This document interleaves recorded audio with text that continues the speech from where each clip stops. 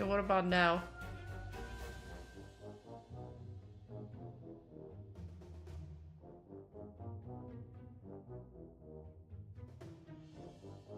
It's because I privated the stream. Okay, it worked. It worked! It worked this time.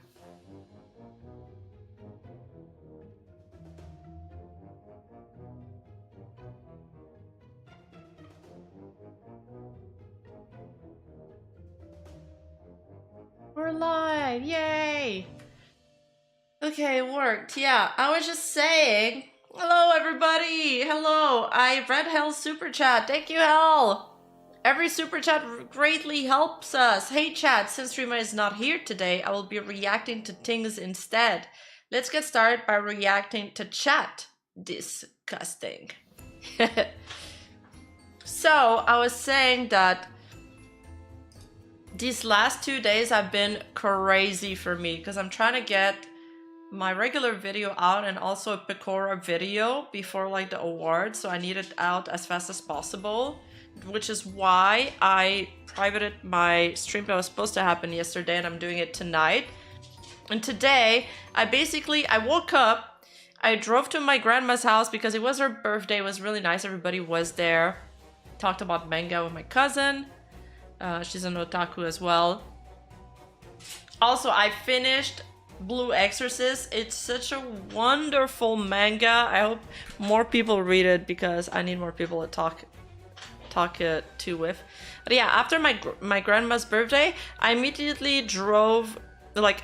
hopped into the Artcast podcast with no break, and then I went from the Artcast to here with basically no break. So now I have my sushi ready and a miso soup, and we have something like a big video that dropped yesterday. Mr. Beast basically went on Oompaville channel and gave a 2-hour and 30-minute interview, so it's going to be a really long video to react to, but I want to get through it. Maybe I'll try not to, you know, pause it every 2 seconds, just so it doesn't take 4 hours, which is why I wanted to start the stream as early as I could. And I really want to watch it. I don't want to watch it alone, so you guys will have to watch it with me. Then we're gonna go over the Tectone allegations.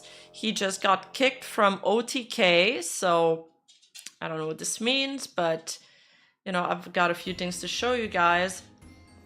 And there was also something I wanted to talk to about today, and it's about some new Nijisanji leaks. Yeah, I guess we can watch it at 1.25 speed. That's a good idea. There's a new Nijisanji leaks. It's rumored to be one of the livers. Not gonna say the name.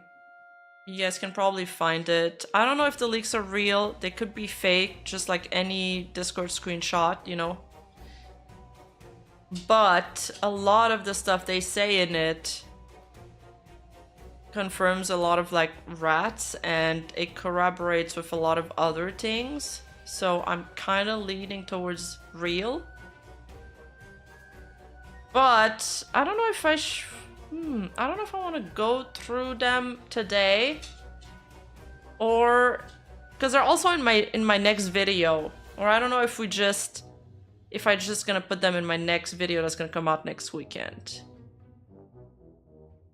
I'll see. I do want to start with the Mr. Beast stuff though. And I also want to react to Parrot's new video. Oh my god, there's so much to do, so little time. I don't have enough hours in a day lately.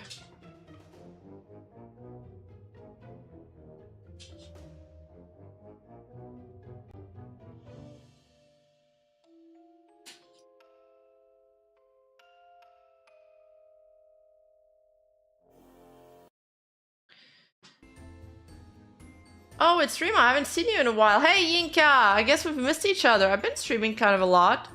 What's that weird thing on the screen? Which weird thing? Con?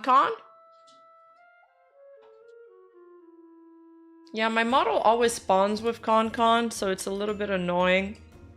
to always have to remove him sometimes, but sometimes I just like having him here as well.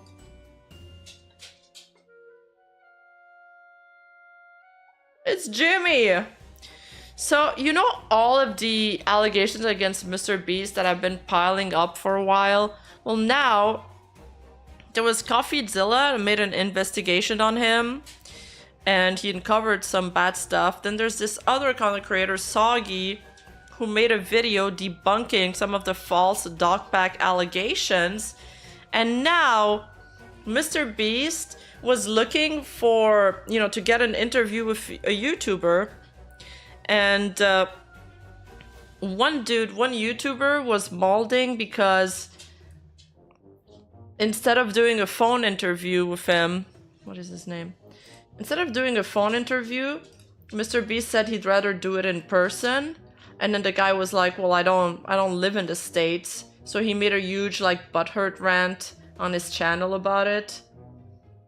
So instead the interview went to Oompaville, and we've watched videos about Oompa. He's a pretty fair guy. He does great videos. I do like him. I'm happy he's doing the interview. He really didn't have... He didn't have a lot of time to prepare for it, so I don't know how much pushback he's gonna give on everything, but it's going to be interesting for sure. Like that More Pegasus guy that's done, you know, 1,000 videos on Mr. Beast, you know, the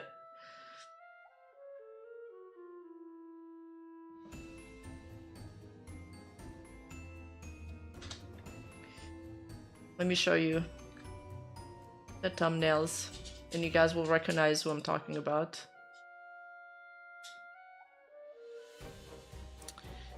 That guy.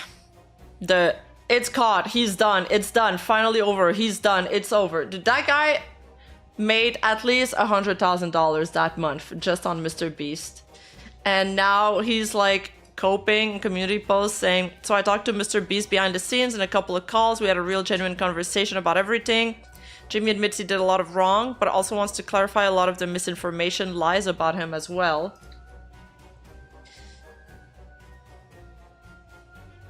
We had a call off the record where we agreed not to record, where he had a few responses that cleared up some confusion and helped his case partly. We then set up an actual interview to post on the channel today and asked him about every single allegations. I prepared questions for the last 2 days. He seemed excited, but then he canceled last minute before the recorded interview and said they want to do it an in-person interview rather than an online one. Spoilers, I don't live in America, so we can't do that. I personally don't think it makes any difference at all, and you guys wouldn't really mind an online interview. We just want him to respond. He then apologized for me wasting my time, but yeah, that's what happened the past few days.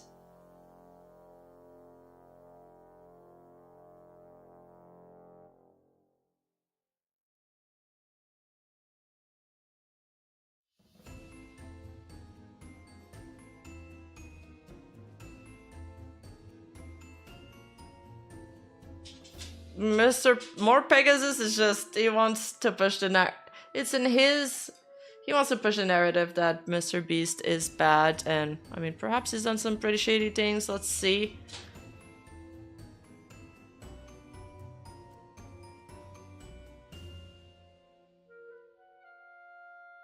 Are you gonna sue Dogpack? Well, Mr. Beast is currently on a private jet on his way to where I live in Central Texas to have a conversation with me with the intention of addressing the controversy that he's been involved in over the last few months. And I think that it is important for me to document my intentions before embarking on this risky and difficult task. I am not Scott Pelley. I am not a hard-hitting genius investigative journalist. I'm a YouTuber with a medium-sized platform. I am currently doing journalism, to be fair, but I'm goofy, all right? Also, back in August, I platformed Dogpack, and out of fairness, I feel that it is important to do the same for Mr. Beast. Mr. Beast has agreed to keep an open line of communication. He'll only be here for a little bit, which is crazy because he's flying halfway across the country. And he and his team have agreed to provide us with evidence and information to give proof to claims so we can actually be as transparent here as possible. The goal of this video is not for it to please everyone or gotcha somebody. It is... Yeah, you guys are like, oh, you didn't ask a lot of hard-hitting questions. Guys, it takes a lot of time to prepare for an interview like that. Like, usually people prepare for weeks. They run through every single scenario. And also, you need an insane amount of research. You need to know your shit. Oompaville got this. It fell on his plate very last minute. So he had to turn this around in a very short amount of time. So I'll preface this with that. He had a very little amount of time to do it. But at first, Oompaville defended Mr. Beast when the allegations came out. Then Dogpack called him. Dogpack said, I want to come on your channel. Let's talk about this. So he platformed him. And after that, Dogpack kind of convinced him. So he also started, peddling the same narrative that everybody believed. Everybody believed the Dogpack videos. So he has been following the story. He's just not the kind of guy that's, really hard-hitting. He's not really a debate bro.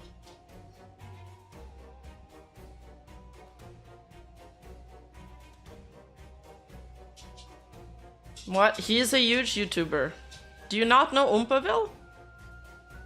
Oompaville has 5.6 million subscribers. He's huge. Yeah, he's huge. Is for this video to be a meaningful source of information. So to future me and you currently viewing, I'm sure I missed some questions, but I absolutely did my best, and I stand behind the result, maybe, and I look forward to seeing the comments and criticism. Firstly, would you be willing to put your hand on this Bible and swear? Oh my gosh, you actually have a Bible? I have 2 Bibles. Are you being serious? I am being serious. Okay. I'm swearing. We're both from the South. This will be an honest video. Oh, your laptop's blocking it. Oh, well, this will be an honest video. Well, for VTuber fans here in the chat, Oompaville is also on the podcast with Murahar and Nux. I mean, the podcast doesn't exist anymore, but they were together. And we watched some Oompaville video. You remember that one video about how food brands for influencers were made? He made that video. It was pretty good.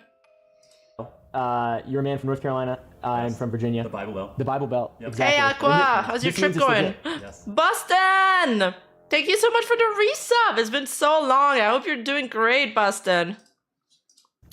Okay. There we go. I was not expecting that. Okay. It's just like legal now. It is. I can go to jail. The first biggest question for me and a lot of people that I've spoken to over the last couple months is like, why were you so silent? Especially off the bat. Like, you did respond to the Ava Tyson stuff immediately, but like, right after that, a bunch of other stuff came out, and Dawson's video, his first video, gained a bunch of traction. What was your reasoning for being so silent immediately? No, it's a great question to kick it off on. You actually kind of laid out the timeline there.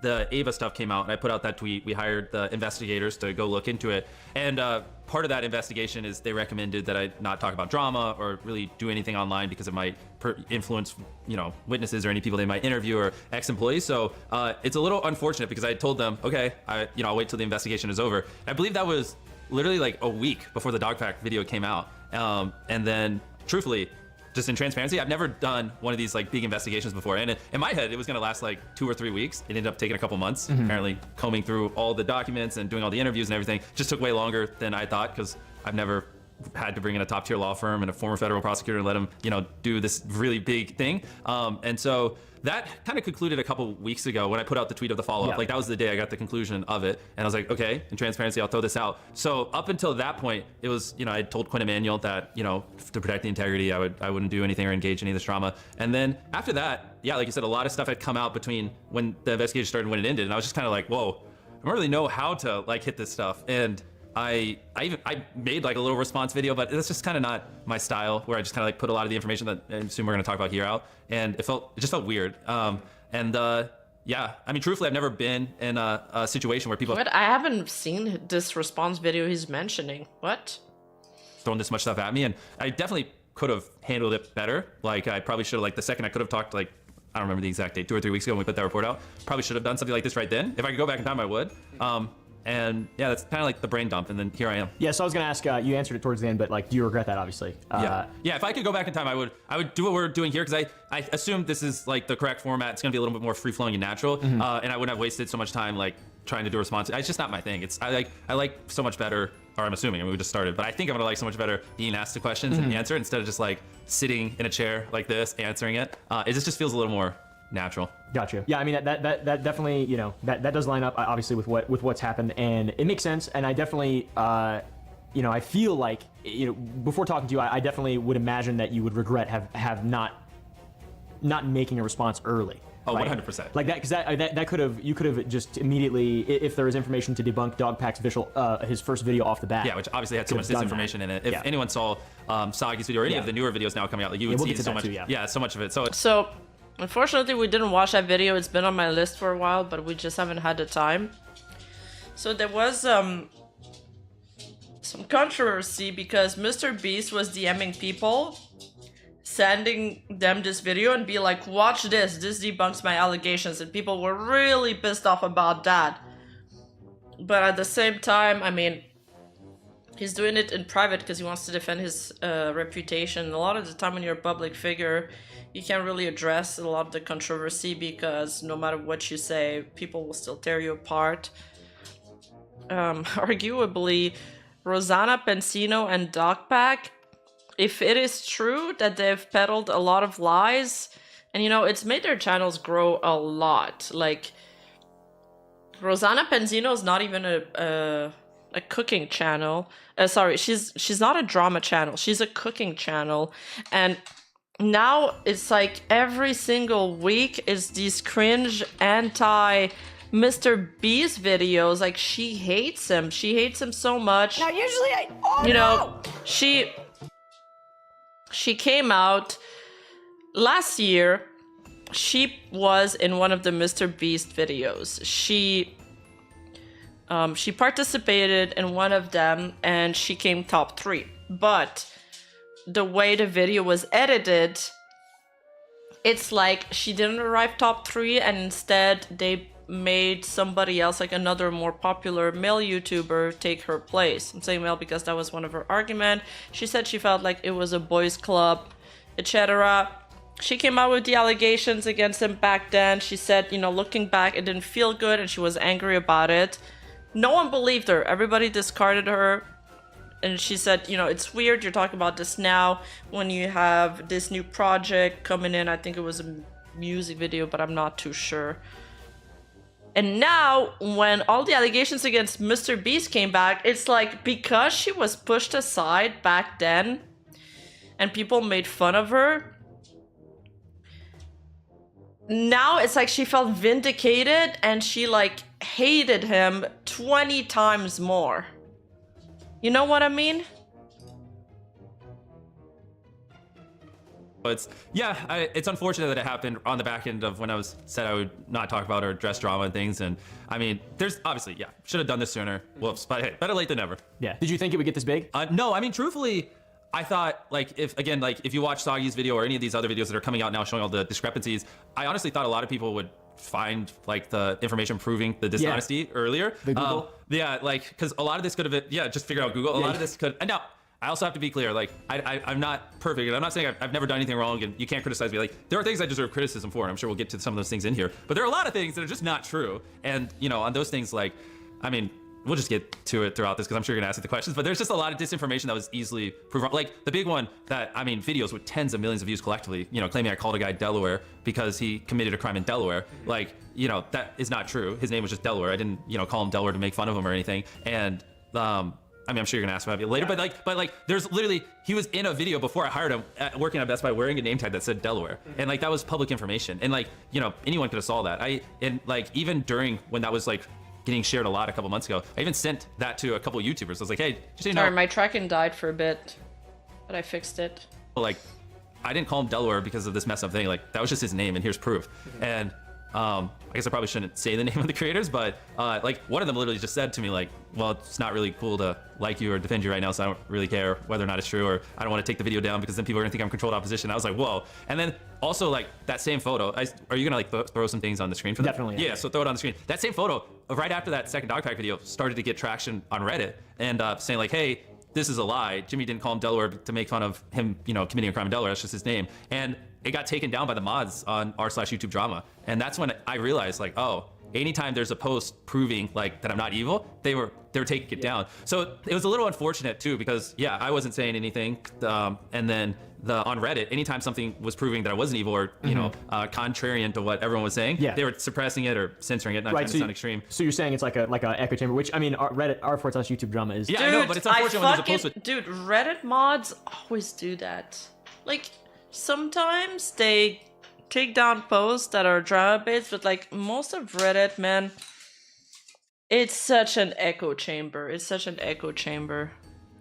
With 10,000 upvotes claiming something false about you, and then everyone, then a couple people are like, wait, that's not true, here's proof, and then they delete it every time. So then everyone's like, okay, well then that must be true, because they're also deleting the comments on that post that prove it's not. So then then it's just like, now, you know, again, I'm not trying to sound extreme, but it's just like, oh, you're censoring information. And then that paired with other YouTubers, when I would call them and share it with them, they'd just be like, well, I don't want to be a Mr. Beast Glazer, so I don't really. You know, they wouldn't say it this direct, but they would just essentially say like, I don't really care if it's true or not. I'm just gonna say what other people say. Like, sorry. Do you have evidence of like people? Dude, Ludwig tried to defend Mr. Beast, but like he's friends with Mr. Beast, so he got mega roasted and he got to walk it back. To be fair, if you watch like the first Dogbag video, it felt like his stuff was really solid. The second video was a lot more. Wait. First, second, third. The second one was the interview with the other dude, right? I like the interview one.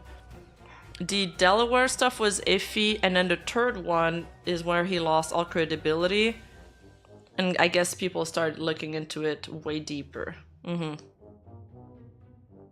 There being posts that existed and then didn't exist on Reddit that of got. course. Yeah, I can send you. Yeah, if you send me anything, you can throw it up that. on screen. I mean, that's not like a conspiracy theory. That's of course. Yeah. Just, you know. we can find quite a few. I'm not that good at using Google. So I'll need you to help me with that. Yeah. So to circle back to the Quinn Emanuel investigation, the big thing on the internet, on Twitter specifically, was that you found yourself to be innocent. Of course, you paid a law firm to find yourself innocent. I saw those memes. Yeah. There's the big meme. How would you respond to the allegation that the investigation was biased from the start? Yeah.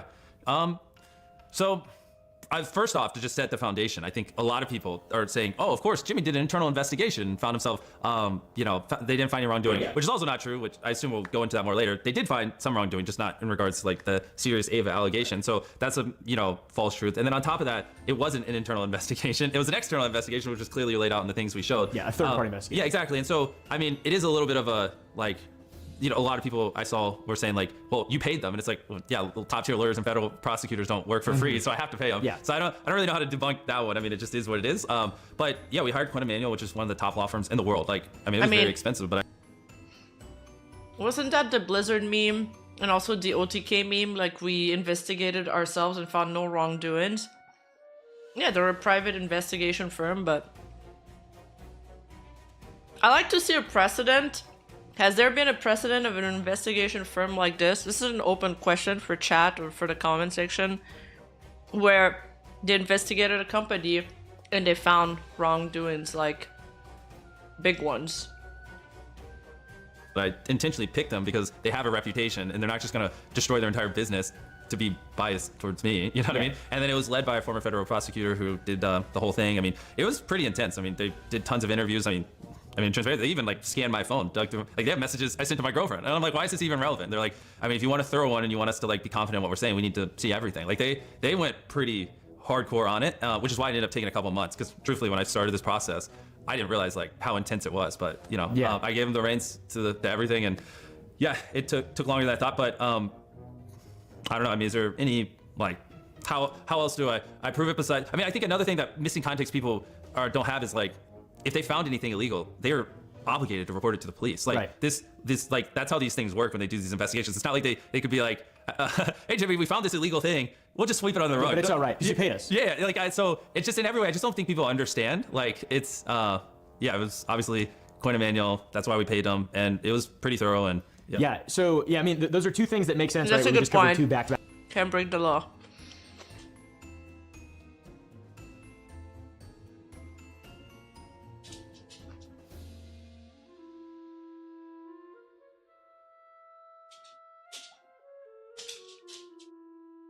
Yeah, it happened to Blizzard. The law firm they hired for investigation were also used for... Yes. I don't think I mentioned that.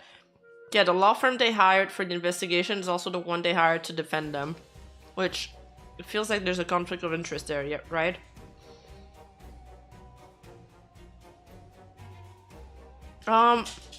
Just a reminder, chat.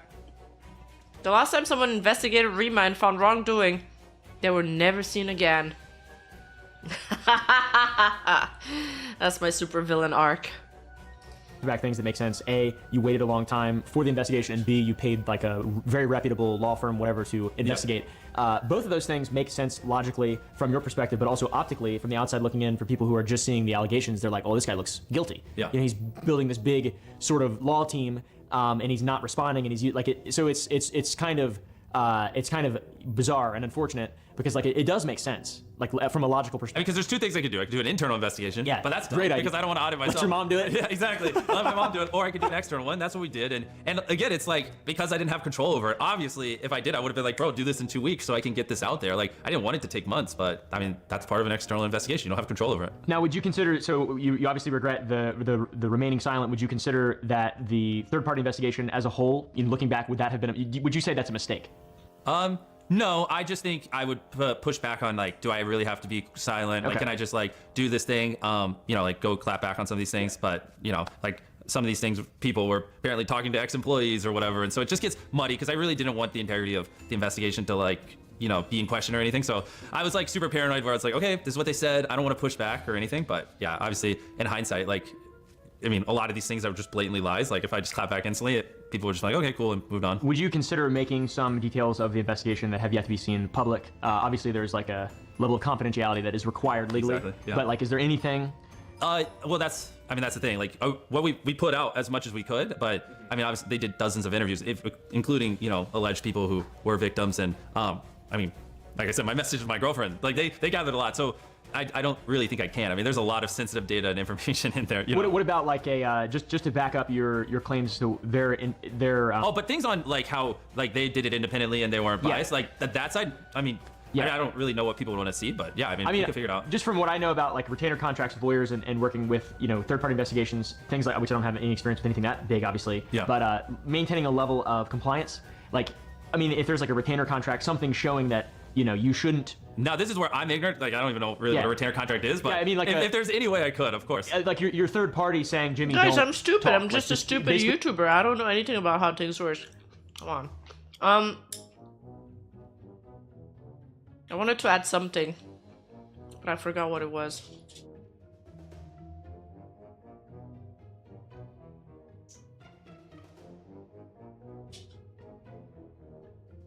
Oh shit, the background music should be off. Yes, thank you. Thank you. Yes. The investigation report was very short compared to the amount of allegations. I wish it was longer. He did say he couldn't reveal everything. That's the problem with these things. It's like, oh, it's like, you know, I'm doing research on Awooz right now, which is an agency. And it's like, as soon as they get under fire, they're just like, I want to talk about this, but I can't. It's in the hands of the lawyer now. And they're telling me that I can't talk about it. So yeah, zip up. They just clam up. And then they're like, well, sorry, the lawsuits are going to take multiple years, so I can't say anything. And it's like, fuck. We can't know anything then.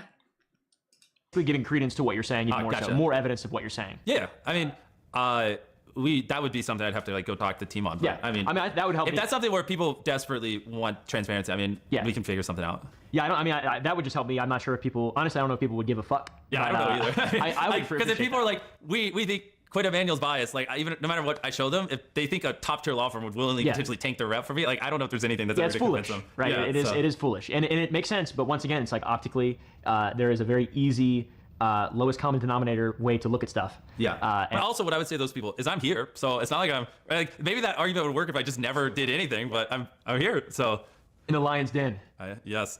Controlled opposition towards me. Hey, also, I'd love to say, I don't know if he's posting this chronologically or not, but I mean, he also did interview Dogpack multiple times. So it's because I could have done this with anyone, but I think this one makes sense because you've literally had the other side on here. So yeah, and also to be clear as well, I have not signed like an NDA or fuck. I mean, there's hello, Hackfish. Catfish always does the big greetings, but then he didn't even vote for me in the VTuber awards. There's genuinely nothing that's been signed. You haven't given me $1 million. No. Hey, you should say Yeah. I haven't given you a. I also think the sitting posture doesn't help, but I think he is arrogant though, but arrogant doesn't make you guilty. He is like, a lot of his, stop it, dog. These are my sushis, not yours. A lot of his accusation is just that, you know, he's like a frat boy, he's a part of the boys club, but that's just something that makes you dislike him. That's not a crime. You can be a frat boy, you can be an asshole.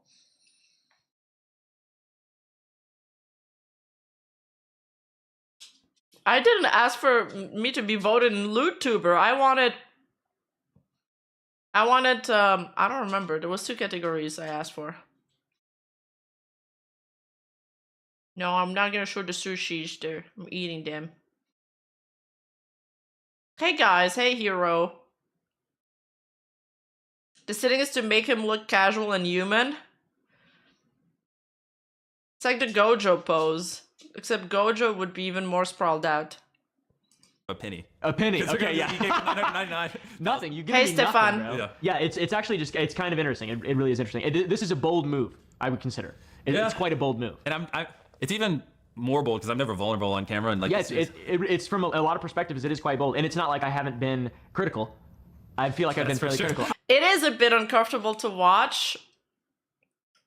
Because people are really confrontational when they're online against each other, but once you meet IRL with somebody, you're not going to be that confrontational unless that's what you're used to do. Like, for example, if it was somebody that's like a debate bro that likes to debate people all the time, doesn't care about what they think of them, etc., then it'd be a completely different story, right? But most people, myself included, you know, they're a little bit nicer face to face. I feel, and like talking to you, I feel bad, you know, obviously because I'm a person, there's different levels to how much you care about shit. Yeah. But yeah, I think it is, if there were a testament, it would be, that would be a testament to this being a, you know, being a meaningful source of information in this video, I feel like, I hope. Yeah. Thank you. Yeah. This is definitely outside my comfort zone, but I think it's important. Yeah, cool. Okay, so that's kind of past like the main initial allegations. We can move on to sort of corporate culture and HR practices. That's been a big sort of point that a lot of critics have hammered home. Yep. Yeah, we're just getting right into the hard info. hell yeah. So there have been a lot of questions about your workplace culture, such as a lack of diversity or also HR problems. Yeah. What, if anything, have you done to address these concerns? How have you handled it since information came out, and how do you plan on handling it in the future? Okay, so we'll start with the diversity one. If I forget the HR one, just bring it up when I finish that one. Diversity, I have seen a lot of people mention that about our company, which, I mean, that one's just not even true. Like, I mean, Feastables, for example, a couple months old, but like almost 70% of our company is women. And we actually, because we do... Why is diversity even thrown in there? It's a fucking YouTuber's company. Who cares? studios around the world. Now, zooming out of Feastables over to content, I mean, we actually have pretty crazy amount of diversity in our company. So, because, you know, we have 400 people that work for me. It's not just me and the boys on the camera, which is the 5 you see. So that one, the few people have claimed that, like, they don't have any data to back it up. So I guess I probably should have brought some data here. I don't want to just say percentages. And you know what? I believe him that his company is really diverse because a lot of go-getters, they're like... a lot of go-getters in these startup companies, there are a lot of children of immigrants and their parents have escaped. Like, you know, they come here because they want to make a living. You know, they escaped another place that was much worse. And they come here because they want to be successful. You know, they're adventurous people. They're merchants. They're hagglers. So, I believe it. I believe it. If you have, I'm sure you've got some kind of... Yeah, but I can't believe they just even said that this was hard-hitting allegation. Why is diversity part of the allegations? That just means we really veered off the rails. Can we just focus on like the main allegations, like the crime stuff? That one, I just don't think it's rooted in anything. And then what was the second part? HR, yeah. How have you handled HR problems? What HR problems? Oh yeah, so that one, I mean, it's a little bit of a a general question, but yeah, I mean, obviously, in general, a lot of people, I've seen a lot of things about, HR stuff in my company. And I think one thing people don't have is just the context. Like, I think they think my channel is just I'm surprised about the diversity point, because in the Dogpack interview story, the guy that got fired was a black dude, wasn't it, with a family? people or 10 people or 20, whatever. Like, they don't realize the size of it. Like, specifically because our videos have gotten Yeah, like, and the US is a melting pot. I feel like if you're in a...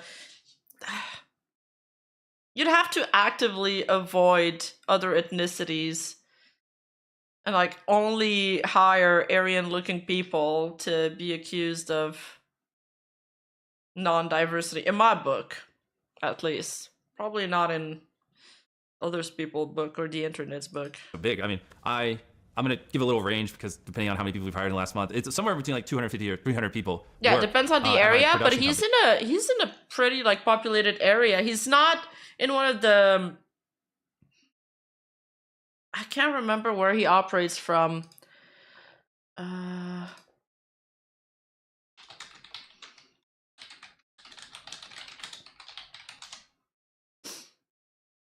He's in North Carolina.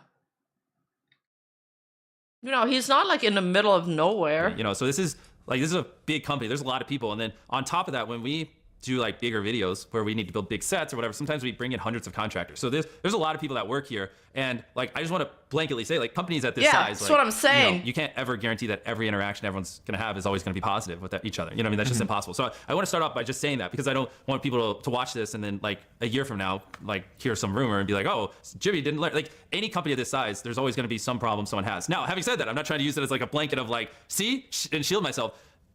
There are two things that are someone in my position who runs a company like this is in control of. One is, making sure we're not fostering anything inappropriate and, allowing it. And then two, when it inevitably happens, because it just will in a company my size. And I'm trying to be transparent here. Like, it's, how do you respond to it? And then, like, in the making sure you're not fostering it, part of Quinn Emanuel, when we had them do their investigation, is I had them look at every system in my company. I had them talk to my employees and see if there's anything they could bring to Quinn Emanuel's attention that they could make me aware of. And like, I think it was in the report, is like, we established an anonymous hotline, because Quinn Emanuel was showing me data that, like, sometimes people don't feel comfortable talking to HR or their boss. And like, if you have an anonymous hotline that goes to someone outside the company that can hear a complaint and then beam it into you without disclosing who it was, like, you'll get more honest feedback, because there's like, so they show us a lot of things like that.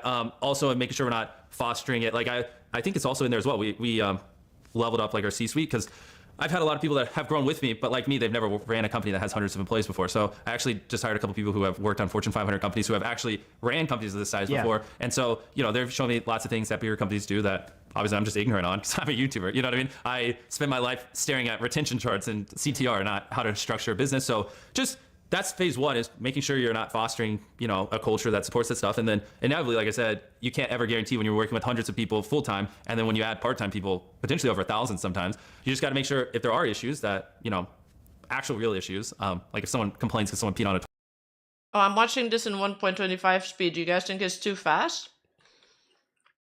I feel like they're talking normally to me.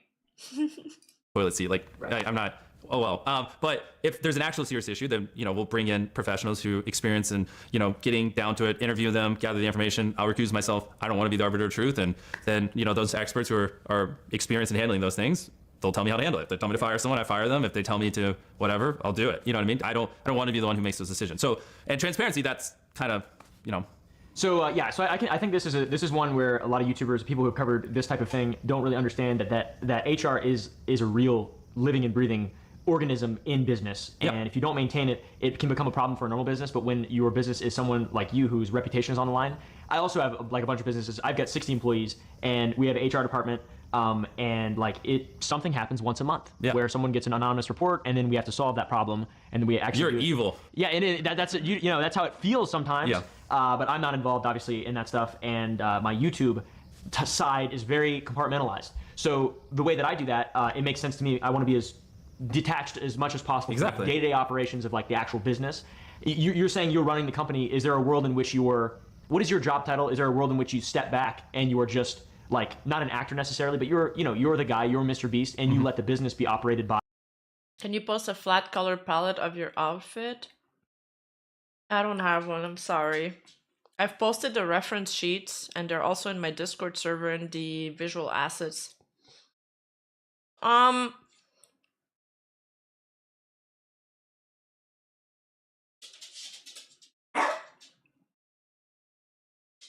Stop.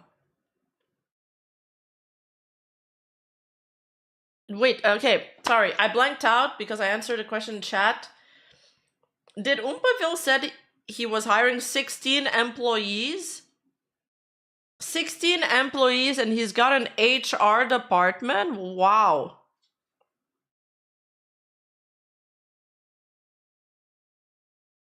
By an entity to where you can stand beside it essentially, instead of being at the head of it. No, I mean... he said 60. Okay, that would make more sense. Okay, I misheard then. It's probably... I misheard. Thanks, chat.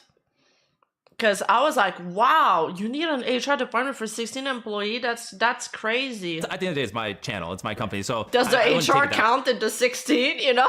I think like the big thing is just bringing in people who have actually ran a company at this size before, because eventually I will be more educated and knowledgeable. Like every day I'm learning more on like how to properly run a company with hundreds of people and better do it. But I'm still very ignorant. Like I probably crossed 100 employees like 3 years ago or 2.5 years ago, but it's still just growing.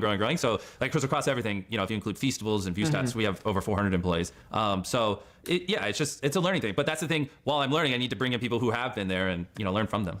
Yeah, because I mean, there's no replacement for just experience, right? Exactly. Like, you can be as smart as anybody, but if you haven't been able to go through the things you've gone through and like things just personally that I know that I've gone through and learned from business, it's not possible to know. It's not possible to know. Just to put this in perspective, Cover Corp has 560 employees. 537 employees in 2023. So if he says he has 400 employees, that's a very big company. How to react to those things, or that's why I sort of try to do my best to compartmentalize my business. Obviously, different beast than what you're operating, but it just it's just it's difficult and it does make sense. And you've used the word ignorant a couple times. I'd be interested to see how changes are made after this, which you've already made a lot of changes. Obviously, the anonymous reporting is the biggest one for HR. Yeah, that's like and it's like that's one of those things where. Like it's not like I was like, oh, we don't need. I just didn't know. Like I'd never seen the data they showed me, and like if any other people have this kind of stuff, like I'm always open to learning. Of course, yeah. And I think the most important thing too is like at the end of the day, you've got the most to gain from all this. Exactly. I want my employees happy. I gain nothing out of them not being happy. Like it hurts me. It's like I have a monetarily incentivization to do this kind of stuff. Yeah, and that's why I feel like the criticism of entities like yours and even mine, with truth, obviously, and like logic, and there's a real basis of rationale that makes sense, that's centered in reality. Yeah. I feel like that's super important because once again, you have so much to gain, and like you spend less, you make a little bit less money, but your employees are substantially happier and they feel safer or just more confident in you as their leader or their boss. So it's like it's interesting. It's going to be interesting to see how all this kind of goes from here after this point, especially. Yeah, because this is a big moment. I know. The interview, the day of the interview. But that makes sense though. I mean, and like I don't want to continuously interject my own business experience, but I think it does set me apart from other YouTubers who are involved in this, in that I do have business experience. From it's sort of the same thing. I just fell into running actual businesses and. Did I just get a Niana raid? Hello, how was the league stream? Did you guys pop off? I want to be invited next time.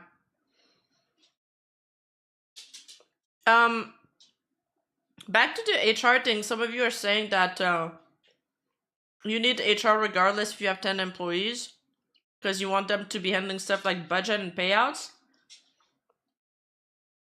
As far as I know, HR is not in charge of budgets and payouts. They're just in charge of it's a human relationship.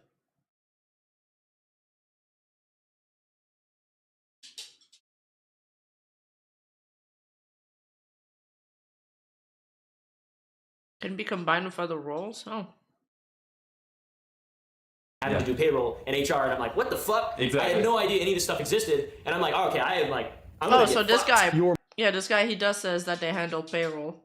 Hey Niana, hope you had fun playing League. Okay.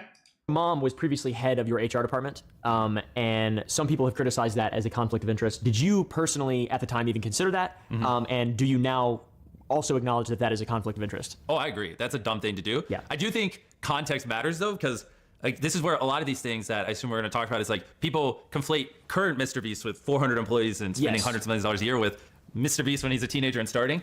I mean, when I first started hiring people, it was like, oh, we went to high school together. You want to help me make videos? And I hired a couple of my friends for high school. So, and then I was like, how do I do taxes and this kind of stuff? And I was like, Mom, help. And so, I mean, I wouldn't say she's head of HR. I mean, she was, I guess, but she's also running finance. And, you know, it's not like a real company. We just get in this like little 700 no, actually that one was $1,080 a month office I was renting. And I'd just be like, to this one guy that I knew from high school, all right, today you're gonna go paint this thing. Today, you, friend number 2, you're gonna like help me edit this. And you, friend number 3, you're gonna go to the store and buy 1,000 chickens that like scream when you press down on them. And Mom, I don't know, just make sure the IRS doesn't sue me. Like that's the time frame we're talking about here. But yes, I agree. Like it's stupid. Like you definitely shouldn't have your mom as an HR person. You should just hire someone who was educated in HR, which is obviously what we have. We have an HR team now. Yeah.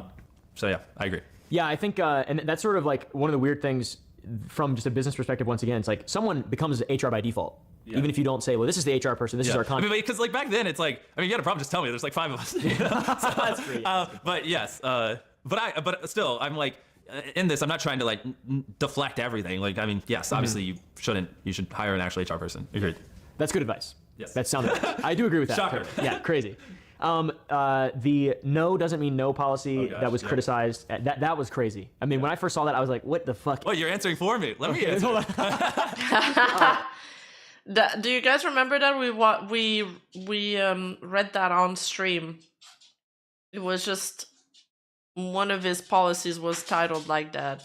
It was criticized, especially by Soggy recently, of having been taken out of context. Can you explain what the no doesn't mean no policy was and why it was in the? Yes. So yeah. So it's funny. Even the word like policy. It's like so when we started hiring more people.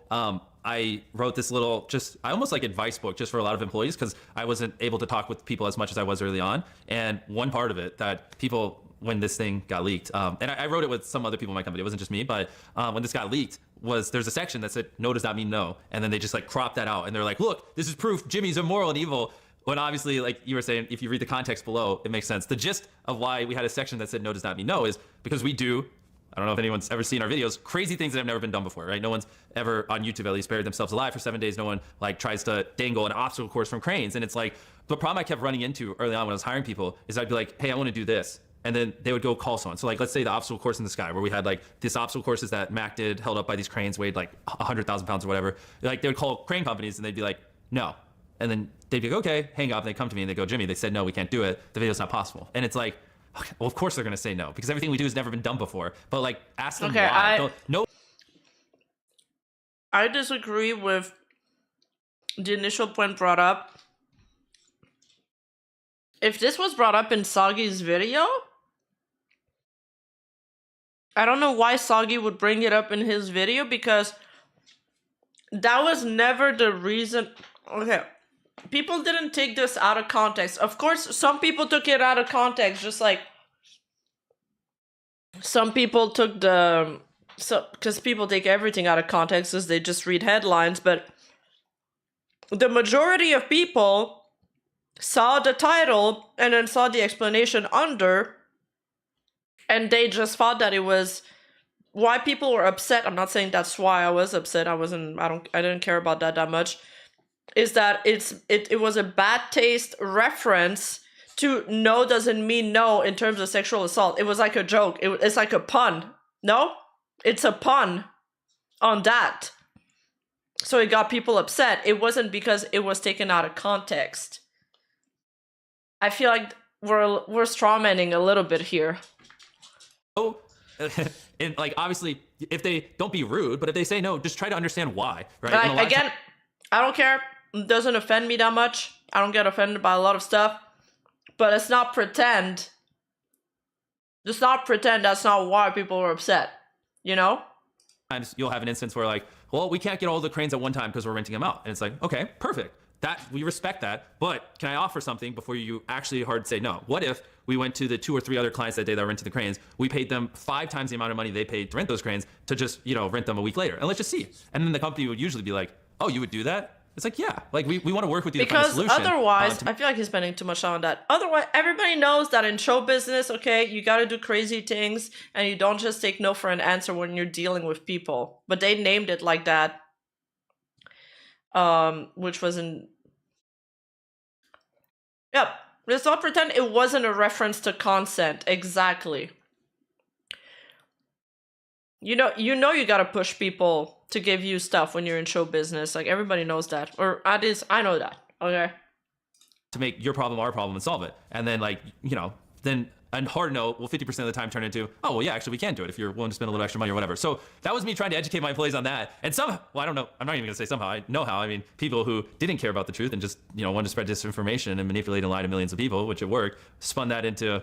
I mean, I'm not even going to state the obvious, but I mean, which made no sense because the context for it was literally written right below it. But I mean, that just shows the ill will intent of certain people. Yeah, because no doesn't mean no. I mean, that is like, there's just a massive, heavy negative connotation with that, obviously, in the zeitgeist. So, yeah, I mean, that makes perfect sense in a vacuum, or, you know, with this context, it does make perfect sense. But you got to see, if I were to be like, yeah, this guy, Mr. Beast, he's getting canceled for all kinds of crazy shit. He has a no doesn't mean no policy. Anyways, like, that's crazy. I know. That's fucking And you should insane. throw it on screen so your viewers can so they can actually see the so you full can see thing, the context, because it clearly lays it out. So no one actually saw that and thought what these channels were implying. Yeah. They just willfully were ignorant so they could get 1 out of 10s and make some money. I mean, that's the truth. Like, I'm sorry, but Now on to sort of content production and the question of authenticity behind the content that you make. There have been claims that you use some CGI in your videos, that is computer-generated imagery. Do you think the use of CGI can undermine the credibility or authenticity of the content that you're making? And if so, why do you choose to use it? good question. And yes, I do think rampant use of CGI can undermine it, and I try to do my best to be transparent. Did you ever see So Crispy's video where they showed the behind the scenes of our Squid Game video? I did, yes. Yeah, so we've done that. We've done lots of BTS videos on them, and we've done other BTS videos. So I try to show it transparently, but let me think about it. I mean, honestly, the truth is, like, can you, obviously there are channels like Corridor Digital and stuff like that, but can you really think of any, like, entertainment channels like mine that really do this, like even have the budgets to kind of do this kind of stuff? It's something I've always thought a lot about, because like we're really pushing boundaries, and like I want to like keep leveling things up, and I think that's a cool way to do it. But it's not like there's some like playbook on how to like incorporate it, right? Because no one else really does it. Mm-hmm. Like something I was thinking about is like also we rarely use it. Like, I mean, maybe like 0.1% of my shots. Like if we have like a background that like doesn't look too cool, like it's just like black, but it looks a little off, we'll just like darken it out in post. Like that's like majority of what we do, or sometimes we'll extend a set. But I was thinking, like, when we do, because we pour millions of dollars into these videos, we build massive sets, like we go through. I don't care about the CGI stuff either. I think I said that in the first Dogpad video, that was one of the allegations I cared about the least. And I think I'm not the only one feeling that way about it. If I'm reading chat, I think you guys agree. What were the major allegations that I want to see answered? And I want to see them answered like fast, like not at the end of the video. So much links to make these huge videos, and the last thing I want is people to be like questioning whether or not things are CGI. I mean, like the sets we build are fucking crazy, man. Like it's the illegal lotteries. That's what I want to know. Are the Beast games rigged because people are taking time off their job? They're taking time off their families to go participate in your Beast games. If they are rigged, then that's a disrespect to their time. And then the Jake stuff. Did you pressure him to do this, crazy marathon challenge and all of that? Did you not promise him what was promised when you filmed the video? That's what I want to know. Okay? And the Delaware stuff, I guess he answered that. Was there more? After that, I stopped keeping up with the Mr. B stuff. Yeah, you should come see the like behind the scenes of it. I mean, sometimes we spend 100 days just literally building one room for one shot. I think there was some crypto accusations as well. Yeah. That's insane. So yeah, I was thinking like having qualified medical staff. Did it take away women's underwear during some Beast games, like Rosanna Pensino was claiming? Things like that. Potentially, I don't know, this is the first time I'm saying it publicly, like timestamping in the description when we do. That's interesting. Yeah, or like having some like gimmicky thing where like whenever we do, we like put like a little Beast logo on it, so it's like a thing that if people wanted to identify, they could. I mean, I'm down to figure something out. I mean, we just don't really use it that much. It's just like a thing few and far between, but what I really don't want is people to not be able to trust my videos just because occasionally I want to make a wall blacker or like I want to extend a set a little bit just to make it look cooler and like you feel in tune with it. Because what we do on its own is insane. You know what I mean? Like we don't need it. You know what I mean? Yeah, and to be fair too, I totally get what you're saying, and like the logic for the CGI call doesn't really make a lot of sense to me personally. To me, maybe it would undermine the credibility if you're like changing things genuinely, or like you have an outcome that's the thumbnail and you're only getting it by manipulating. But like there are times in my videos where my head is bigger than my head in real life because my editors make it bigger. That's CGI, right? Yeah. The words, the subtitles in your video, they're not real. That's CGI technically. True. Yeah. So it's like. There's just it's just that one's like a really sort of slippery slope. But I think that's a good idea. If you were to put timestamps, or if you sort of are transparent about AI generative content, that's something that you could do as the biggest content creator in the world to be even more ethical than is really necessary. Yeah. The only thing is then, which I'm down. Like I want to keep brainstorming these things out. It's just like you said, like I in my head I didn't even think of text on the bottom as CGI, and like everyone might have a little different definition of it. So I just want to make sure like. What I would classify as it, like, and so, but agree, there's some solution here, or just stop using it. Like, it doesn't even matter. Okay? I mean, we build crazy sets. It's usually just to make them look 1% cooler. You can figure it out. Yeah. So there is some answer here. Like, that's not a thing that scares me. You know what I mean? Definitely. Yeah. I think people would appreciate the transparency on that as well. Like, because reality television, it's all extremely manipulative, and I think that's like the basis of it. So if you were to sort of go above and beyond even the worst, whatever competitors that you don't even really have on YouTube and put like a Beast logo or timestamps, I personally think that would be kind of cool. Agreed. Yeah, I think that'd be sort of epic. There was an allegation that you used CGI to create the impression that you guys built a hospital, part of a hospital, in order to deceive viewers or manipulate them into believing that you did more than you actually did. Yeah. Tell us about that. Yeah, no, that's a great one.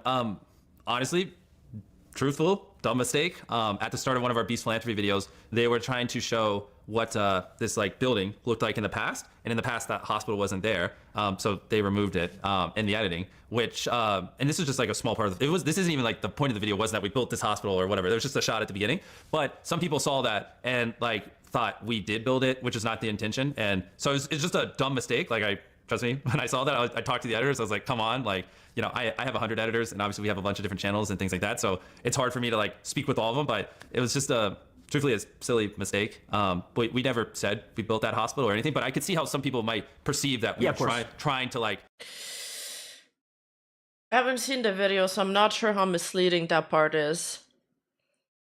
Give off that we were, and it's a little unfortunate because Beast Philanthropy, my YouTube channel. We're watching a video. How do I say this where it's like I'm not trying to like is literally owned by a 501c3. Like it's a YouTube channel that is a nonprofit, which is crazy. Like as far as I know, that's the only one. And Beast Philanthropy does so much good, and like that. What's the only reason people, this is what's funny, because like to the people like trying to call me evil and say we fake philanthropy, the only reason anyone even knows any of this is because we actually did a behind the scenes video so he stops on that barking. video. So like clearly I wasn't aware of this because we did BTS and we were the ones who revealed this information. You know what I mean? So like if we were trying to hide things, like we wouldn't have done BTS on that video. That's how people got this information. So just like a little mistake, but it's sad because now people are using that to point at our Beast Philanthropy channel, which does a lot. I mean, we'll just scroll through the videos. I mean, whether we're building schools in Africa or, giving electricity to remote villages, or we're giving clothes to people who don't have it, or we're feeding people. I mean, it does a lot of really good projects. Now, truthfully, that channel is struggling to get brand deals because of all the slander on it, because everyone, has convinced advertisers that the videos are fake and that it doesn't actually do philanthropy. And it's like, it does. And just like one little editing mistake on one of dozens of videos. Like, I mean, it's unfortunate because it's actually having a pretty severe impact on the charity and its image. And like, I don't know, just unfortunate.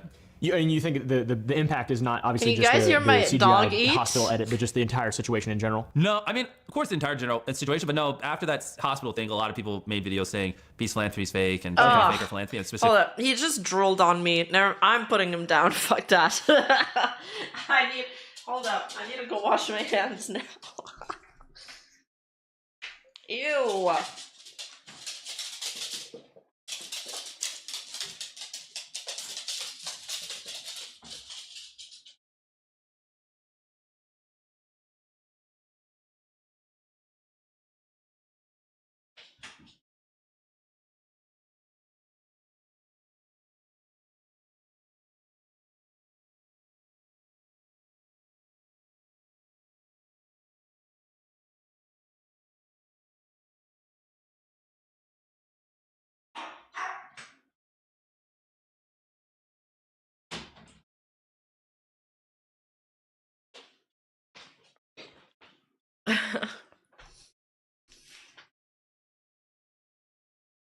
Yeah, some people were saying they found mold in Lunchly's, but I don't think they'll address Lunchly because that's kind of a different company.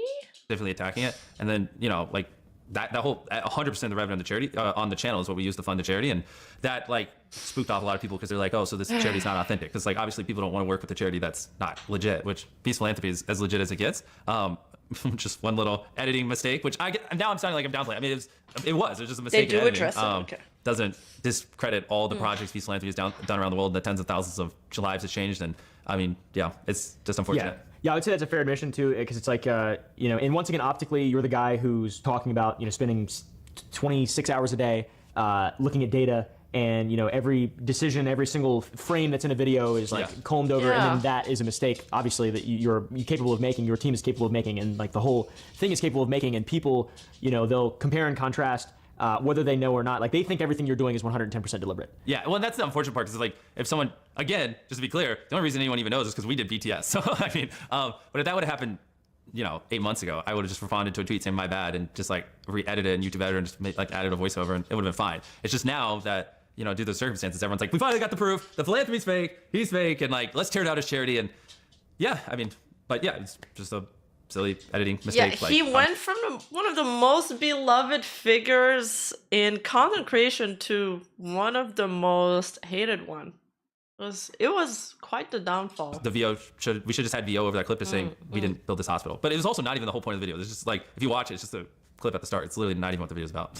So you mentioned the behind the scenes footage of that, specifically the hospital video in regard to your philanthropy channel. Would you be willing to or consider releasing like more detailed behind the scenes footage or a breakdown of that with the VO you're talking about, or the editors who worked on it and sort of their thoughts and opinions or whatever, because they're the ones working on it, right? Like on that video specifically? Yeah, or just in general. Yeah, but that one specifically, I mean, we're owning up to it. I mean, I don't want to put them on blast publicly. Like, it was a silly little mistake. Obviously, we talked about how we could prevent it in the future, but I'm sure, shocker, at some point we're gonna have some other editing mishap over. Yeah. So I mean, that's not something I can't guarantee will ever happen again, but like we're doing our best to make sure it doesn't. But in general, I would love to do more behind the scenes. Like, I think throughout all this, I think what is causing some of this is like confusion is because there is so much mystery around how we do our videos, because people don't know how we do it. It's like it's almost easier to believe there is this like they're fake or they're rigged, and he didn't actually build a bunker and put it underground and have two people live in it for 100 days and record the entire time and do all this. It's almost getting to the point where it's easier to believe it's not real. And I think like just having more transparency and doing behind the scenes would help. I've been wanting to do that for a little bit. It's just truthfully, I just got to build the team. I was we're looking into getting some editors and like a person dedicated for doing it, like because we have to like intentionally film those shots. Right. A lot of it is like, so we're like building out the team. But little Kirby, the downfall is not in terms of viewership, because his audience are kids, so they don't hear about this stuff. Only people that are like heavy into commentary YouTube know about this stuff. For us, because we're drama llamas. Let's be honest about it. But his downfall is more in terms of advertisers. Advertisers are super risk adverse. And like if you look up, Mr. Beast right now, there's a bunch of bad press. So a lot of people are going to pull back from deals they've done with him. It hurts your network. It's bad press. It's like, it just takes time. Like, you even need someone who will make the thumbnails for it. And, like, I also don't want there to be editing mistakes in this. So I need someone who's doing QC. And that's like a really important thing, because I don't want them to post it and make a claim in the BTS that's not true and say, hey, we spent $500,000 on this bunker, and it was actually $480,000, right? Yeah. Which is these are the little kinds of things that because I have such a large company, people will do, and they think it's innocent, but it's like no, like but at the end of the day, it's my name on it, and so it's like in theory it seems simple, like you're already filming, just throw up BTS, but there's a whole big process in it to make sure that's also true and authentic and good and actually edited well, and so I mean I don't know when I'll be able to build out the team and get it right, but I think that will help a lot if people knew like the effort and work that went into the videos and like just how we do it. I think they would look at it differently and be like, oh, okay, I see. Yeah, and I think to circle back a little bit, I don't think even showing the in behind the scenes, like if that were to have existed specifically with like the philanthropy stuff or another time where you're adding CGI or whatever, if you had the intention of the people who are doing it in that behind the scenes footage, it wouldn't be necessarily even putting them on blast or showing any mistake you would have from the very beginning. Even the behind the scenes stuff is like, you show like the highlights and the best. It's also made to make you look better. People don't do behind the scenes for fun. It's to add another layer of look how much we worked on this and look at the team we've got. and then they show, you know, some framing, some cameras, out of camera like shots, but it's like everybody's got to sign a waiver. Everybody's got to agree to be on camera. There's a setup. It just has that feel of more intimacy, but it's also like highly edited and lit and all of that. Transparency. Yeah. So I think that would be. I mean, that would be I'm on the awesome. same Yeah, page you here. won't you Hey, won't if- show somebody napping. You won't show like the clutter on the floor because the crew's like drinking a bunch of Pepsis and drinks and they just throw them somewhere. You're not gonna show people on their phone because it's long hours waiting for the data head. You know, you gotta show the best part of it. And dog, if you bark one more time, I'm gonna throw you by the window.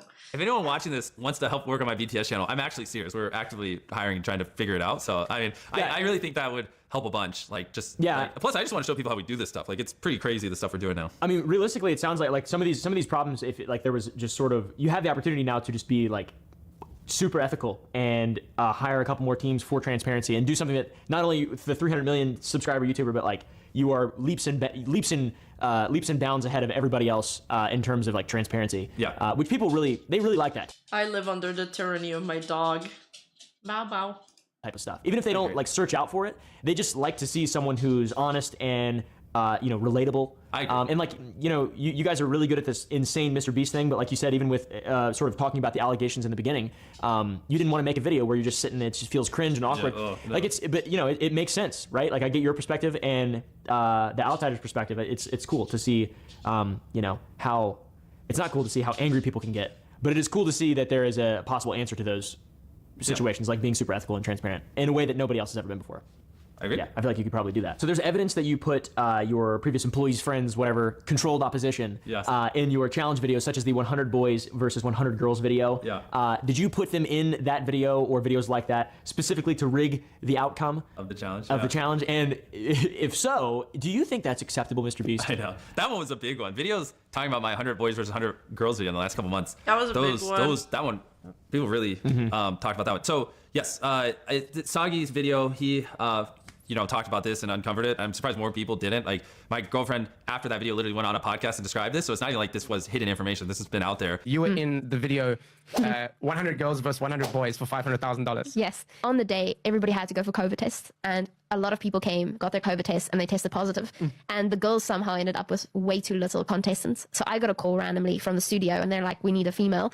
I'm like, "Well, I am a female. I guess I could do this 100-hour challenge." Were Yeah. you dating at the time? Yes. And did the others know you were dating Mr. Beast at the time? They pretended that they didn't, but I think some of them caught on. Did he like move to the side of the circle and just check up on He you? avoided eye contact at all costs. But I mean, literally, like she said on the podcast, we had 100 boys, 100 girls. They're competing in a video. Leading up to the video, they're supposed to quarantine. This was years ago when, at the height of COVID. A lot of questions people have about my videos, like that in these recent things I've noticed, usually the answer is like COVID, like why things aren't as like we would normally do it. But in this instance, they quarantined. When they showed up to the studio, a couple people on both sides tested positive for COVID.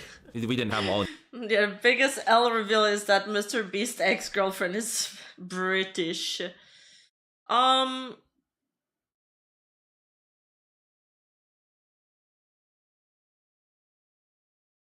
group, Oh. Umapio Melodite horse raid, really? Am I getting horse raided? Hello, Cloto.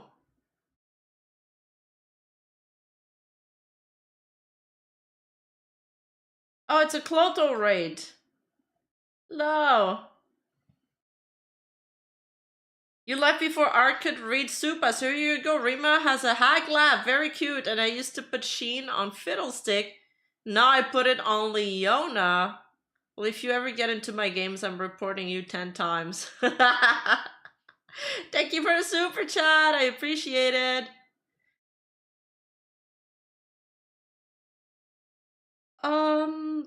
I forgot what I was gonna add, so let's just move on. isolated, tested. And so now I'm stuck with a tough decision because we have all these people who just took off work for a week and took even more days off work to film this video. You know, a couple people on each side of the 100 girls, 100 boys tested positive for COVID. I can't go grab random people off the street because they haven't quarantined, right? And back then, I think COVID tests are better now, but back then, you know, it took like 2 days for the COVID test to be able to pick up whether or not you had COVID, something like that. Not a doctor. This isn't Joe Rogan. I obviously.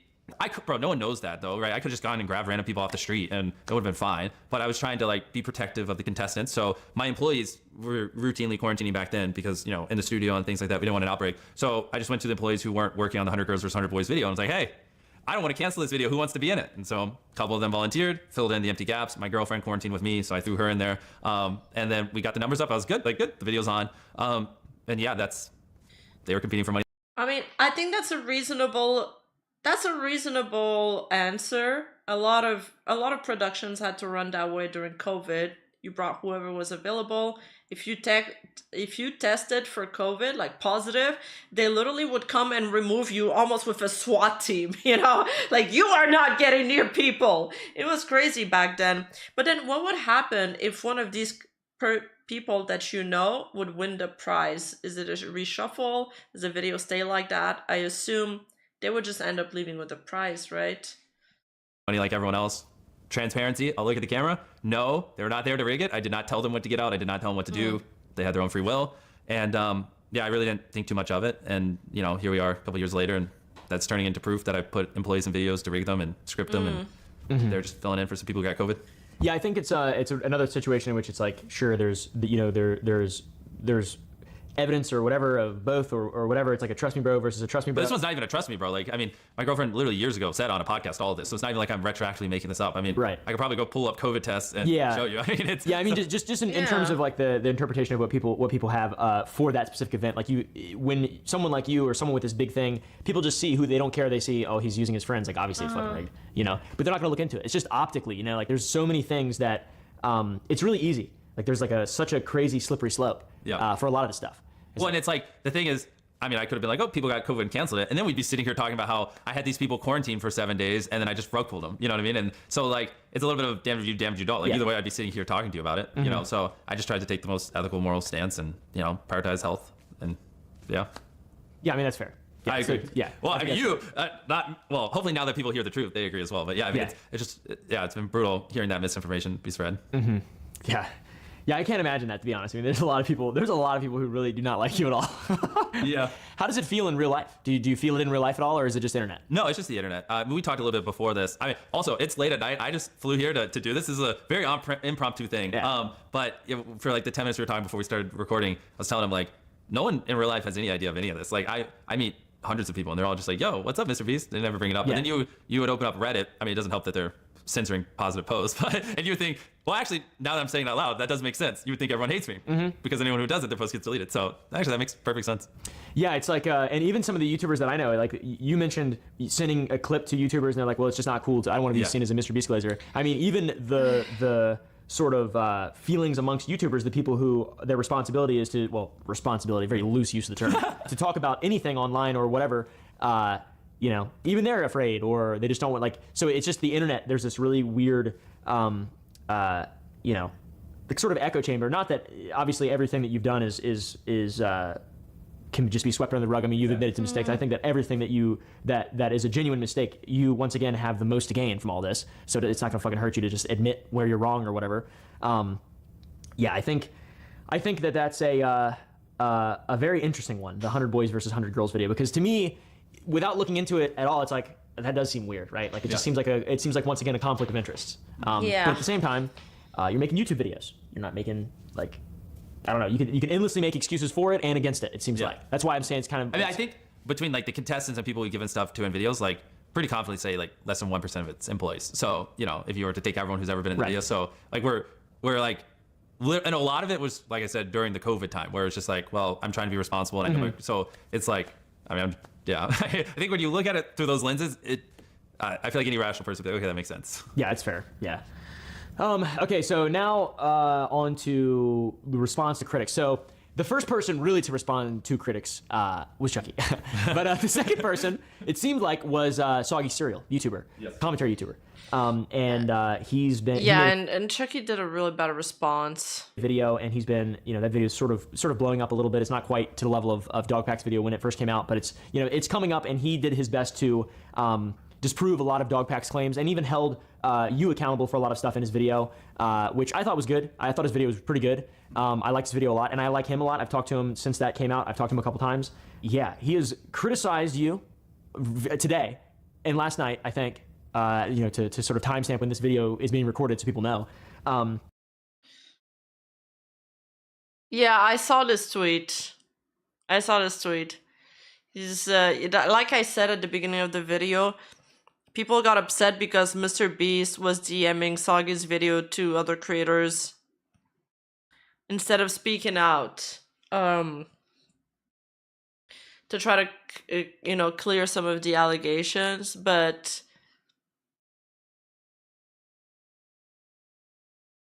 I don't know, man. It's like when you're a creator, you don't want to talk sometimes about rumors because you don't want to feed the trolls.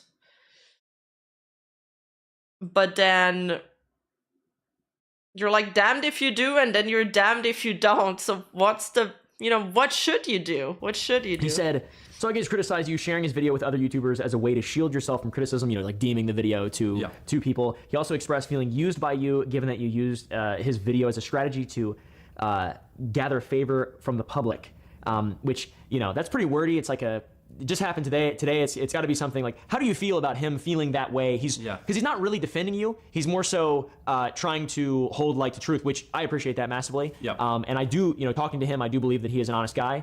How do you interpret his responses on Twitter if you've seen him? Have you seen him? Yeah, I've seen him. Okay. I interpret as him just trying to be honest with his audience and just expressing how he feels. And I think, obviously he probably, in his head, if he was even being more honest, he'd probably be like, Jimmy, why don't you just say these things? Why am I saying it?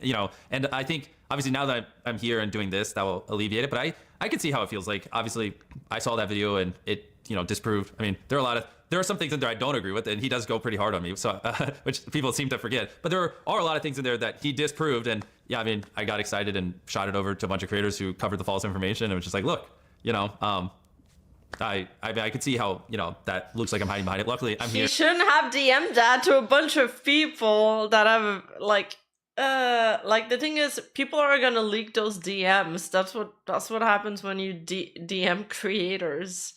Especially those who have made thousands, if not hundreds of thousands of dollars of covering the Mr. Beast drama. Here talking to you, so I don't think that'll be a problem anymore. But obviously, he's not, when he tweeted that, he doesn't know we were doing this, doesn't know this is coming out. I mean, he might now. I don't, you talk to him, but so I don't blame him. You know what I mean? It's a reasonable thing. I think if I were to read a little between lines, he's just saying I don't want to be a shield. Jimmy, say something. You know what I mean? Actually go address things and because he's really not defending you. He's just disproving Dogpack. That. Exactly. That's the primary kind of driver, or that's how I interpreted his video. I was like, oh, this is pretty balanced. I like him. He's a cool dude. So he didn't go with the grain and disproved a lot of things. Mm-hmm. I want to watch Soggy's video also now. Kind of hard on me too. Mm-hmm. So, but yeah. He's not a big fan of Lunchley. He's not. That's one thing for sure. He does not like Lunchley. By commenting on his video, you left a comment on Soggy's video after it was posted. You said, "This is." Oh, you bought my Dakimakura Dark Frozen? Yo, I'm happy. I think my order is going to ship soon. I'm also very excited for my Dakimakura cover. Thank you for purchasing it. I've got some really, really cool merch. I don't know when it's gonna drop.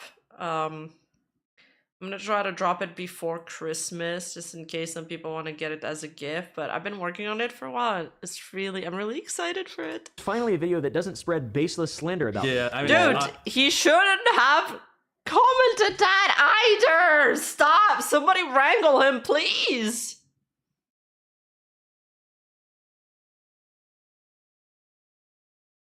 Please. And also, that comment was downvoted so much that it ended up being at the bottom of the video. And people thought Soggy deleted his comment. but it wasn't deleted. It was just downvoted to hell. Obviously, that was a stupid comment. Yes. Yeah. Yeah. Yeah, dude, how do you think that looks? I mean, Yeah. It looks dumb. awful. okay. Especially the LOL. That's yeah. Yeah. It looks awful. Next Sad, question. Dumb. Yeah. The answer. Dumb. Yes. Okay. That's fair. Yeah, I guess so. So yeah, it's like it kind of gives weight to you sort of take. Love to stay, but just too much work right now. Stay the course, embrace the scuff. Have fun, everyone. Open your hearts to NTR. Thanks for tuning in, Kiwasa. I saw an NTR meme the other day. It reminded me of you. Thank you for the super chat, and have a good night. Enjoy. Taking the situation lightly. Like if anybody should be taking the situation lightly, it should be like me or Soggy or people who aren't actively involved in the situation. How would you put that worry, that concern at ease for someone who's like willing to give you the benefit of the doubt, which I think is super important. And you say something like that, and then it seems like you were taking the situation in general lightly. Yeah. No, I mean that's a good question. I mean honestly, there's just a lot of disinformation that was corrected in that video. And I just wrote that comment, and then right afterwards sent it to a couple of YouTubers, which because just like finally this this thing is here. But I agree. Like dumb comment. Legal and ethical issues. I feel like this is probably going to be a little bit more sort of. We're going to need some facts on screen to back up like whatever's being said here, just to because like there's only so much you can say. Yeah. So and Soggy did a good job of sort of disproving a lot of these claims just in general, or giving weight to ones that deserve to have weight given to them. Yeah. So watch his video. Obviously, he did a lot of work on this stuff. So Dawson claimed that you ran multiple illegal lotteries, and in Soggy's video, he sort of, I think, disproved 2, and then 1 he still believes was an illegal lottery. Yes. Do you believe that you ran an illegal lottery? Did you believe at the time? What was your mindset? Did you check with the FCC? Was there any compliance, any steps taken to prevent this? What is your just perspective on that? Yes. So I don't think we did. I have people looking into it and like trying to pull the footage and figure it out.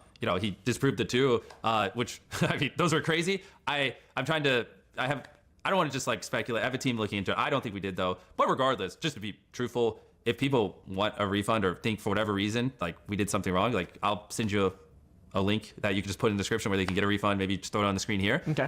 But yeah, I mean, at the moment, that's all I really have to say. Maybe I could do a follow-up in the future. I'm trying to, dig up all the footage from that live stream. This was like many years ago. Like this isn't like something I did 3 months ago. Yeah. Okay. Trying to remember the illegal lotteries thing. Legal Eagle covered it, I think, and he said the only thing I remember about the Legal Eagle analysis is that he said that a lot of YouTubers back then, YouTubers, it wasn't the career it was today. And he said that a lot of YouTubers back then did illegal lotteries. It was like a very popular thing. And once they grew, they started getting lawyers. And now they're following the rules better. But before they didn't know really it was illegal. And you have to, I think when it comes to sweepstakes, you have to purchase something. You can't just give out, there needs to be a purchase. I think that's what he wasn't doing, but I ain't sure. COVID. It was 2020, right? I don't remember. I think the first one, the questionable one that Soggy had in his video was in 2020. I think it was in August 2020. And I just don't have the footage from him, so I'm looking them up. Gotcha. Yeah. I think. I think at the very least, if people felt misled or whatever, or if 100% request a refund. I mean, we do yeah, that anyways. You need to have like purchase required. So now when he does do the lottery, he added the purchase required in his video, but before that it wasn't.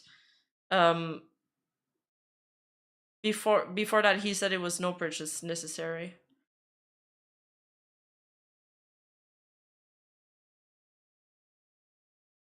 Kurziden, your comment like cut in two.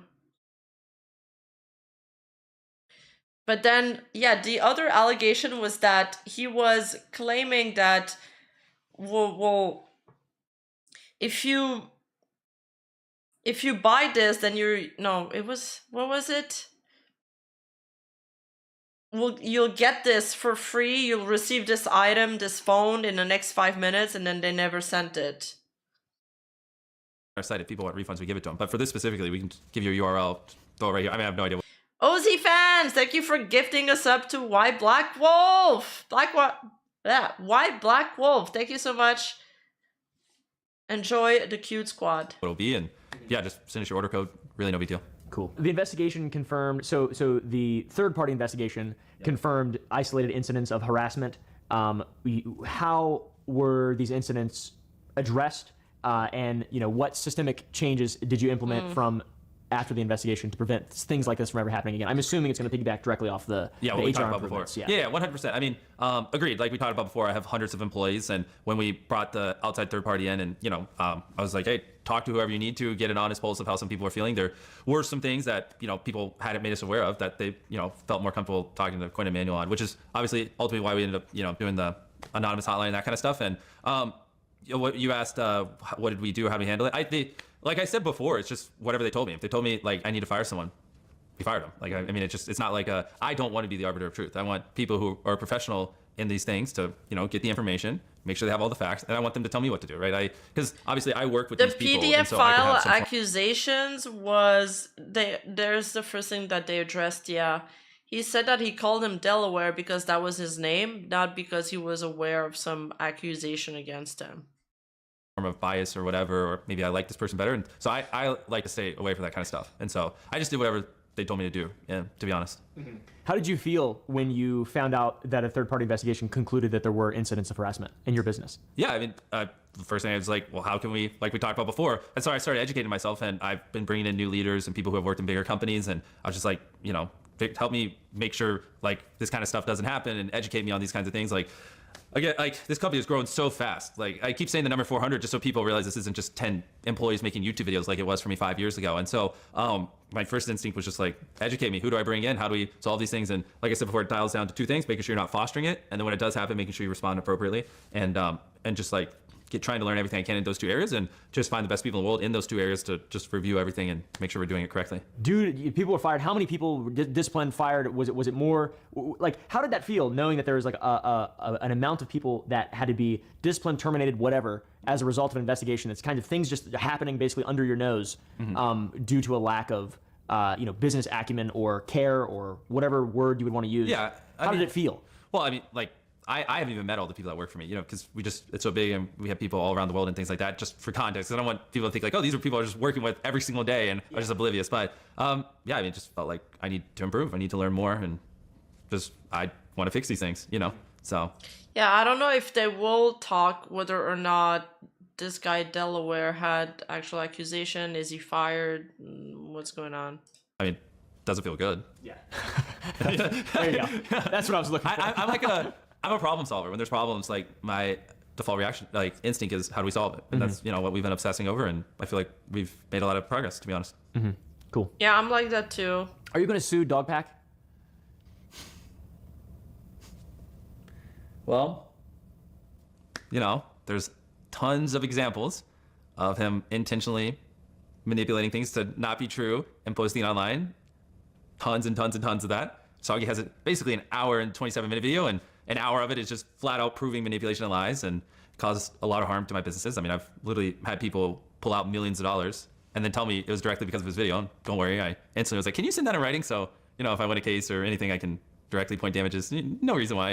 And so, I mean, Okay, wow. it's just unfortunate. Like, I don't want to be put in this situation, but Legal Eagle did say that, ironically enough, Dogpack would be really liable for defamation because of all the things he said as well. That was one thing I remembered. And I am fish brain, so I don't remember much. I don't even remember what I did yesterday. So, I mean, I guess he could go after Dogpack, and he'd probably, I mean, it did hurt his business and his reputation. It did irreparable damage to it.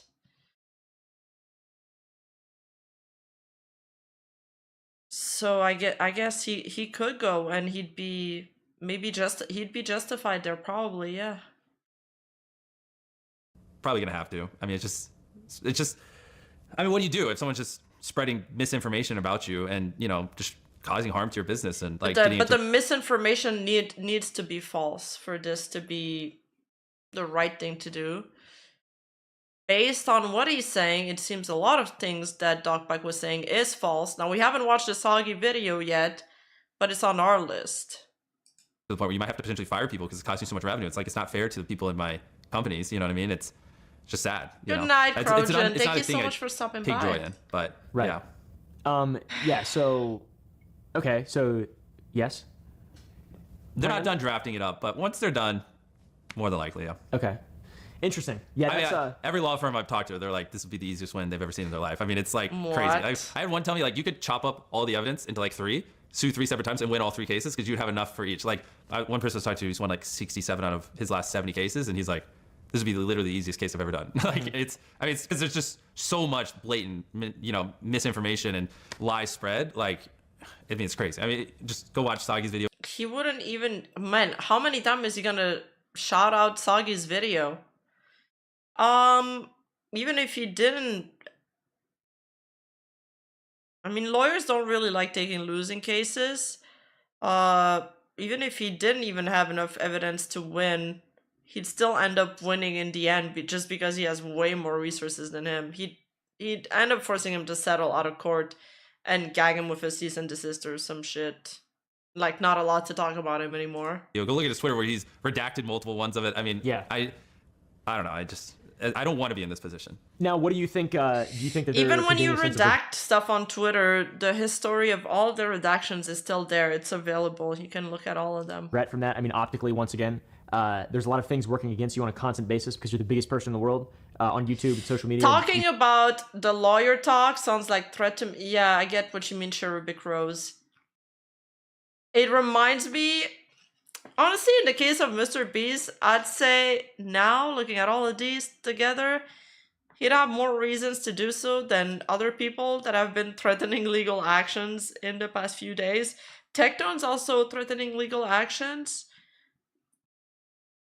We don't have a lot of information on that story yet, though. So, he could also very much be in the right, or he could be in the wrong. I have no clue. And then, whenever somebody threatens legal actions over defamation, I'm thinking of Niji Sanji. I'm VTuber brain cook. You just cram down people's throats algorithmically. Like if you decide to sue this man, even if he deserves it or not. We'll get to the Tectone stuff after. Which is like obviously up to you. Well, I just want the slander and disinformation to stop. It would be Right. the bigger reason. But you're saying, when am I worried about how that would affect me PR-wise? Yeah, just like what do you think? I mean, right now, I'm getting canceled because I'm not suing him because they're saying, well, Jimmy's not suing him, therefore there was truth, or Jimmy would be suing him. So at this point, I'm so big, it's kind of, most scenarios are like, either way, like there's a vast negative for me. People are like, oh, he's not going to sue him because he's worried about discovery. Hello, No, Dev. I don't give a fuck. I mean, why do I care? I'm here. This is discovery. You know what I mean? And that they just, no matter what I do at this point, like there's just a large group of people that are just going to be unhappy. Hello, Dev. Do you think I did good on the Artcast? We were, the two representing Canadians. And that's just like a reality I have to be okay with, to be honest. As long as I agree with what I'm doing and I believe in what I'm doing, I mean, that's all I really can do at this point. Yeah, because I think a lot of people, it's probably Nice. a minority.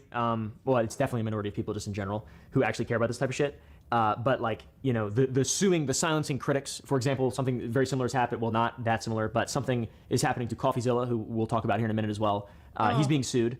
And that By just, Logan. To someone like me, I care about like rationality and understanding and people being big and, 100%. And I would just say, go watch the Sagi video. Yeah. Look at all the blatant Of course, manipulation and lies. And this isn't me trying to silence them. This is me trying to, Yeah, and- this is like borderline, I owe it to my employees. It's like, yeah. I can't look at someone in the eyes and go, sorry, Yeah. you're getting laid off. But it's different. The way Logan Paul is doing it is like the way Niji Sanji does it. Which is why I'm like, in the case of Mr. Beast, at this point, I think people would be more understandable if he did sue Docback after a bunch of Docback allegations have been debunked. And a lot of people told Docback, do not go live with these allegations. You don't have enough evidence for it. And he still ran with it. And then he had to take down the video and he doubled down on Twitter. It's like, stop. You're mixing in too many false things with the truth.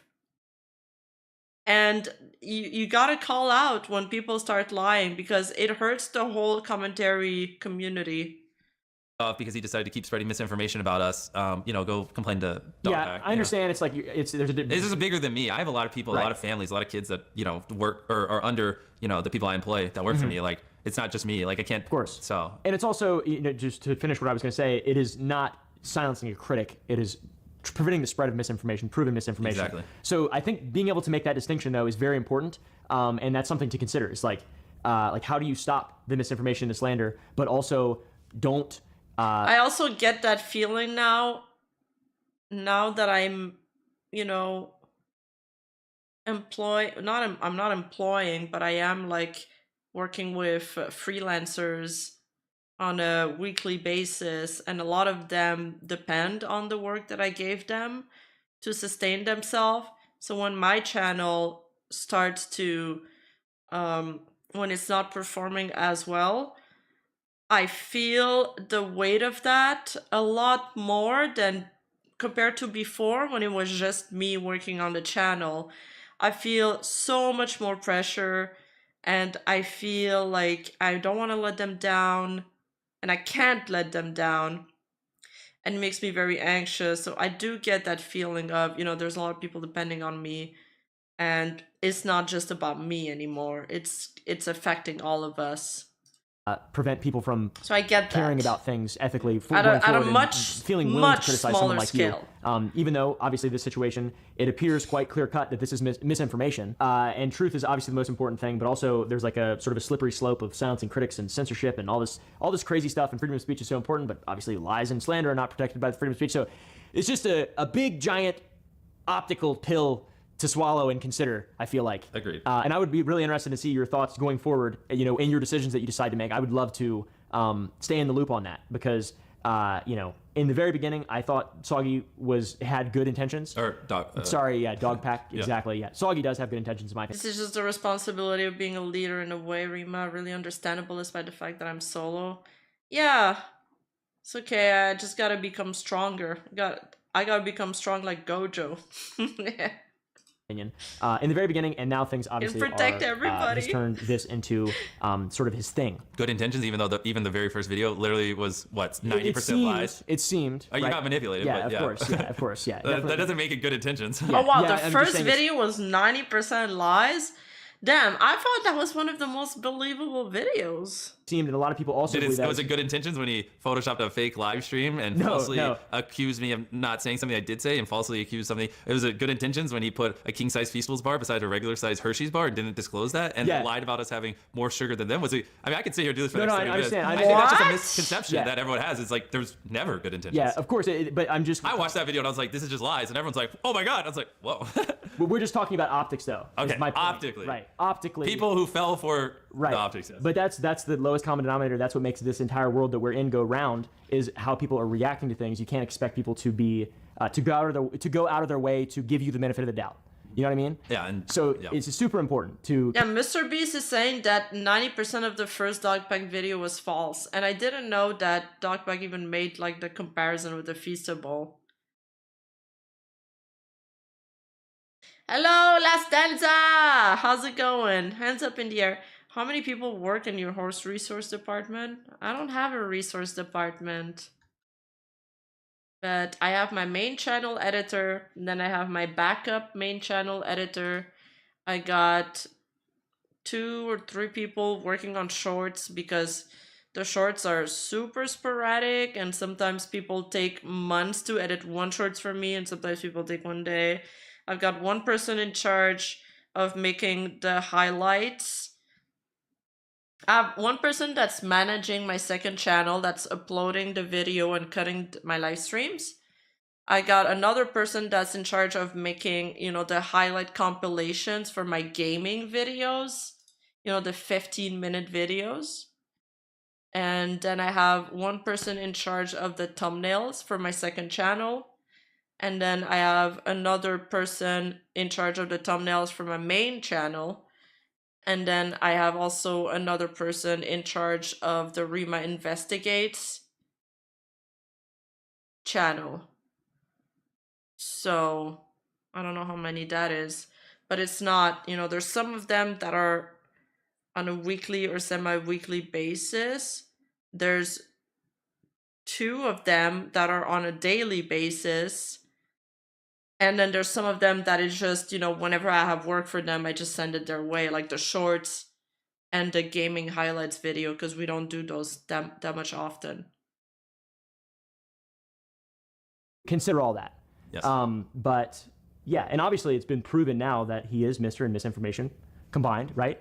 It's for someone like me who actually cares about, like, I like to pretend that I care about the truth of things, and I don't want someone like you who has like worked right now the guy working on my gaming highlights video, he always wants to work on something because I guess he doesn't have a lot of work.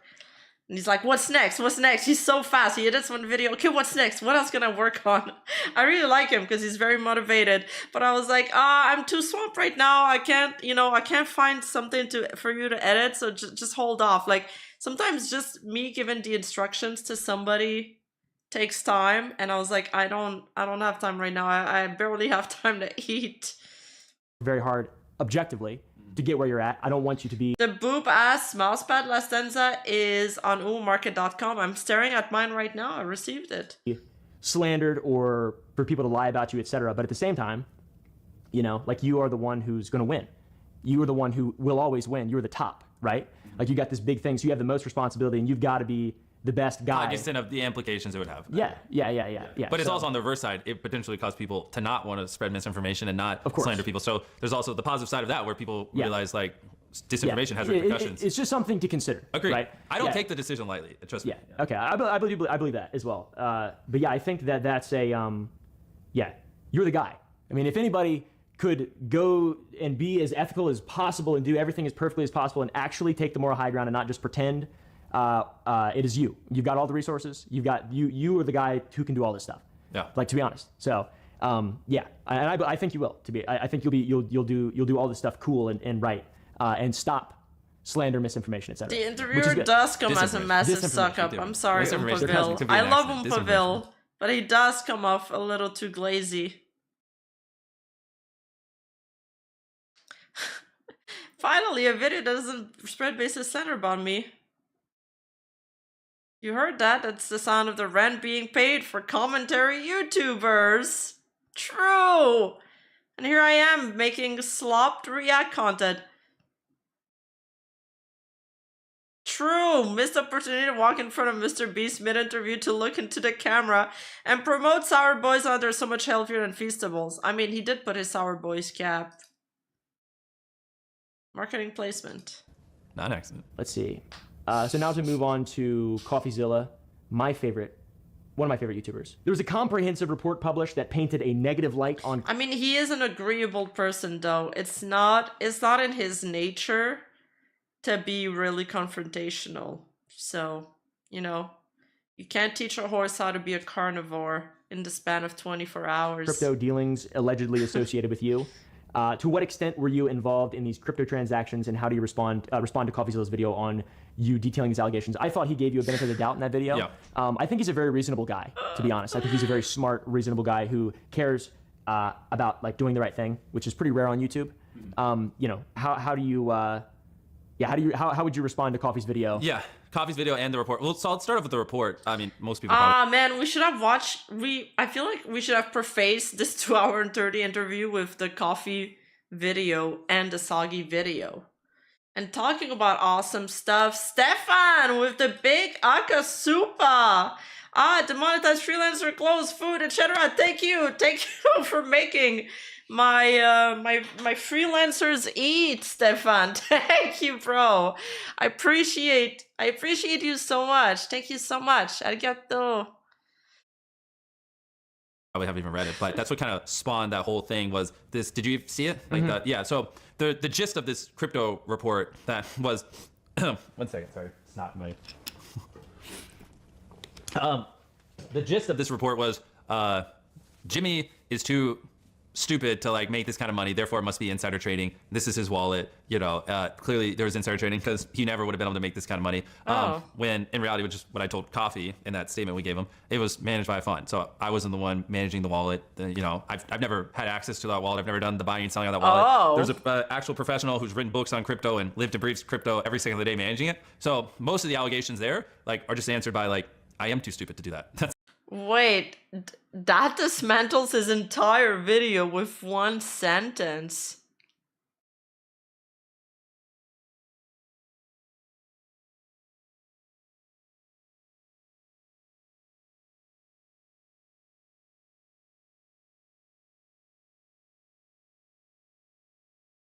No, he's saying it's not an accountant, it's somebody that manages your wallet. So they take a percentage.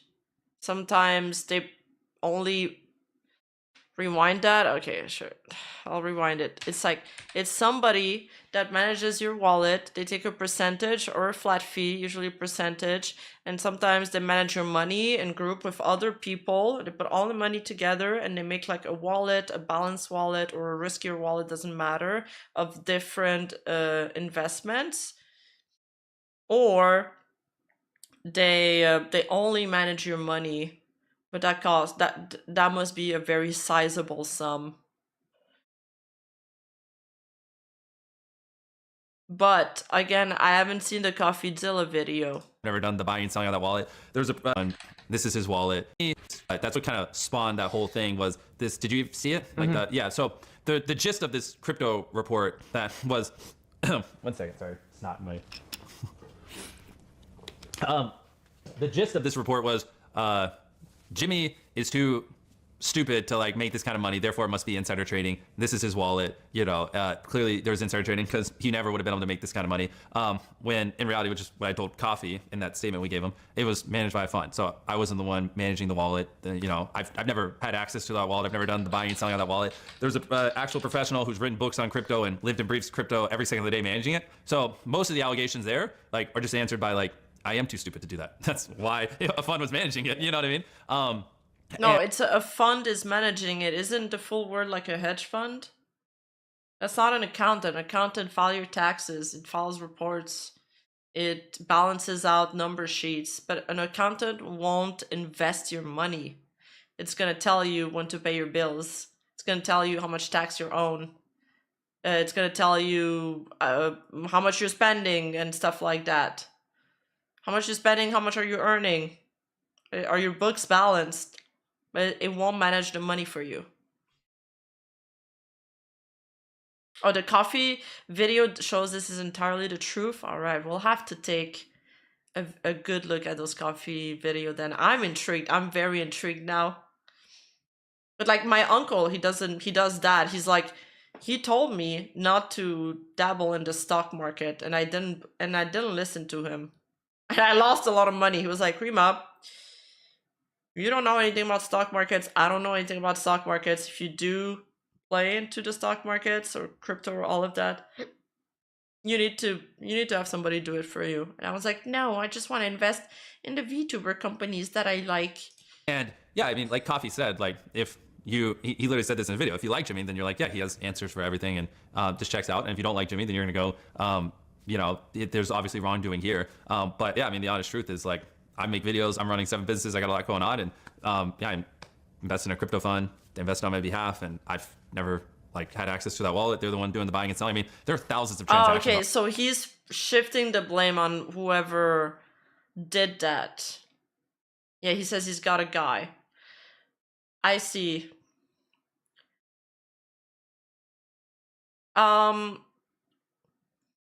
Yeah. He could be shifting the blame away from him and, you know, kind of protecting himself. I mean, hedge funds, how do you call these companies that manage somebody else's money? Weren't these companies at the root of the stock market crash in 2009? Like, they're not necessarily good people either, and that doesn't mean that those companies themselves don't engage in illegal activities, because they have in the past. They just have never gotten punished for it because the American economy needed them too much, so they got bailed out. And most of the people in charge of the crash ended up keeping their job, which is insane. Like, I don't even have that kind of time. I'm sure you could Sparkshot, even look at it and see like days where I was like maybe in solitary confinement or like doing a video where I didn't even have access to a computer. And there's investment funds. For the conspiracy theorists that think I'm lying and using the fund as a cover up. Like, oh shit, a double sub on Twitch and YouTube, double dipping. Thank you, Sparkshot. A trust fund. Yeah. It wasn't bad investment advice, but a lot of people lost all of the money they put in trust funds.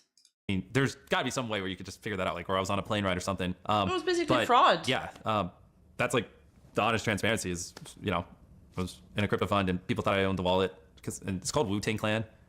Do you listen to Wu-Tang Clan? I have, yes. I don't. So I feel like that's another indicator. I wouldn't have named it Wu-Tang Clan. Yeah. I had to educate myself on what Wu-Tang Clan was. So Okay. yeah. I think that's pretty interesting. Because yeah, I mean, like the whole like just YouTubers in any way being involved with crypto in any sense now is just like Well, agreed, and that's why I literally put it in a fund, because I was like, I don't want to like fuck with this stuff and like be you know, I just like I want someone who knows what they're doing to do it, to make sure things are above board. So that's literally why I did that, right? It's because I was like, if I'm buying and selling it, maybe I mess things up or do something dumb. So I was like, oh, this fund is led by someone who knows what he's doing. Here you go. You know, that was literally the whole logic behind it. right. Yeah. Okay. Try the code CLOP in caps if it's still a thing. Onto some philanthropy and charitable work stuff. Soggy Yes, exactly what you're saying, Mythicast. You entrust funds, assets, etc. to someone knowledgeable. It's definitely a plausible claim, but it can also be a convenient way to deny any responsibility. So it could be true, but he could be backing himself too. revealed delays in philanthropic projects such as the walking assistance video due to lost partnerships. He talked about that in his. He tweeted and suggested to buy crypto. A few of you are saying that in chat. So is that the trend for influencers to make, a coin, shill it to your fan base so people buy it, it inflates the price, and then you sell it and then you make money? All right, so when is the Clop coin coming to the market? Disproving video. Yeah, how do you intend on regaining trust between that brand that is literally a vehicle for philanthropy? Yeah. And how do you intend on regaining trust with the brands to put money to that to generate revenue to use for? Yeah. I mean, I hope step one is literally this video. I mean, I hope I just need people to, just stop making videos titled "Mr. Beast fakes his philanthropy" with devil horns on and the thumbnail of my head, and just stating facts that aren't facts. Because as long as people are just spreading that disinformation, I mean, it's gonna be pretty hard to convince these people. But hopefully, once that dies down, I think it's just more of a time thing. Because it'd be nice, because the charity definitely needs that whole disinformation thing to kind of just stop. I spend $150,000 a month, so I pay for the employee's salary. Oh, hey, Anime Days. Which video did you watch? Hey, Douglas Diaz with the 5 gifted memberships. Let's go. Thank you. You'll invest in the Clop coins based. So what's a legit, crypto thing that influencers have done? Isn't the whole point to sell it? Do people keep it even if the coin gets devalued at one point? So all the revenue from the videos goes straight towards doing our project. So I cover all this employees, a little bit of overhead, that kind of stuff. So that way, if we get a $400,000 brand deal plus the ad revenue from the video, we can spend all that money on buying shirts for homeless people or whatever it is. So I just put that money in, but this past week when we also put the $115,000 in the account, we put another $1 million in to make up for 2 lost brand deals. So I'm now having to plow money in on top of the $150,000 a month I'm already plowing in, on top of filming the videos and doing all that. And it's just it's just brutal, to be honest, because I can't do that forever. Because I'm already putting a lot of money into it, and so hopefully I don't know the answer. I don't have a crystal ball, but hopefully people just kind of stop slandering. You can attack me, just don't attack the channel. It's literally a 501c3. That'd be nice, to be honest. Yeah, and what's a 501c3? It's I would unironically. This is a crazy sentence, but unironically, if instead of starting a YouTube channel, giving it to a 501c3 and filming videos and donating millions upon millions of dollars, all the revenue to a charity, and then using that to help people, if I had just started any other channel, I don't know, a channel where I just sit down and talk and kept all the money and just bought a $10 million mansion after 2 years, I think that universe where I just sit down and talk and buy a $10 million mansion and make a video on the mansion, that version of me would get maybe 1% of the shit that the version. Yeah, and so it's but that's not why I do it, because I actually would get less hate if I just stopped the philanthropy channel. But I just want to help people, and it's cool projects, and I believe in what it's doing. But it's a little funny when you think about it. I mean, it's hilarious. Yeah. It's absolutely the devil horns thing. Dogpack actually cut a part out of his first video about you being the Antichrist. Did you see that? I did. What'd you think of that? I mean, you did get here a little fast, to be honest. Wait, when did Dogpack cut that part of the video? I don't remember that part. He went live with him. Honestly, the first video, Dogpack seemed a little cray-cray. Because he was being serious in it. And, yeah, he cut that part out. And he showed that part publicly, and people still were like, okay, well, Kim's saying Jimmy's the Antichrist because one of his studios was a church because there's not many warehouses in North Carolina, so I just bought a church and converted it into a warehouse. And like he unironically was claiming I was the Antichrist in the same video as all these other accusations, but everyone's like, oh, that's the only crazy accusation. Everything else is true. When I saw that, I was like, okay, now people are gonna like be like, okay, maybe he's just, but didn't change anything. I mean, yeah, does it like bother you? Did that bother you specifically, or is it just? I mean, because like, how do you even? I'm not the Antichrist. I mean, where's the Bible? I'm not the Antichrist. There you go. Yeah, that's. I don't know. I think we need to verify that claim. Somebody needs to throw holy water on him. That's really interesting. I kind of thought you might be. It is a weird one because I've heard people say that in my real life. They're like, his name is. We live out here in the sticks. Yeah. All right, and they're like, his name is Beast. It's got 6,000. That's 6. Like people, I think that's very funny, to be honest, and in like an ironic way. I don't actually obviously believe that you're the Antichrist. I'll be honest. I don't even know what that means. The Antichrist. I see those like conspiracy theories occasionally, and Yeah. I don't. If I was just like He made a tweeted, deal with yes, the I'm Antichrist, like, devil. what does that even mean? But he's Do you not ever wearing Prada, so speak he in can't be Babylonian the Antichrist. curses?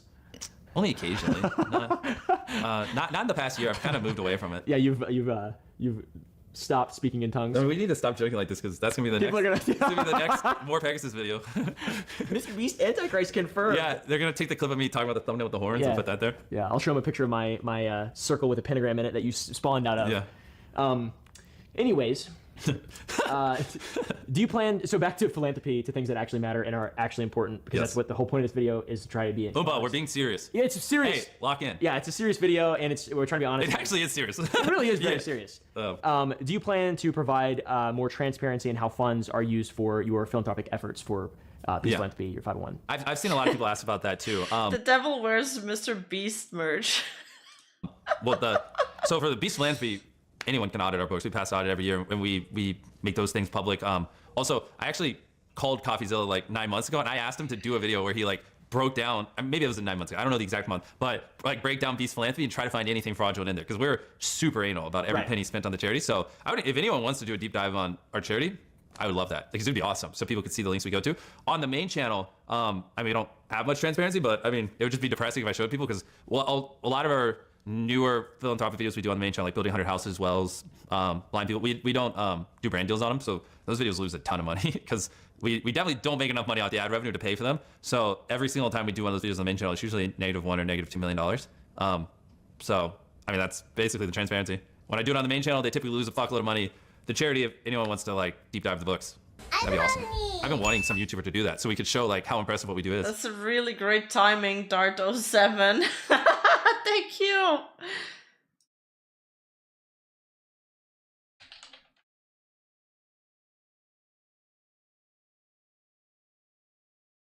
Primo Horse Fun. Thank you. I'll eat an apple. Thank you. Do you So I've heard you repeatedly talk about how much money is lost or whatever. What makes like money? Like how do you? Yeah, how Feastables. Self food. Obviously, it is profitable.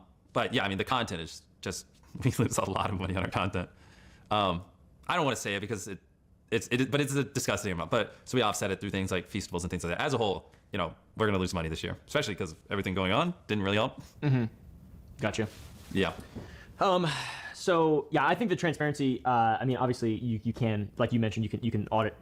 The charities. They're totally public. So yeah, I would Hope love to you're fly all someone right, out. heroes. Unironically, been wanting to do this. We asked a couple YouTubers that just were like, well, if you're asking us, then there's probably nothing there, so why would I do a video on it? Yeah. So like people only care when there's a smoking gun. Yeah, but I've been trying to get someone to do a video like deep diving the Beast Philanthropy financials, because people have so many like theories, exactly. And I'm like, bro, I'm not trying to hide anything. Like they just literally say no when I ask.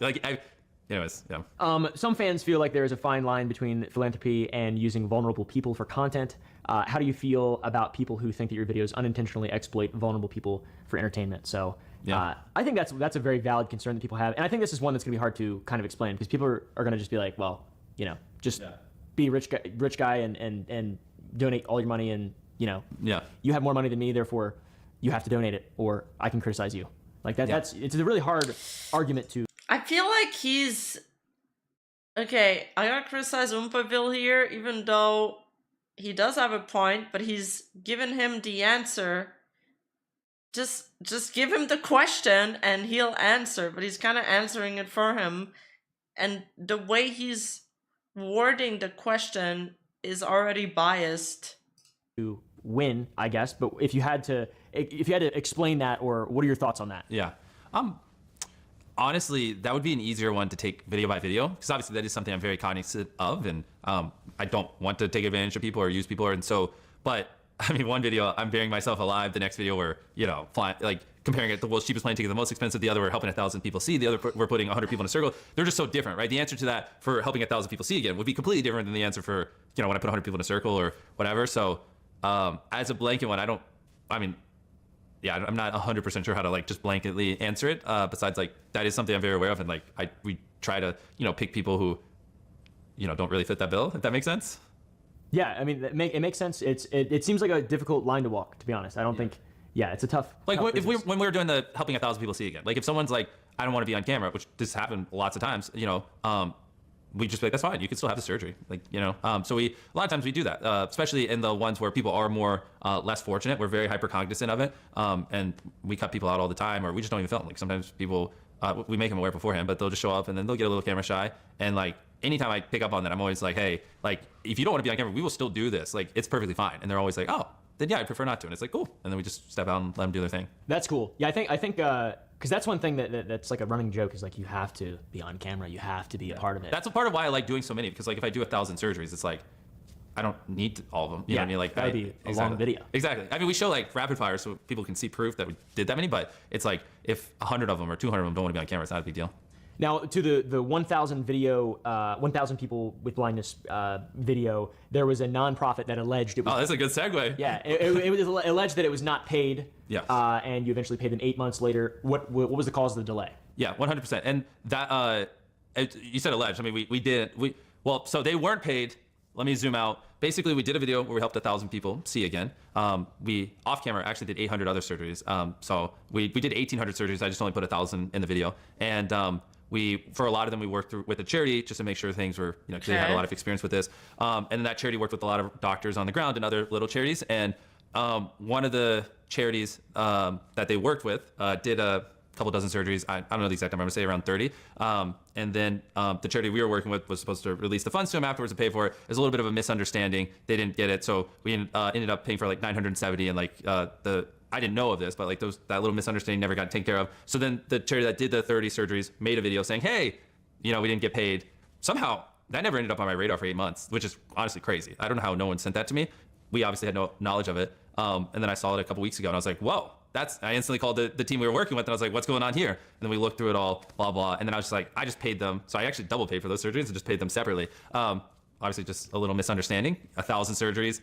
Even if here's a couple ways you could look at this rationally. If we did 970 surgeries, why would I intentionally not pay the last 30 to save 3%? Just nuke the entire rep of the video just to save 3% of money. A, that just doesn't even seem logical. B, what makes it even less logical is we did 800 more eye surgeries off camera. And obviously, now, I'm over explaining things, but I have to, because there are literal videos using this as proof that I'm evil, and using this as proof that I don't care, and using this as proof that I fake things, the horns, yeah. So but when you think about it, we did 800 off camera. So if I was aware of the paperwork trail, the mishap, and that we didn't pay those 30, why would I not just take 30 of the 800 we did off camera and swap it out for those, and just put the 30 that people are claiming we intentionally didn't pay for off camera? It's almost like I didn't know. Because if I was trying to be manipulative, I wouldn't have put them in the video because I had 800 other ones. You see what I'm saying? So everything about it just makes no sense. And then even the person, after we reached out, he deleted his video, but he uploaded a video saying, oh, it's just a misunderstanding. But everyone just conveniently ignores that because it doesn't help their narrative. So it's not as fun. I mean, yeah, I don't really know what else to say. These are huge projects. I'd love to see any of the people making videos on this, try to just help 10 people see again. Now picture 1,000. 1,000, that is. What do you guys think about this question? Is it worth less when it's on camera? If you're helping 100 homeless people, if you're giving 100 homeless people food, does it become unethical because you're filming it for a YouTube video? But if you weren't filming it for a YouTube video, 100 people would starve.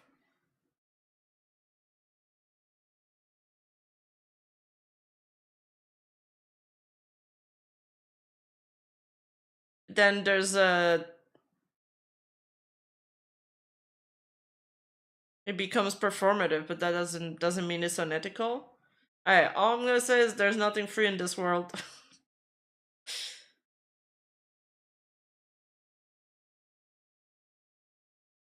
I don't know.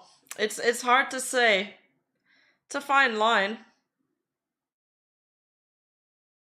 Of course they're gonna call it philanthropy. What do you want them to say? Oh, you know, I'm helping 100 homeless people today, but I'm just doing this for YouTube video. I'll also be racking in the AdSense. Do you really think they're gonna frame it that way? No one's ever gonna frame it that way. Everybody's gonna say it's for charity, of course. I'd still think, you know, he helped 1,000 people pay for surgery. The only thing they had to do in exchange is be on camera. I think that's a pretty fair deal. I'd take that deal. I think where it becomes the one point for me where it became more muddied was with that guy that lived for 100 days in a room with no windows and all of that, and it seemed like a very extremely strenuous situation. That felt like the guy was more pressured because of the money incentive rather than we're gonna give you this thing in exchange of just you being on camera. This was more of a challenge, like you gotta do this thing instead. This thing that's gonna last for multiple months. I don't think it was 100 days, but by the way, I don't remember the number.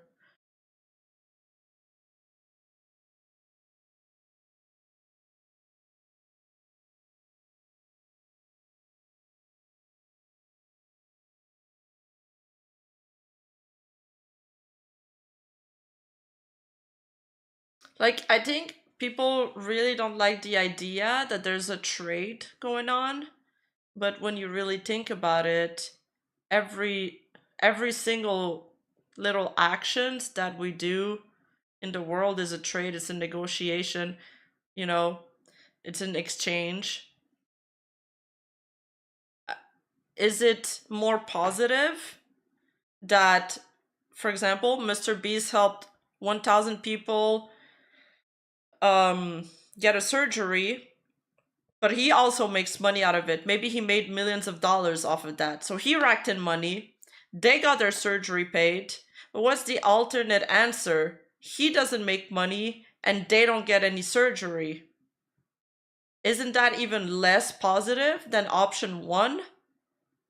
Option one makes both the people participating in this get something out of it. Option two is null and void. I don't know, just something to think of. I'm gonna keep on thinking about this. 1,800. It was just it's not a fully lot of stuff. fledged Like, it's pot. not like I can individually call all 1,800 afterwards and things like that. Like some of these were in poor places. They don't even have phones. Good night, so, Hagfish. yeah, a little bit of a whoopsie, but we fixed it when we found out about the whoopsie. I mean, that's the honest truth. Yeah, I mean, you can't expect to not make mistakes.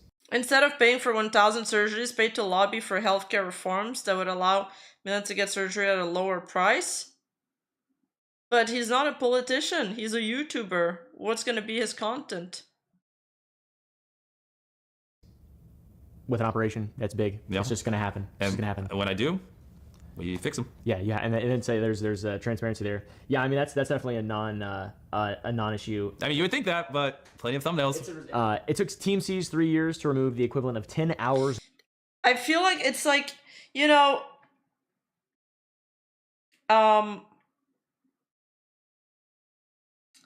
it's people only agree with the fact that it's charity if you're anonymous. It's made in total obscurity. No one knows that you're doing it because you can't take credit for it. It's got to be from the goodness of your heart. And you didn't do it for tax cuts. That's the only way it's acceptable. But who's really going to do that? Who's really going to do that? I'm sure there are some people that do it. They have large amount of expendable money.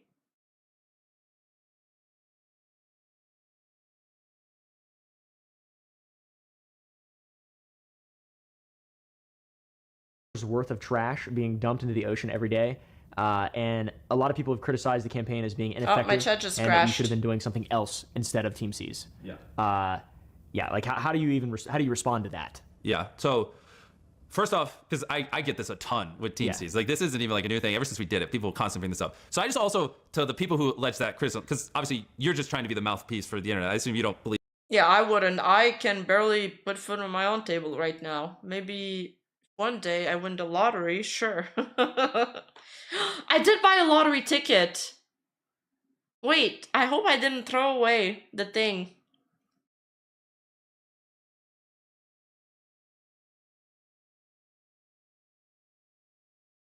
I did buy a lottery ticket. Do you guys think I'll win?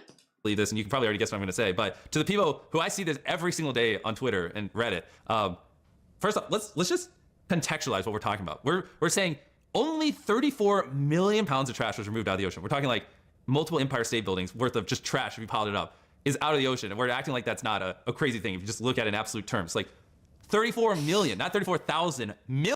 Prima's gambling now? Uh-oh. Yeah, I'm reverting back to some bad habits. Because I'm like, maybe this could fix all of my monetary issues. All I need is one win, just one win. It could happen to anybody. It could be me. Could happen to somebody like in the middle of nowhere, an old grandma, but it could also be me. There is a chance. There's a chance, guys. Million pounds. You know how crazy that is? And there's a couple things I want to say on this, because I find it funny. It's like when I don't even know where I got this analogy from. When a firefighter, stops a building from burning down, you don't go, well, 100,000 buildings burned down today. You only stop one. What are you doing? Yeah, fuck you. Yeah, exactly. So A, that's I don't even know where that's a good analogy. That just popped in my head. B, what was I actually gonna say? Oh, the whole point though of Team C's, which we've said this multiple times publicly, same thing with Mark Rober, was to inspire millions of people around the world to be more conscious of these things and to just care and be more aware, right? Like over 1,000 creators made videos on Team C's talking about the environment. I made a video that I believe has 100 million views, Mark Rober, all these other big creators. And all these people that look up to these creators saw a video of these creators talking positively about the environment. And like, my thing I would say to them is like, when people are like, oh, it only removed like half a day's worth of trash that's put in the ocean. How do you quantify the impact of those millions of people who got inspired to be more cognizant of these things and extrapolate that over the next decade? You know what I mean? Like, no one seems to factor that in because it doesn't fit the agenda. I stand by Team C's. I think it was a phenomenal project. I think it did a lot of good. And I would challenge anyone else to try to remove 34. I mean, it was amused. The whole. I think Dotbag also said Team C's was, they had ties to Pepsi and Coca-Cola. They had like conflict of interest with these companies, which are like a major plastic polluter in the world. I could care less if he gets taxed under manager gain, only if he tries to self-congratulate. Hey, you better believe that if I win the lottery and I end up giving like money, like a large sum to charity, like millions of dollars to charity for my tax cuts, I'll still put a philanthropist in my bio. I don't care. Title sounds good. I'll take it. But then again, I am a supervillain. It's on the sign. What do you expect? Whole YouTube community, but like, if you have a better solution, go do it. But to me, This isn't a 34 Wendy's. million pounds of trash out of the ocean, plus, inspiring millions of people to be more cognizant of it. I think it's a win. So I'm actually glad I got to say this here, because that is just something that I just feel like is absurd, to be honest. Yeah. And then this is when Oompaville is like, what about the private jets you've been traveling this? These consume X amount of fuel, blah, blah, blah, in the atmosphere. And Another topic in the same vein is the 100 wells in Africa project. Yeah. In that video, Oh, part of the yeah. criticism for that video is that a few of the wells that you built were showed in different shots, or the same wells were showed in different shots. Yeah. That would imply to some people that you may not have built all 100. Yeah. Did you build 100 wells in Africa? yeah, did you? Yes. Oh. So you already know what I'm going to say. I mean, I would loop this in with the same thing as the hospital thing. Seems like I need to have someone who QCs things before we upload it more hardcore. I need someone who literally goes frame by frame. Like, we finish a video and then they spend 3 days just going frame by frame, making sure there's no mess ups. Yeah, I think one or two of the wells we accidentally showed this same well as on different numbers. But once again, like I said with the blind thing, why would I spend 98% of the money and then just fake two wells, and destroy the entire integrity to save 2%? Does he have proof of that? Is there somebody documenting things? There's probably somebody documenting things and keeping receipts as they're building these. Surely he has evidence of this, right? I'm glad we're hitting these though, so I can. Anyone who made those videos like saying the philanthropy's fake, like that's the one that bothers me the most because we go so above and beyond. Like, honestly, if you could just delete them, like that'd be great. So, like, it's so bad, man. Like, because it makes charities not want to work with us, and it makes like it just really like has made doing the projects we want to do like a lot more difficult, to be honest. Yeah. So I'm glad we're hitting these. Aside from it being just difficult, does it make like how I've asked you how it makes you feel? You said it doesn't feel good with regard to that. Like this charity thing, it's got to feel good to do this. Yeah. And you're surrounded by people who I'm assuming are enjoying the work that they're doing. I know a fella Darren is involved in the philanthropy, or at least was. I'm not sure if he's still around, but you know, there's some good people obviously involved in this. Like, how does it make you feel after all these allegations that are coming out that you can't really do this anymore? Well, we can still do it. It's just infinitely harder. I mean, we're never gonna stop. But yeah, it's there's a time limit on it. It's finite. Yeah. Well, I'm hoping like that's why I'm here. Like one of the reasons why I'm hoping this like puts this stuff out there. These things kind of die down. And we can go back to the status quo where I can actually do brand deals and help people, and charities want to work with us and things like that. But I mean, where is the 100 well one? That's a dog pack. We saw that previously. And then it's either not in order or it's not there.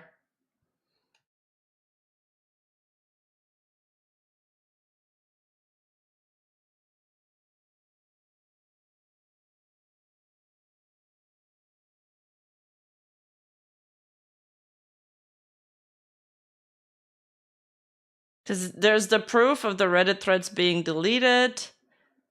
This is photos of him working on farms in Ghana.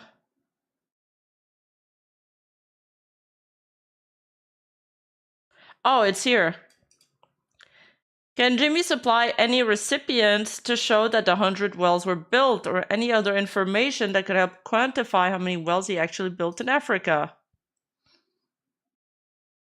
Wells of Life was one of the partners who helped us with the video.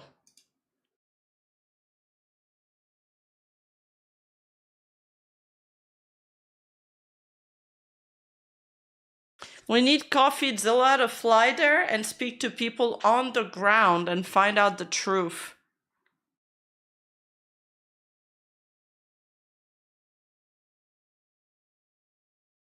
Okay, well. shocker. Sucks. You know what I mean? It doesn't feel good. But it's not even about me. I mean, it's a lot of these things. What bothers me is that they're employees, even for the charity. Like, regardless of the people we help and the projects we do, I also just have a lot of people who work for my charity. You know what I mean? Like, and those people. Like, taste the water. See if it's actually true.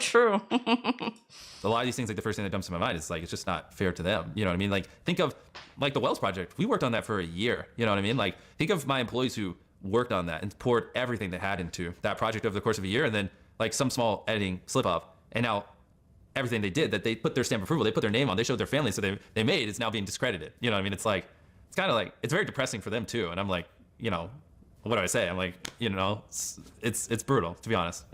For them, you know, more even more than me, because they're like, obviously I have a lot going on, multiple business, and I'm always filming videos, like, but you know, we have certain teams dedicated to certain videos, and like when those videos get like deliberate disinformation, it's like, I can tell like it really impacts the people that worked on them, because it sucks. Like, that was your life, and then people are just like, oh, this small little mistake, it's fake. Yeah, it's brutal.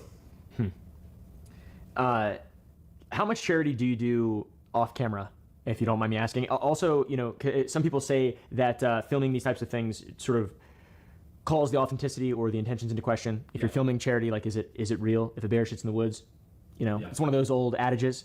What do you do off camera? What do you feel about that? Because that's a big criticism that a lot of people have had on YouTubers for a very long time. It's a big criticism I get, which is funny, because if I do something off camera, how do you know about it? So all the people who tweet all the time or whatever go, you wouldn't do anything unless it's on camera. He only does it because it's on camera.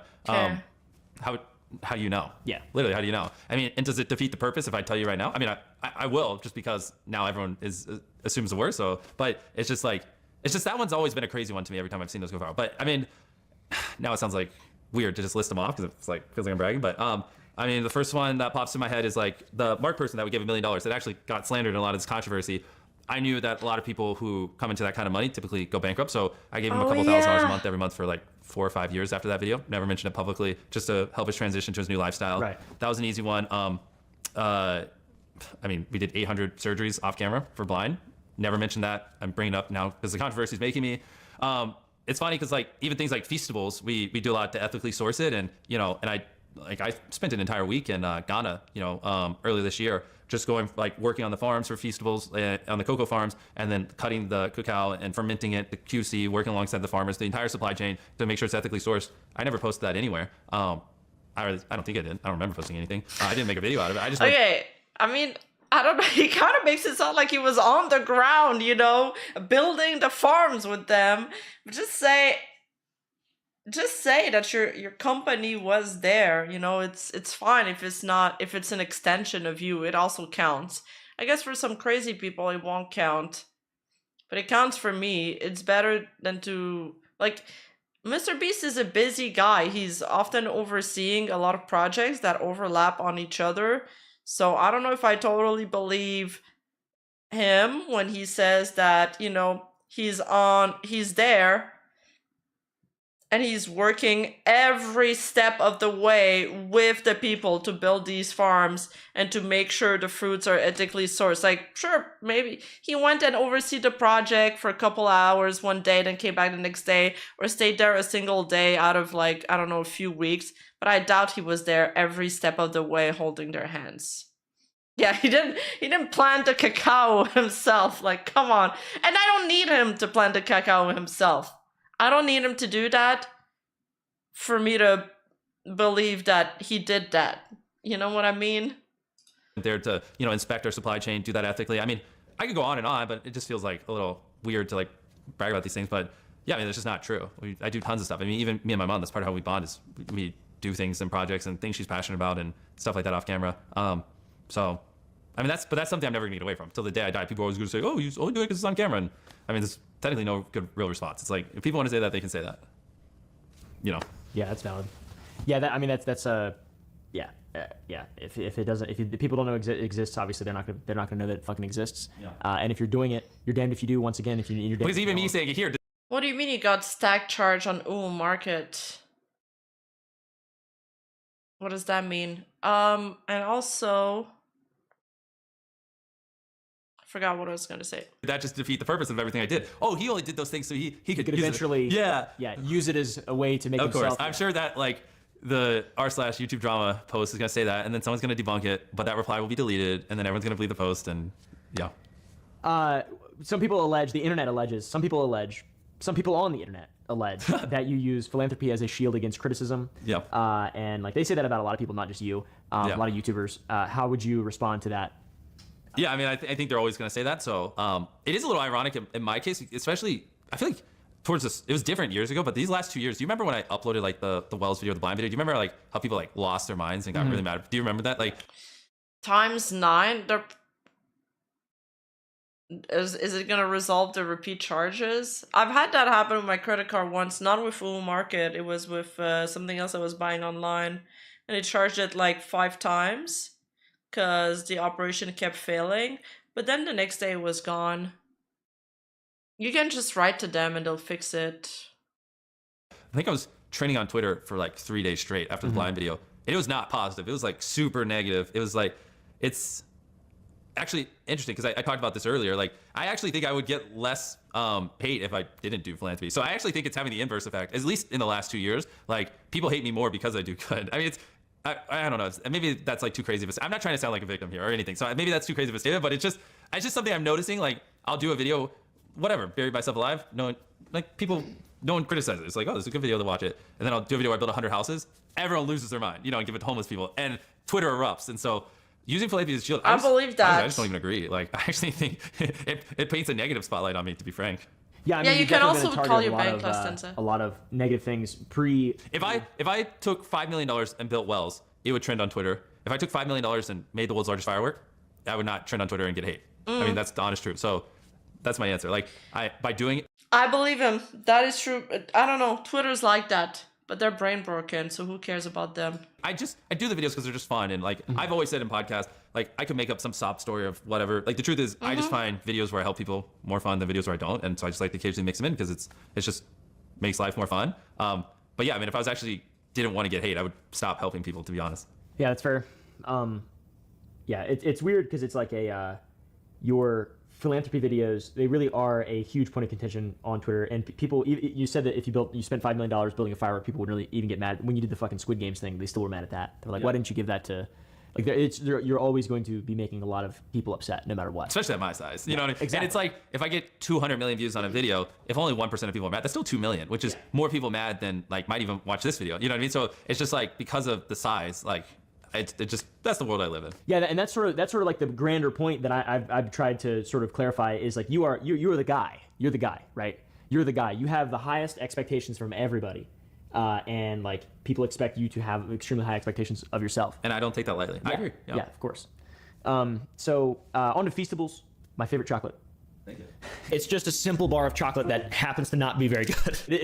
When you I mean, you live in America. There's not much competition here. With all the allegations that have come into people's view over the last few months, people noticed that on the Feastables website, it originally said that the chocolate was child labor and slave labor free. A lot of people probably don't know that the production of chocolate is it's difficult for it to be ethical, especially at scale. And it no longer says that on the Feastables website, and people have interpreted this to mean that your chocolate is no longer ethically sourced, and it implies that it is using child labor or slave labor. Yep. How would you respond to that? Yeah, that one was a crazy one when I woke up and saw. If your response that children do belong in the mines, I'd be like, based! But he's not gonna say that, is he? All those videos claiming I use slave labor, which what's funny is any of those creators, I'm just gonna say it, you could have just literally messaged me and I could have given you the facts, but you know, they didn't. And so that was like a crazy few days. Like, I actually, before I go into how we do ethically source our cocoa, and these are just flat out lies, I even, when that, there's so many arcs of like allegations, that allegation arc, I even put out an Instagram story about how we ethically source our cocoa. And we even did a press release, and like, I've like literally shared these things, and people still were claiming we use slave labor and just ignored it and everything. But is it fine if I just give a little bit of a longer answer on this, so people truly, because I want to make sure people actually understand how ridiculous this claim is. Yeah, I think it's also very important as well. No, this is actually probably one of the most serious allegations of all of them. Like, saying we use slave labor is like, that's crazy. And also, we preface this by saying that Feastables is one of the reasons that you are capable of making money on what you're doing. Yes. So, you know, the ethics of that are even more important, arguably, than... Well, and it's also hypocritical with everything I do. If I, you know, just turn around and use slave labor, then it's like, okay, it's just, so anyways, to get into it, yes, there's a lot of unethical stuff in the sourcing of cocoa, because people big chocolate just wants to buy cocoa as cheap as possible. Majority of the world's cocoa comes from, again, I'm gonna really lay this out. I have lived and breathed this. I've visited the farms. I personally put over 1,000 hours of my own time into this. And like, so majority of the world's cocoa comes from West Africa. Feastables early on, we sourced from Peru, which Peru doesn't have ethical problems. But after we started getting bigger, all roads lead to you have to source from West Africa, because that's just where most of the world's cocoa is grown. And that's where things are the worst and the most unethical. So when we were switching our supply chain to West Africa as we're getting bigger, the company that is the gold standard, that has been living and breathing this for the last 15 years is Tony's Open Chain, or Tony Chocolonely. Have you heard of them? Yes. Yeah, I mean, phenomenal. They are just nuts about this stuff. Like they've done all the research. They live and breathe it, like on how to eliminate child labor, how to, you know, best support the farmers, how to everything you can think of, which I'm about to go in depth on. And so I was like, hey, I need to talk to these guys. These guys know what they're doing. And so I spent a lot of time with them, and we actually formed a joint partnership with where we sourced through Tony's Open Chain with Feastables and Tony's Open Chain when we were moving over there. And this has been a thing well before the controversy. Before anyone says, oh, it's only because of controversy, it was a thing before the controversy. And basically, 100% of Feastables cocoa is fair trade certified, which is expensive. It's basically the most expensive certification you can have on it, which for most chocolate companies would be enough. You'd get your cocoa fair trade certified, and then like, do you even know what fair trade certified means? Mm-hmm. Okay, do you think your viewers know? No. So if someone was like, you're unethical, and I just said, my beans are fair trade certified, my chocolate, 99% of people would be like, okay, good enough, that makes sense. So like, I could have just hid behind that, but I didn't think fair trade, I don't think that's enough. And so not only are 100% of Feastables beans fair trade certified, but 100% of them, we also pay a living income reference price. Have I mentioned any of this to you before? No. Okay, so 100 living income reference price, this is why it's hilarious how people are like claiming we unethically source a cocoa. And I'm ready to lay this out, because everyone who said I use slave labor and I don't care, I hope you delete your videos, because you were literally spreading severe disinformation. So they're not going to delete their video. They're just going to make a follow-up video. I was wrong about the Mr. Beast allegations. It's an infinite money glitch. Of child labor in cocoa is poverty. Make video, profit, get your find out your information's wrong, make another video correcting the information, profit, cycle it again and again and again. Infinite money glitch, baby. Yeah, just call the banks and they'll reverse it. Is it because your transaction failed a bunch of times? If it's that, don't worry about it. I've had that happen to me a lot because I shop online a lot. Like they don't make enough money. So you can't just go to a farmer and say, don't use child labor. Yeah, make because if false they can't statement, make an apology, repeat. The Asmongold strat. afford to pay a grown up, then you're telling them, hey, go starve. You know, they have to make money. So one of the ways you can eliminate child labor is you have to pay a living income. So there's a thing called living income reference price where they look at, and tell me if I need to dumb it down or whatever, I don't know. But they look at inflation, cost of bread, basically the cost of living in these areas in West Africa. And they say, hey, if a farmer sells you a metric ton of cocoa, they need to get paid blank to actually be able to live. If you're paying under that, it's just not reasonable for them to live, which then will mean for them to live, they're gonna have to use child labor. So 100% of our beans would pay living income reference price. So if a farmer theoretically sold us a metric ton of cocoa for, I'll make up a number, $800, and the living income reference price is $1,000, we'll go, hey, we actually want to pay you $1,000 for that, a $200 premium on top of it to make sure you make enough money to live off of. And that's what we do for all our beans, which is like crazy, you know what I mean? But if we're doing this, you know, we don't want child labor on the farms. And so there's child labor mediation system, there's a lot of stuff, and this is where Tony's, it's been great to work with. You know, we have people who check in on the farms and, you know, interview the families, interview the kids. If there are cases, remediate it, follow up, make sure the case was remediated. And it's about, part of solving child labor is making sure the farmers make more money. So we also have coaches that will work with farms to, you know, on their theoretical hectare, see if there's any way they can educate them so they can get 10% more yield. So for the same farm, they can make 10% more money. Therefore, they're not as in poverty. So it's easier for them to pay, you know, actual labor that's not children. And even like, I could go on and on. I mean, you tell me how in depth you want to go, but the gist of it is Feastables, we are super cognizant of our supply chain. And I've been over there. I've worked on these farms, literally. I mean, I could probably send you a video if you want to throw it up on screen, so it's not just hearsay. But I mean, I didn't film this stuff for this. I just did it because I really wanted to know. And I mean, this is something I was working on, I mean, sometimes 4 or 5 hours a day for like months straight, like 4 or 5 months, like, because I really wanted to make sure we are ethically sourced and we have the best people in the world working on it. So, I mean. Yeah, being associated with Tony Chocolonely as well as, that's like, they're huge in that world. And there's like some unaccredited sources that claim that they're not slave free. But they're once again unaccredited. Like Tony Chocolonely. No, Tony Chocolonely is super transparent. So you can see every year they drop a transparency report. I choked. I couldn't talk.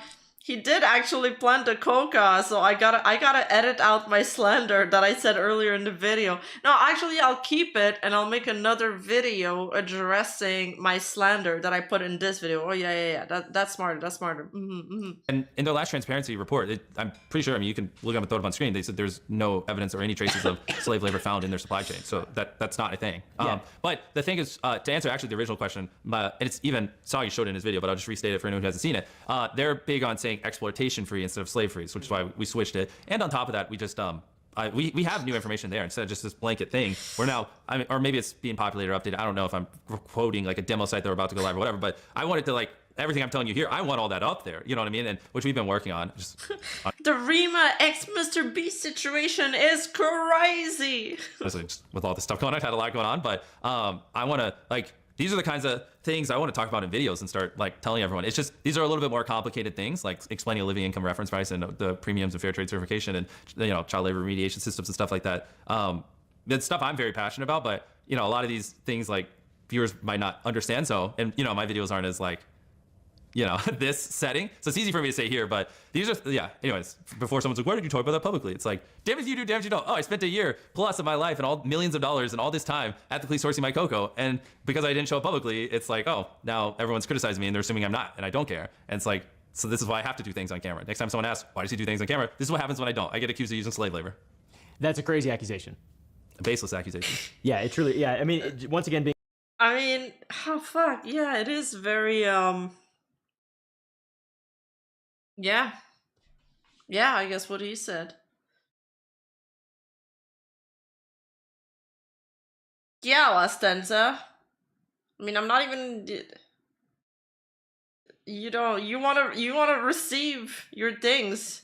Oh my god, what if Lastenza receives 9 Rima body pillow? No, he bought the Booba mouse pads. Being associated with Tony Chocolonely is like, that's huge. That's of course. I mean, those were the first people I hit up when we were switching our supply chain over. Like, yeah, it's cool. Now on to Lunchly. Oh gosh. Right.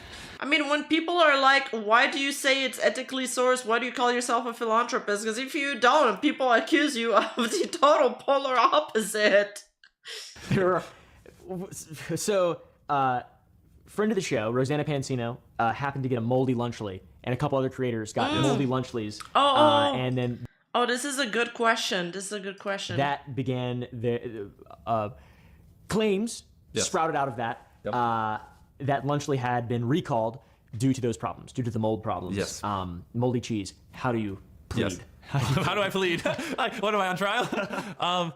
Well, there was no recall. I mean, that's been said, which again, it's like, it's so annoying. It's the disinformation, man, because that makes it seem like there's an actual serious problem. Oh, we're recalling Lunchleys, and there's a sign that, you know, I think Logan even did a video, if you want to throw up, where he like went to the store and that just wasn't real. That like someone put on like a door that said Lunchley has been recalled when the shelves are empty by the FDA, which was just a made up thing. Yeah, on the mold thing, here's the thing. We, every single Lunchley with cheese meat is USDA inspected. There is no mold when it leaves our factory. Like, we have the highest QC standards imaginable. Like, what do we have? Why would we ship that out? Like, that doesn't even make sense. You know what I mean? And we obviously have the best experts in the world. I mean, even once these things come out, I mean, we brought even more. They're pouring up and down the lines, making sure everything's good. It's just, the thing is, here's a context a lot of people leave out. Look at, I don't want to name specific brands but take a specific brand that comes into your mind when you think of something like Lunchley, something that's very similar, specific brand, I don't know, other brands, competitors, and Google their name and put the word mold behind it. You'll see thousands upon thousands of examples. And that, I think, is a key context a lot of people leave out in this, because they're acting like this is just the thing with us. Once it leaves your factory, you know, a truck that's delivering it could technically take a sharp turn in a box fall and puncture the seal, or honestly, even something as dumb as like when it's put on the shelves at the store. Like, I can't stop someone from walking to Walmart and grabbing a Lunchley, going to the potato chip aisle, putting it there, and then like a day later, an employee going, that doesn't belong there, and put it back. And like, I mean, obviously they shouldn't do that. They should throw it away. Of course. But like, so there's no mold when it leaves our factories, because that's just stupid. Why would we ever let that happen? But after that point, you know, there are variables that we just can't control, and that's why every single product in that section, Google their name, put mold behind it. It just occasionally happens. I mean, but did I misunderstand? But why was the FDA recalling some stuff? Did it say that the FDA was recalling things? Because it was on the sign, Logan Paul, with the photo with Logan Paul. I'm confused about we're that talking part. like, I mean, it's moving over 1 million units a week right now, and I'm seeing like maybe a couple examples here and there. So it's like, it's really, he said it was fake. Okay. Oh, he's saying the sign was fake. Okay, because I just saw the photo of Logan Paul next to it, and I was like, well, isn't that proof that it's real? But wasn't there a bunch of mold? Okay, I'm not gonna lie, I've never once opened a cheese from a store and found out that it was moldy. But then again, I eat blue cheese. So I don't know. I also eat food past their expiration dates a lot. So maybe I'm not the best person to rely on. But yeah, that's never happened to me. I've had like moldy bread that's happened where I bought like bread from a store and it was moldy, but never a cheese.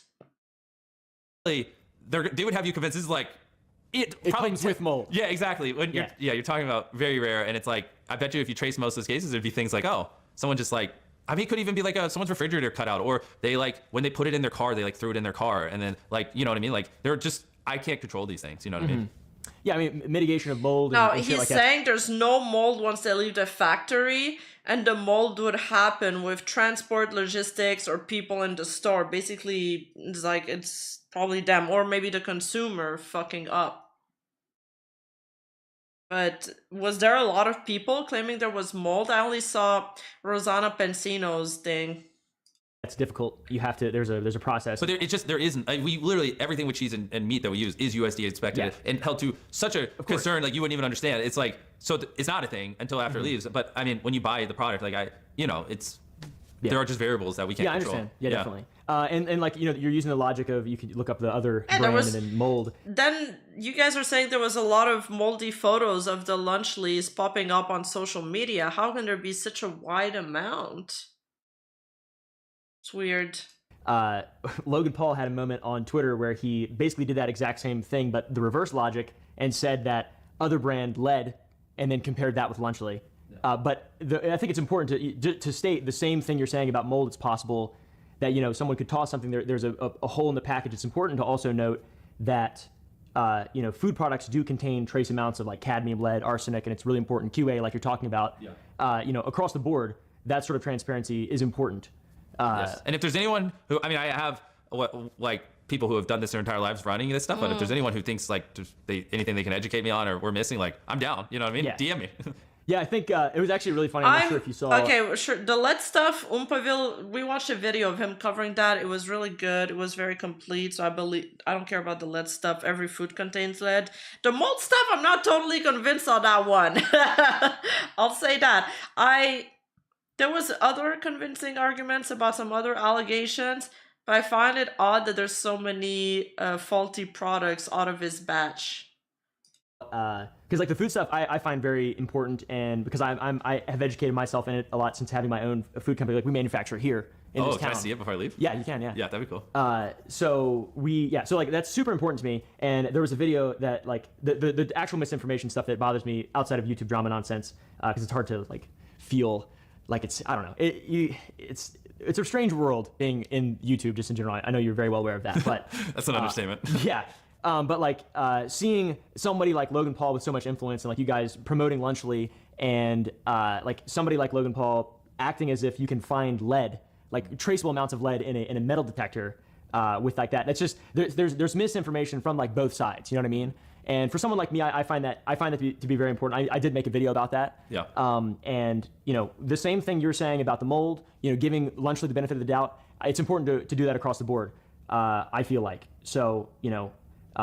Which you didn't make the claim that there's no lead. I honestly, I know what video you're talking about. This is what I'm too ignorant on what that machine does, so I don't. Yeah, I'd have to. We've got the same one. It detects metal. Every product, like Feastables, has lead in it. All cacao has lead in it. You know, anything that comes from the earth has lead in it. It's very difficult to get lead out of things, and like the lead that they measure for is parts per billion. So like you can't detect it. You're not going to find like a little chunk of lead. This is where you're in a different league than me. I'm so ignorant on this. It's important though. I mean, it's really important to know that, because it's like. It's just like you said, use the word ignorant. It is really ignorant to, you know, it's just as ignorant for people to say Lunchly's got Your mold in Honor, it I'm than it just is a for YouTuber. I'm stupid. people to say that Lunchables has, or the other brand has lead in it.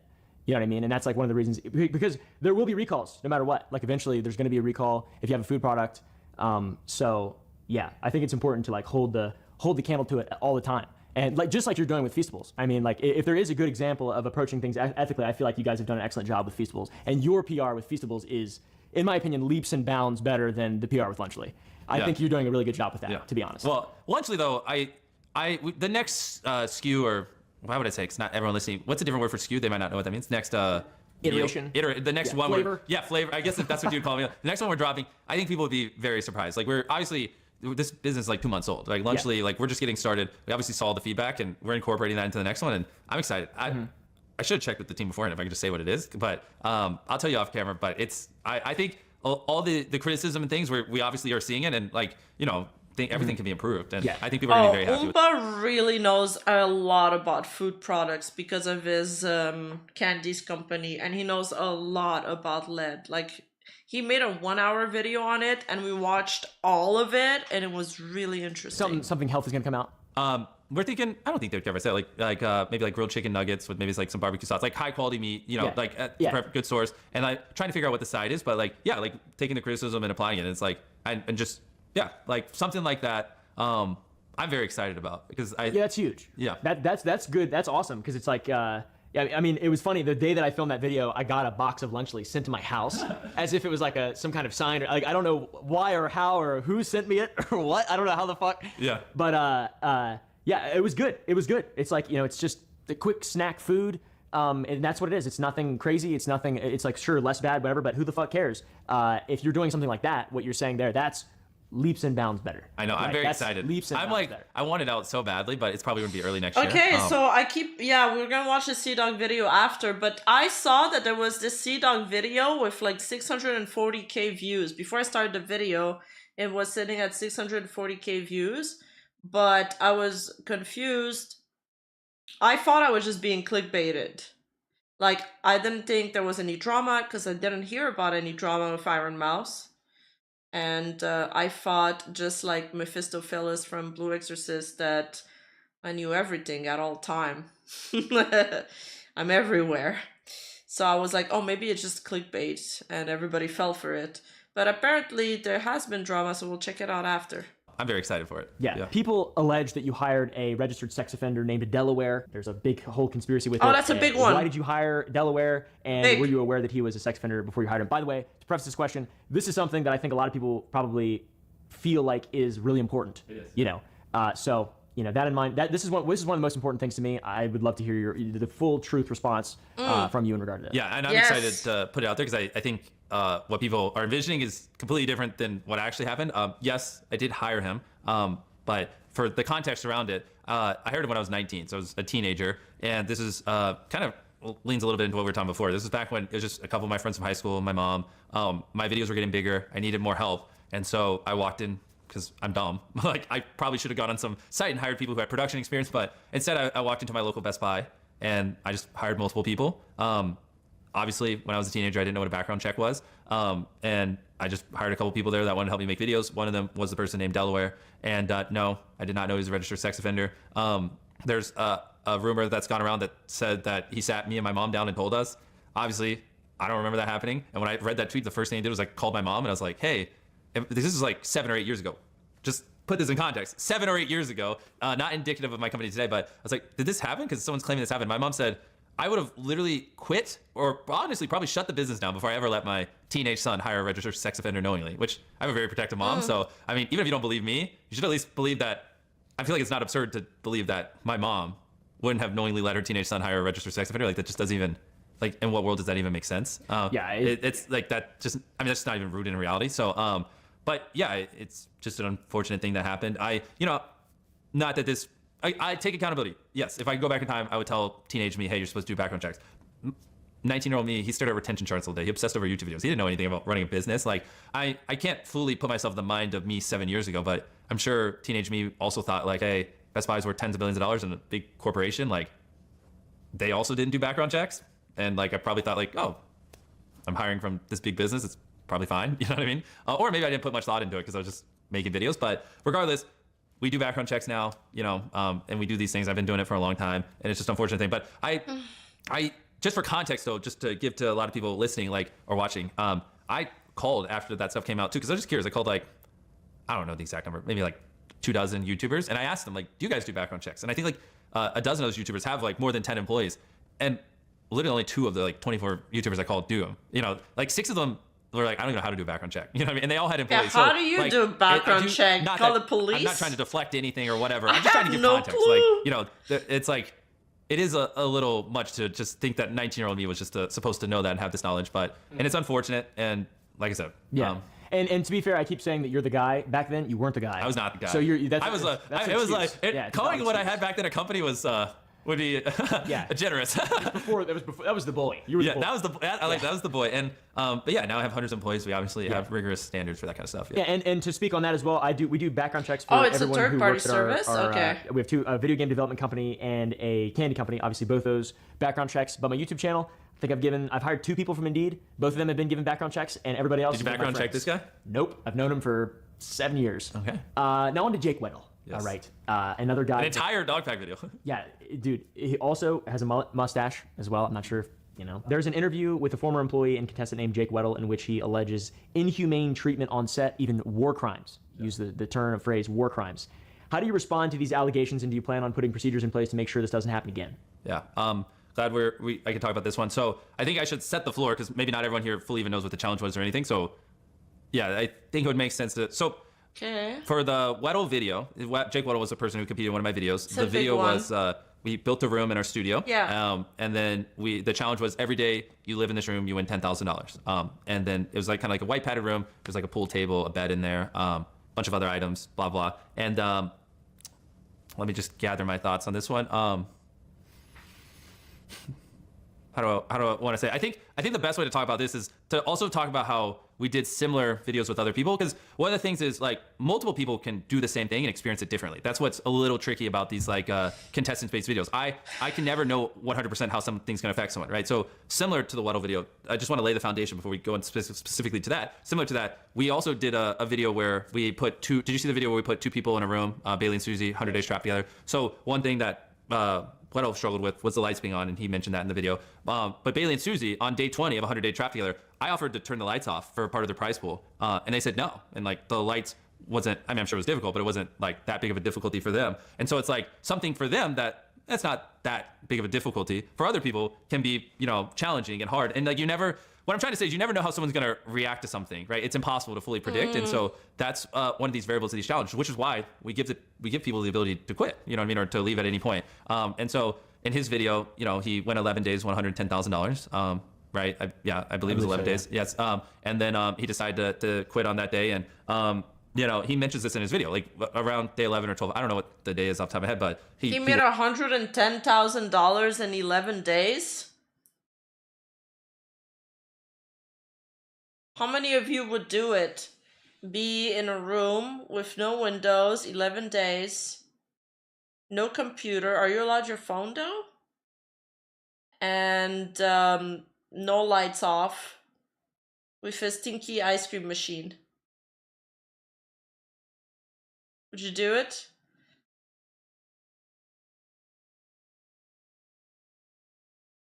Is there privacy to use the washroom? Yeah, true, that's a good point. Peace out, Rima, I don't need you if I get 100K. Hey! You know, if I have some mangas, bro, I'd do it. If I could reread Blue Exorcist, I'd do it. Take those 11 days, only read mangas. I don't need sleep. I don't need food. I just need to keep on reading. Oh, hell yeah, I'd do it. The time would fly by. And at night, anyway, I always sleep with eye mask, so I don't really care about the lights, I think. It's a little annoying, but with the eye mask, it really fixes everything. Was struggling, and so we did turn off the lights. We sent a psychiatrist in there to check in on him, and we were like, yeah, he's not doing too well, and we ended the challenge, and we paid him. Didn't go long enough where we got a video, so we didn't end up uploading it. But I think the big thing is just that's why we allow people to leave these challenges. Like my goal when doing these obviously isn't to like, you know, break people mentally or push them past their limits. It's just to like create an environment where they can challenge themselves and do something interesting or cool, and then when they've had it, like leave. You know what I mean? So I guess that's kind of how I would describe it. Mm-hmm. What are your thoughts on what I'm saying? I think that makes sense. It's important to note that it's also it's voluntary. It's yes. Do you really pay damage taxes on 10K to the point where on 110K to the point where it wouldn't be worth it? The voluntary challenge, you can leave at any paid point. Exponential amounts of money, Yeah. And you know, after all that stuff came out, and he sort of made the claims of how he was mistreated, etc. You reached out to him after the fact as well. Yeah, I mean, now that I didn't want to bring that kind of stuff up, but yeah, also off camera after he made that video, I reached out and was like, hey man, like obviously we weren't trying to cause you any, you know, mental stress with that video or anything, and is there any way I can help? And I ended up, you know, he seemed like he really needed some financial help, so I ended up sending him $50,000 completely off camera or anything. I mean, he talked about it publicly so people know, but yeah, I just wanted to make sure he was good. Oh wow, you took money from Mr. Beast after all that stuff. You said, yeah, this money, is this $50,000? Well, first of all, you're gonna tax it, so let's say it's more like $30,000. Yeah, I mean that's good. That's good. 30,000. Yeah. He says he got $30,000 out of the 100,000. So it's like 70% tax.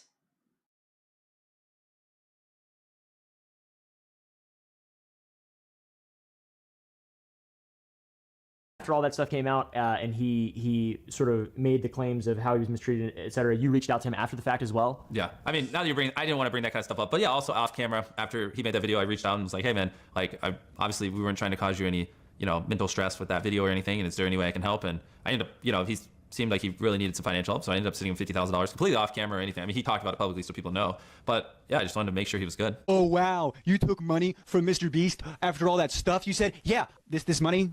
Is this $50,000? Well, first of all, you're gonna tax it, so let's say it's more like $30,000. Oh, okay, so it's $50,000, so it's $30,000 after tax. That's good. That's good.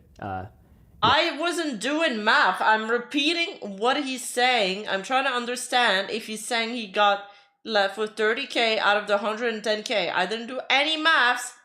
I'm just listening, you griefers. Yeah, cool. Yeah, it's to me that one's interesting because it's just a sort of a voluntary challenge, and it's difficult to it's a very YouTube thing, right? It's a very YouTube thing, and the comparison of that to like war crimes, fairly tone deaf. Yeah, to compare, like that's a ridiculous thing to say. Yeah. So yeah, we can move on from that.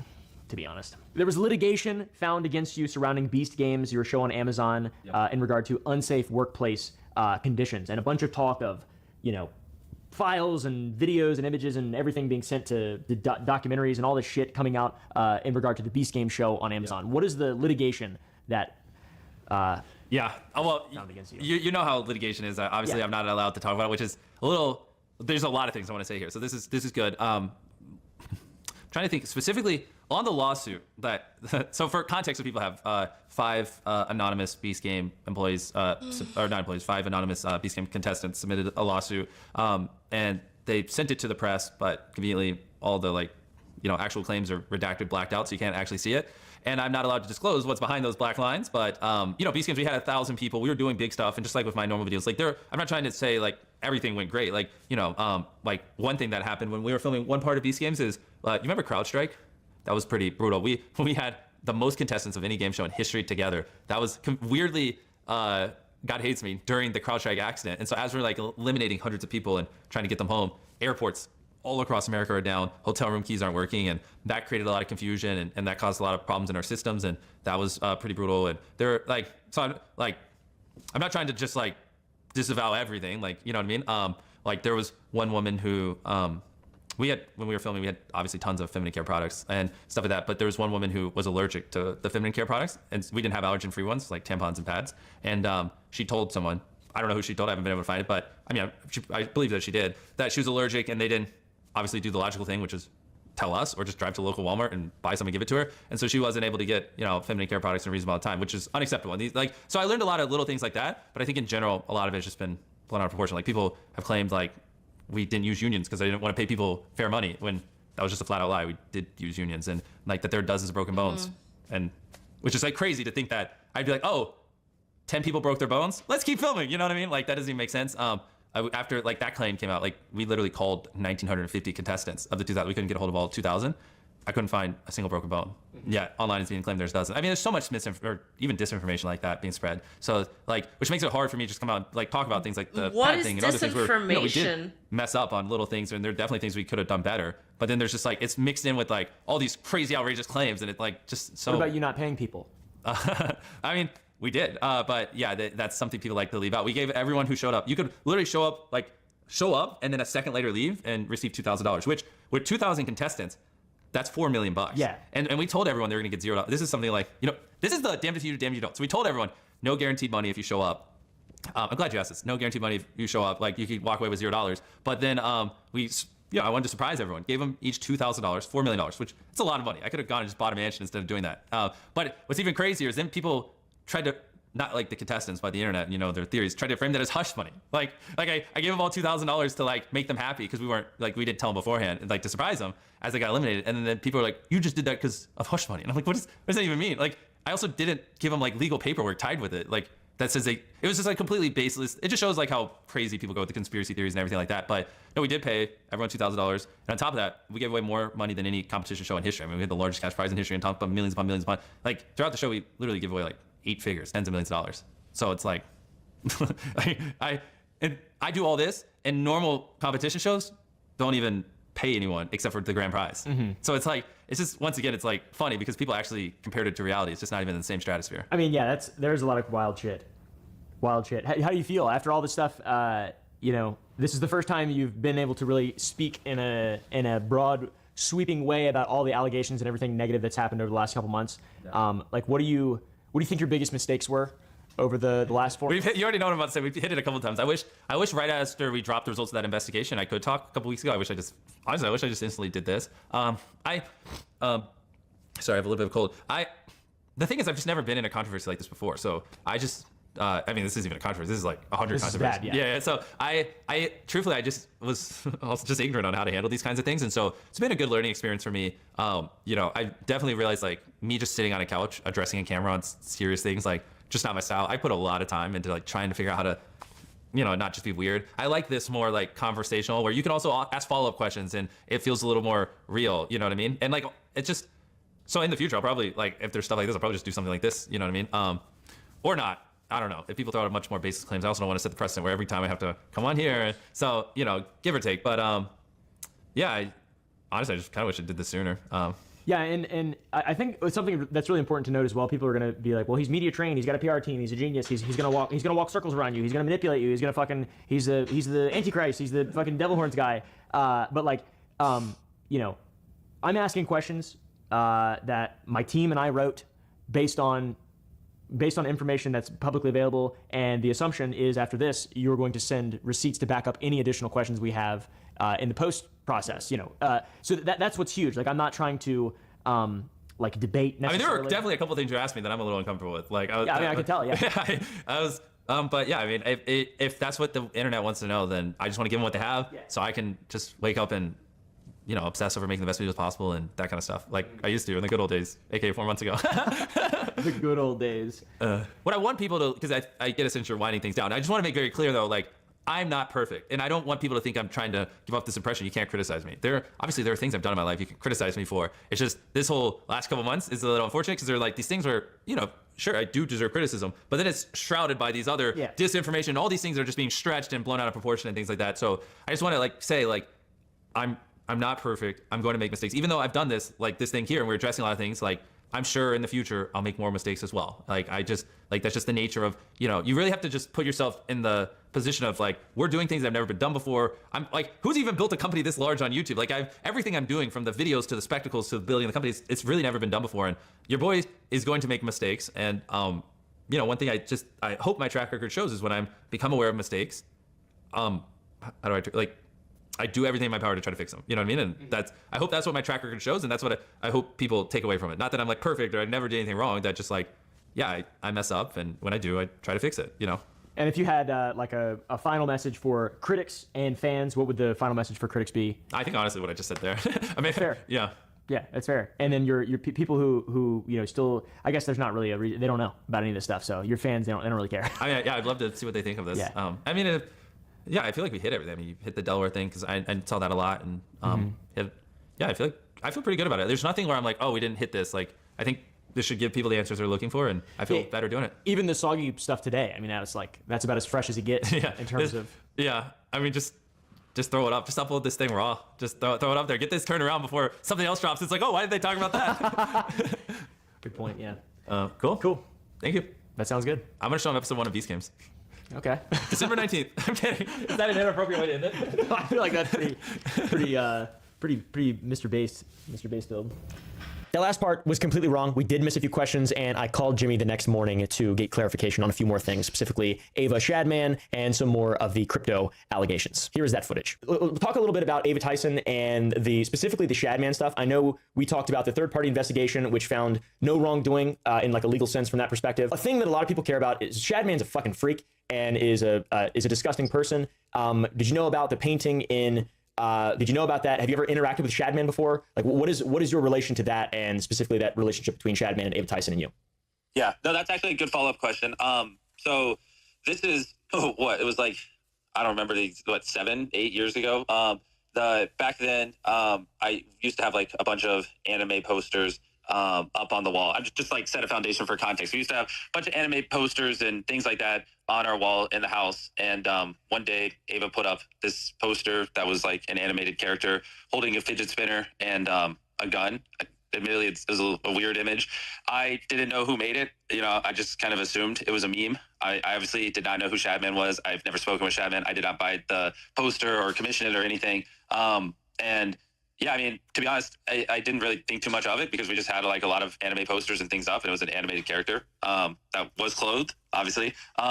And yeah, knowing what I know about Shadman now, it was a very weird thing to buy. I'm not really sure why she bought it, to be frank. And yeah, I mean, I wish I could give more details. I mean, this was so long ago. Obviously, I don't know the like exact thoughts going through my head, but I just remember, like, I agree, it is a little bit of a weird poster, but I also think like, you know, I had like Naruto posters up, or I had like Code Geass posters, like random animes I used to watch, and like, you know, I never like reversed image search and Googled, oh, who made this Code Geass anime poster that's sitting on the wall or whatever. I don't, you know, I don't.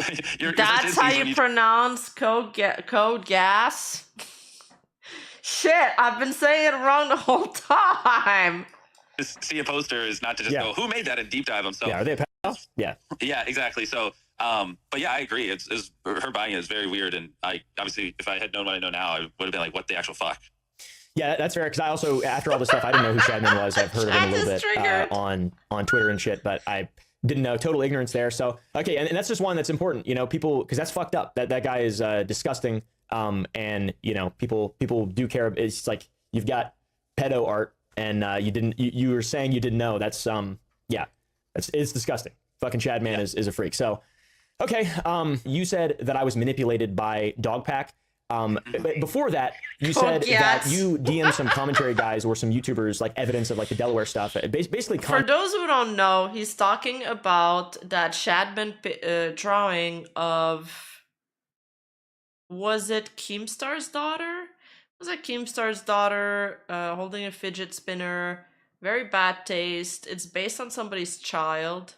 You know, it's not just the lolly question. It's based on somebody's child, which is weirdo. Really, really weird. But she is clothed. She's just like it's more like a provocative pose. It's like sexual, but she is clothed. And Mr. Beast had that photo on the wall, and he has multiple footage of him, you know, recording videos next to that photo. When the Ava Tyson stuff broke out, a lot of the allegations was that she had like close ties with Shadman and interacted with him a lot, and then people started unearthing stuff about Shadman, and then that footage of Mr. Beast, you know, sitting next to the Shadman poster made its round, and then the Mr. Beast team freaked out, and then they started scrubbing out a bunch of those footage off of the internet, which kind of caused the Streisand effect. This one wasn't based on Keemstar's daughter? Oh, that's a different pic. Oh, okay, so it's just lolly art?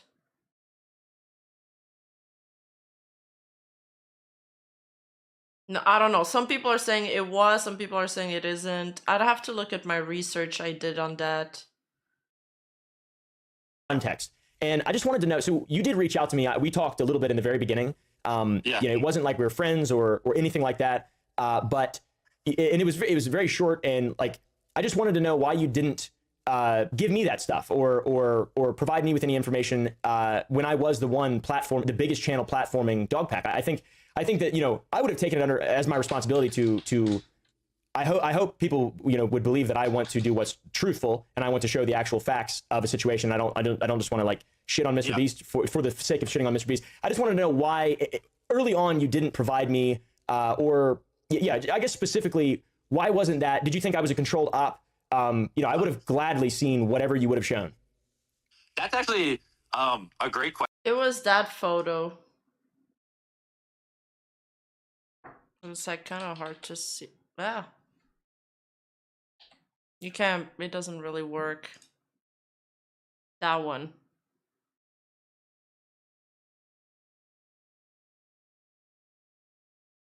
Question. I mean, we did have a call. I called you after the videos, and I told you and explained to you a lot of things that weren't true. You're right. I didn't send you that Delaware photo. I guess I might not have even had that photo at the time, because I think I literally called you right after you posted. Yeah. But I did tell you a lot of things weren't true, and explain a lot of things. I mean, but yeah, agreed. I'm not throwing you under the bus. I didn't send you any cold hard evidence. Maybe I guess I was a little hesitant because, you know, you did speak with him, and it did seem like, you know, you were going a little easy on him. So I guess I didn't fully know. But yeah, I mean, honestly, I don't know. I mean, I did send it to people. Why I didn't send that to you? Honestly, I don't really know, to be honest. Yeah, it's fair, and it's just, you know, because I would have appreciated it is all I'm saying, because like you know, in the very beginning, I did genuinely believe that, you know, I like the idea of whistleblowers. I think people should be able to criticize the guy. You're the guy. We've said that a lot yesterday, and you did refute a lot of stuff, but there was just I didn't get any sort of evidence or anything like that. It's just. I think it's a lot of you know, a lot of this mistake. Yeah, I think in my head is I just called you, was like, hey, off the top of my. So this one was okay. So that poster was based on a fictional character. The problem with Shadman's controversy is that he often brought real people in. I think he made some drawings of like a 9-year-old actress, and then Keemstar's daughter, which made, you know, lolicons have a really, really bad reputation. Yeah, last time, so it can take up to 24 hours for your credit card to get reversed. Yeah. It's happened to me with really large amounts. My dome, here's a bunch of things that aren't true. And then you just said, hey, you probably did say something along the lines of I need evidence. And then, you know, at the time, that's where it's just like, this is all a blur. I don't even remember what days it was. Yeah. Maybe back then was like when I was working on my response video or whatever. But agreed, like, I don't think you did anything wrong. Like I didn't send you like, oh, here's a doc of everything. You know what I mean? And then you just ignored it. Right.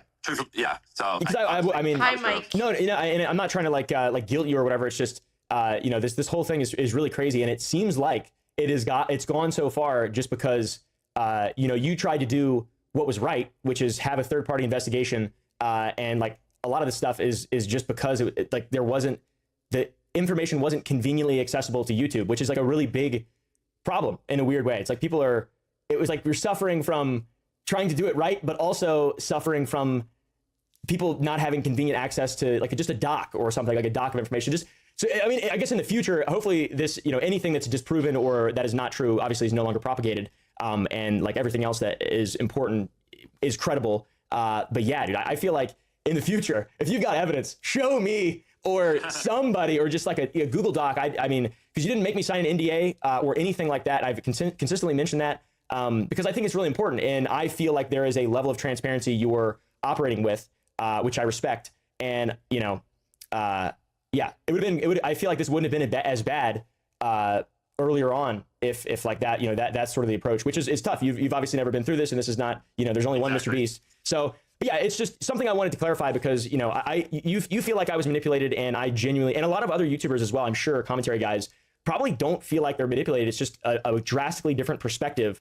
You know, you are Mr. Beast, so it's tough to say, not to, you know, say I deserve the benefit of the doubt or whatever. I absolutely should have researched more. But once again, it's a bigger problem, I feel like, that I think hopefully will be mitigated more in the future by this all coming out. And hopefully how transparent this video that I'm making right now with you is. Yep, all fair points. Cool. Okay, so now a little bit more on the crypto stuff. I know I talked about CoffeeZilla a little bit yesterday. He's awesome. I think he does really good work on YouTube, and he holds people accountable. And you know, it's just impressive. He does actual real investigatory work. Like, he's not the guy who makes videos out of convenience like most of other, like me and a bunch of other commentary YouTubers. So, you know, I feel like it's my responsibility to ask some more questions about the crypto stuff, because we sort of glossed over it a little bit yesterday. And it's one of those things where it's note heavy, receipt heavy. So, you know, if you don't know something, you just let me know. And if you have to go find information or whatever to back up what you're saying, you know, I don't expect you're like a politician and have all your fucking, you know, we're not debating philosophy or politics. Like, I don't expect you to have everything at your left hand. I understand you're busy. So, you know, if there's information you can provide so we can put it in post, just let me know. Okay. Okay, so first, I am looking down because my eyes hurt because I'm really tired. So I'm not puppeteering my VTuber. Sorry, guys, but it's just yeah. one is Wu-Tang. You have said that you do not control the Wu-Tang wallet. You said that last night. You said that a friend did it. You said you didn't know what Wu-Tang was. A fund did it, yes, not a friend. Right. Okay, a fund. Okay. On a podcast with Logan Paul about CryptoPunks, you talk about a call you had with Mr. Gary, where you claim to have bought and or sold CryptoPunks, but then later decided to roll the money into VFriends. And this is all like video, obviously. And this trading activity all happened within the Wu-Tang wallet, which we talked about last night. Yes. So if it was your decision, you know, if semantically, if what you're talking about on the podcast, if it was your decision, your trading decision to buy and sell the punks or VFriends, even though you didn't press the buttons, was it actually your decision? Did you press the button? Did you not press the button? Was it your decision? And if it was your decision, and even if you didn't press the button, it still, to me, would mean that you had control of those trading decisions. Yeah, these are good questions. Actually, I'm glad we're doing this follow-up thing so we can also just put all this stuff out there. So, yeah, I did say that in the podcast, and I obviously did not press the buttons. Like I've been saying, I didn't pick what punks to buy or anything. Gary Vee, like I said on that podcast, called me and a bunch of other people, said crypto punks were the next big thing. I thought it was pretty crazy, but you know, the first thing I did right after that is just called the guy in charge of the fund who invested my money and it's other people's money as well, and just said, hey, Gary Vee seemed very passionate about these punks. You should look into it. If it makes sense, buy it. And so, you know, he did the research, picked what punks to buy, bought them. I don't even truthfully know how to buy punks. I've never bought one, like me personally. Okay. Like I've said, I don't have access to that wallet. So, I mean, in other transparency, like that's kind of high level how it went. But, you know, if he was like, oh, this is a shit investment, then he wouldn't have bought them. So, he was the one who was doing the buying and selling and managing things. Okay. But you did make some decisions to buy or sell in the Wu-Tang fund.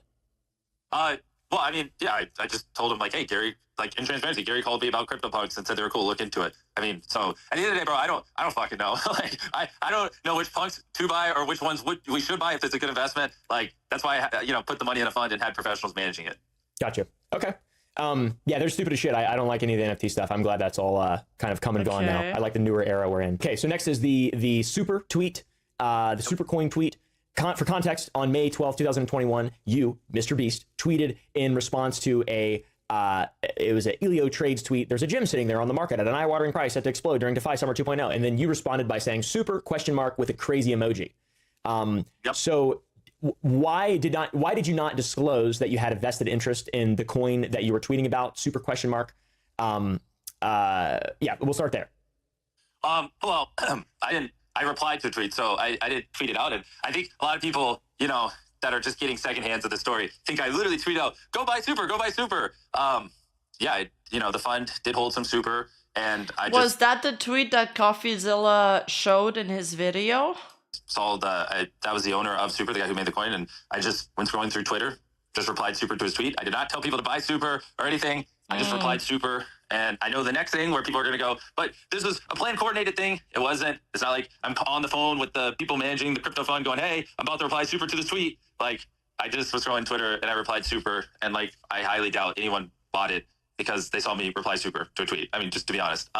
So I didn't think too much of it. Obviously, though, in hindsight, I mean, I could see how people might think that is a weird look optically. And so like, I wouldn't do it, but I mean, I really don't think it's that malicious. Like, if I just flat out tweeted, I think super is the next big thing. Go buy it. Super, super. Like, I think this is a different conversation. That's the kind of stuff actual people do. You know what I mean? And like, scammers. So I just don't, so it was just interesting too because Coffee never said I was a scammer in his video. Yet, there's so many comments on it. Just a lot of people just want to drive, whatever. People who don't like me, like you said in the video, are not going to like me, and they're, going to run with it. People who do like me are going to be like, oh, just manage my fund, and Jimmy has answers for everything. Which, I mean, it's not excuses. I literally was just a fund. I was not the one buying or selling or anything. You know what I mean? I had other people managing it. So that's the honest answer. I just replied super, and I guess if I go back in time, I'd just not reply. I mean, I didn't think it was a big deal when I did it.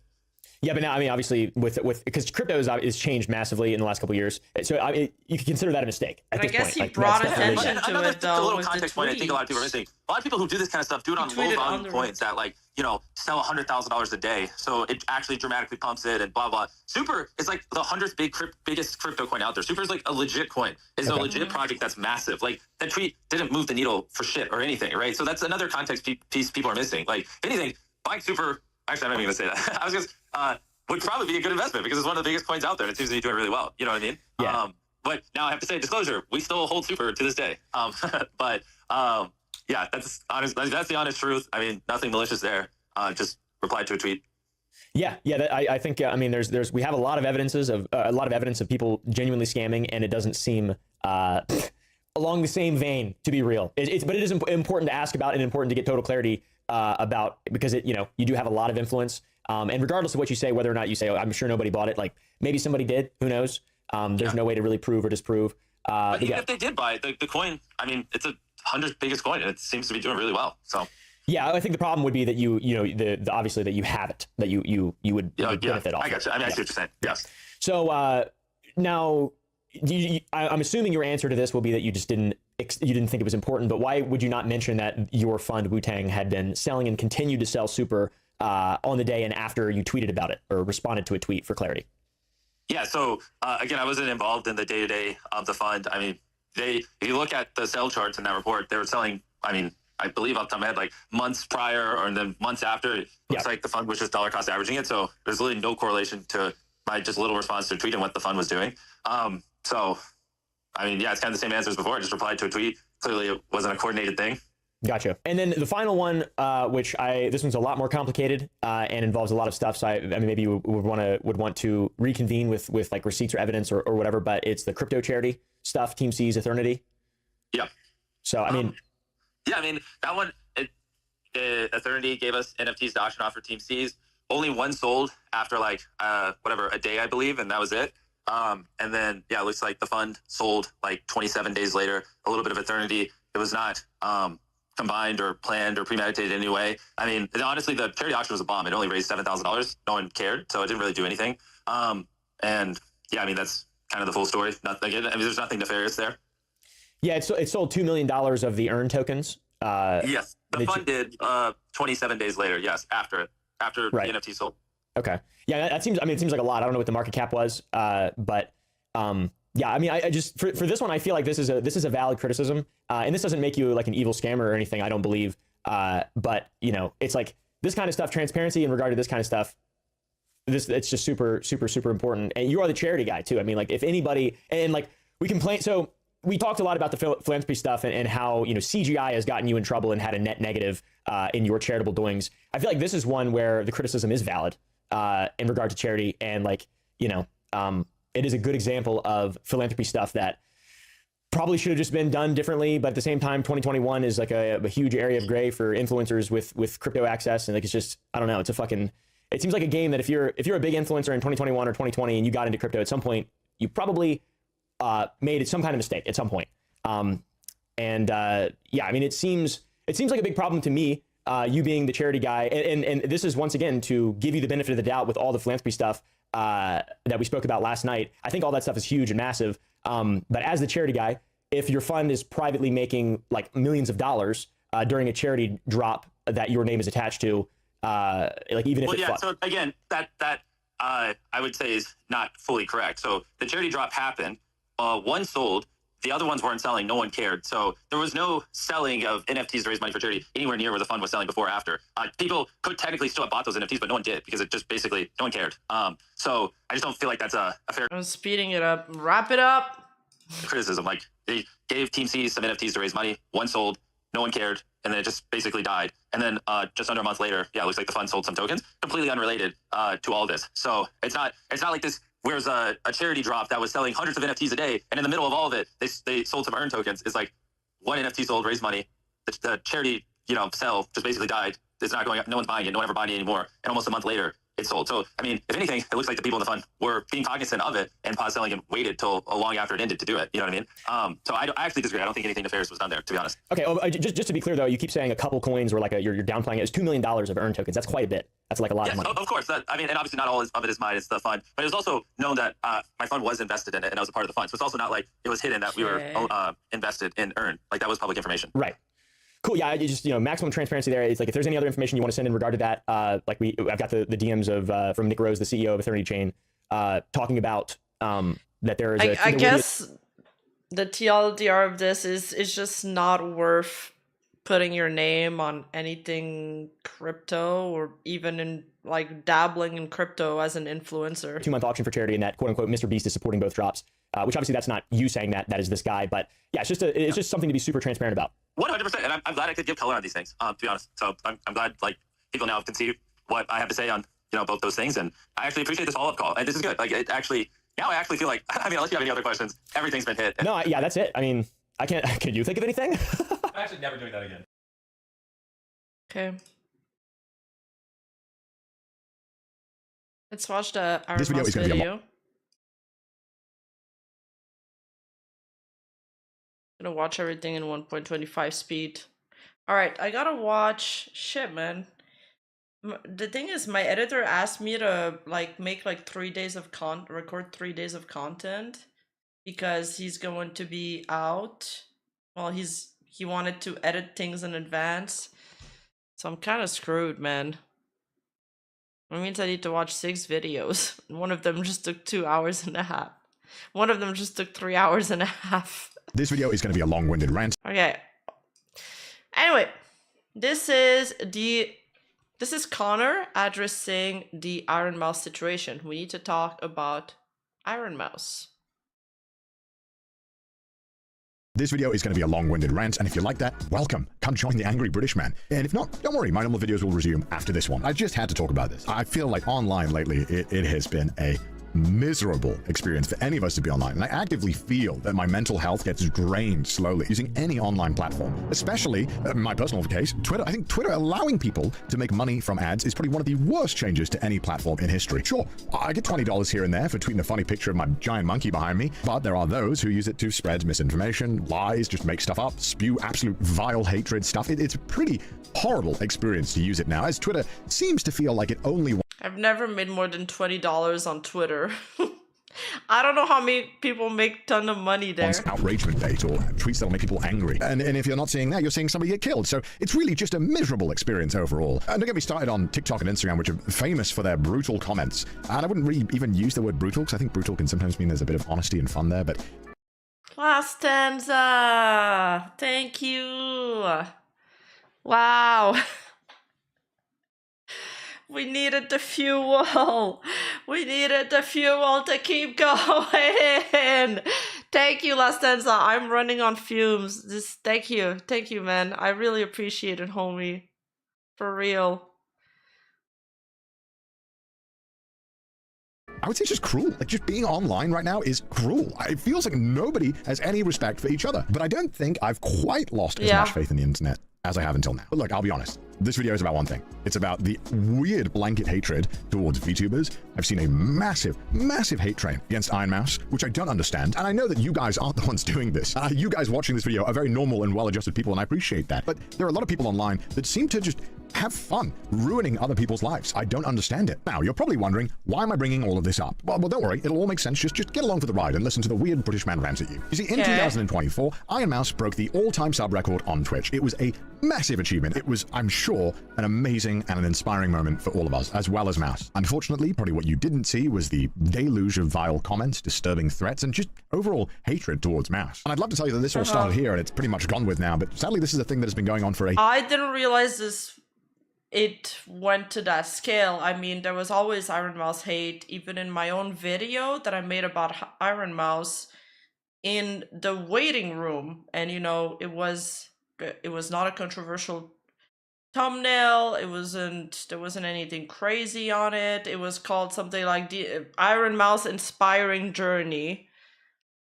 And there was some Iron Mouse, like, people flaming her or mocking things about her in the chat. I just deleted them.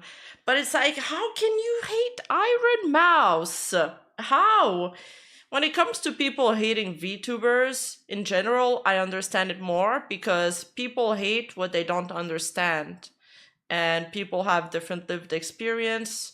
Not everybody, you know, is born around technology, connected to the world, into anime at all. Like, some people are born around. If everybody around you is like a mean person that thinks VTubers are weird, that think anime stuff is for PDF files, then of course you're gonna think that too, and you're gonna think it's normal. In fact, thinking the opposite is probably what's considered weird where you live or in your entourage. When you put things in perspective like this, I guess you understand it more. That doesn't justify any harassment or hate. It's still a shitty way to live your life. But I just... Anyway, let's just play this, or I'm gonna go on a full rant. Very, very long time. And this is not just for Mouse. VTubers in general have had to deal with a lot of shit just for being an anime girl or boy on the internet. So let's go back in time a little bit so that we can better understand the full scope of this mess. Yes, you got me. This is a video about me defending my friend. 100%. I'm not even trying to hide that. But I also just want to bring a tiny bit of attention to the level of normalized hate that is just for some reason acceptable. And hopefully that, you know, maybe this video can make a tiny bit of a change. Because what some of these creators have to endure is on a level that I've never seen before on the internet. And I've been here for a very long time. 4 years ago, VTubers had a massive explosion in popularity here in the West. Now, obviously, they've been around in Japan for a while because this is very Japanese coded. But, you know, 4 years ago, they blew up and people started getting into them. However, there was a lot of pushback from people like me included who were kind of like, what is this? I don't know what this is. But I like it, but I don't know. Yeah, I don't know to see. And I'm sure any VTuber who was around in this era could tell you the amount of hatred that was given out towards VTubers. Like, why are you using a voice changer? Are you a man? Are you an AI? Perhaps. You know, pretty uninspired, insulting comments. And during this boom is when a lot of people found Iron Mouse as well. Now, Iron Mouse had actually been streaming a long time before this as well, but it wasn't until this moment where a lot of VTubers were on Twitch and kind of getting great viewership. Now, obviously, VTubers choose to be represented by an avatar for a multitude of reasons, but for Mouse, it was for anonymity, which is why most VTubers do it. And now, look, I cannot talk for Mouse. You know, Mouse is her own person. but Mouse has been sick for a very, very long time with a multitude of illnesses, but the main one being primary immune deficiency. Primary immune deficiency is slightly different to autoimmune diseases that you might have heard about. Autoimmune diseases are where your immune system kind of attacks itself, whereas primary immune deficiency means that your immune system just doesn't work or doesn't work very well. And I'm sure a lot of my viewers are familiar with this because I'm always raising money for charities that want to find cures and support people with primary immune. He did like a walkathon, didn't he, for this immunodeficiency? It was pretty cool. They do a lot of really cool things for the charity. I never get it right. Primary immune deficiencies.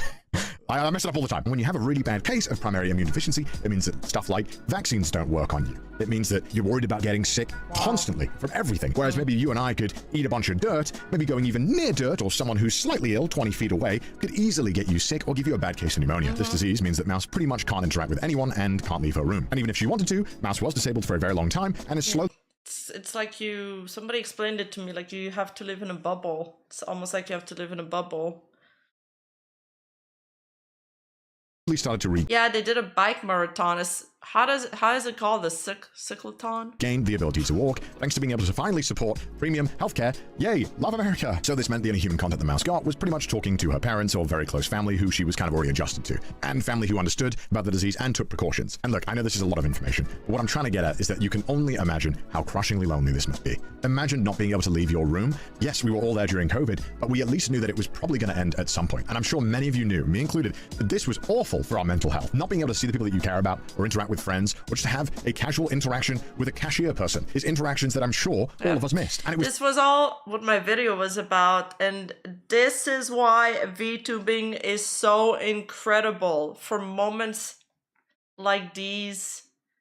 This is why that clip of her hugging Neanners in VR chat was just, it's such an emotional moment on so many levels when you understand all of this, all of that. Take it all in and then watch that clip again, and it's incredible. It's incredible. Thanks to VTuber technology getting so much better and more accessible, that Mouse was able to stream like me or like you or like any other big streamer. It was a level playing field. And on top of that, if you were a more artistically inclined person, you could show off your artistic skills by, I don't know, costume design or singing or lore or voice acting. There's so many more facets to it than me raging a Jump King.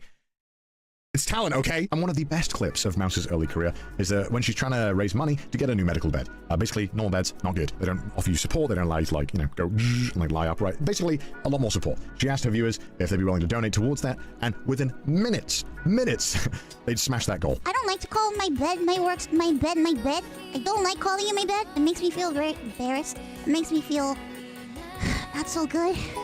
So I like to call my bed my workspace because that's where I am all the time. Fox, thank you so much for the penalty. God damn it! Mal, what are you doing? Mal, thank you so much for the dono. Thank you. And I think a lot of people forget that Mouse didn't used to stream long. Mouse used to only stream for like an hour or two at a time and then would go offline to take medication. But now feels comfortable enough to take the medication and still keep streaming. She consider her bed's her workspace. She's there so often that people donated to provide that for her and to support her. And now she's making 3D concerts with Vshoujo. She started from there, and now she's making 3D concerts with Vshoujo, fully choreographed, big projects. She's earning enough to buy medication, so, her lifestyle has improved. So VTubing has provided her with a way to follow her dream, which previously, without this technology, this wouldn't be available to us. It's so cool. And it's so inspiring. Her story is literally one of the most inspiring journeys in all the ones I've studied, I think. And it just makes so much sense. It makes so much sense for her. She deserves everything. Like, seriously, she deserves everything. And after learning all of that, I don't know how anybody would be not convinced. And there's a guy that is a YouTuber And he also thought VTubers were weird when Kaisenat was getting a lot of hate and stuff. Sorry, when she passed Kaisenite's up, she was getting a lot of hate. A lot of people were talking about this online, and that guy, he made some research on it, but then he watched my video about Iron Mouse, and he said it changed his mind on her, it convinced him, and then he made a video kind of defending her on the topic, a commentary video.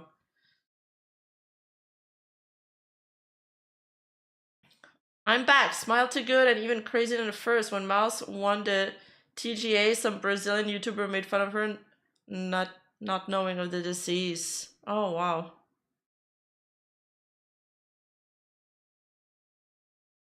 Which I think is an amazing thing and something that the outpouring support has allowed us to do. And obviously VTubers do more than just talk and play crappy games like me. Some of them have god-tier singing skills. We all know that Mouse was trained to be an opera singer and sounds incredible! If you could look at me once more. Combine that with aesthetically pleasing designs that are constantly changing, and it's no wonder that VTubers eventually had their boom. Now, obviously, Twitch and YouTube have always...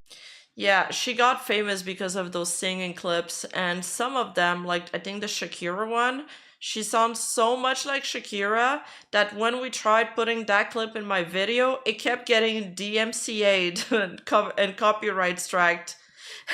So we had to remove it. That's how good she is. Always been very gamer-centric and gamer-focused, and gamers aren't exactly known for being the most chill and reasonable people. Look, I was a Call of Duty kid. If I said the things that I said in those lobbies and they were recorded, I would not be here today. I would not have a career, or any career. I was toxic, okay? Now look, I've been a content creator for 10 plus years online. When they finally released the Rima League logs, dum. It's been my entire adult life. I've been doing this for so long that I'm a fossil in internet years. And even before that, I would pretty much only spend my time on the internet. And it was normal that as a creator that you would get some kind of hatred towards you, or some people who would just blindly write mean comments. It was part of the job. Doesn't mean it's a good part or that we should accept it, but it's just kind of how it was. And because every creator would get a bunch of hate comments here and there was kind of a mutual respect amongst creators that you wouldn't just blindly insult each other for no reason. You wouldn't insult someone you didn't know or you didn't have beef with. It was a thing that you could expect because that's how normal people behave. However, nowadays, it kind of feels like that's not the case anymore. It feels like it's kind of encouraged or okay to punch down and make fun of other creators that you don't like or you think that something's weird about them. And this has happened a lot with VTubers. For example, in 2022, a massive TikTok creator, Noah Glenn Carter, made a video mocking the fact that people wanted to meet Mouse virtually. Here you go. This might be the saddest video on the internet. So I want you to take a look at all I didn't know about this. Piece of internet knowledge. Somebody who has criticized VTubers that has a big platform that I don't know about. Wow. All right, I didn't think I could still be surprised. What is this weird feeling?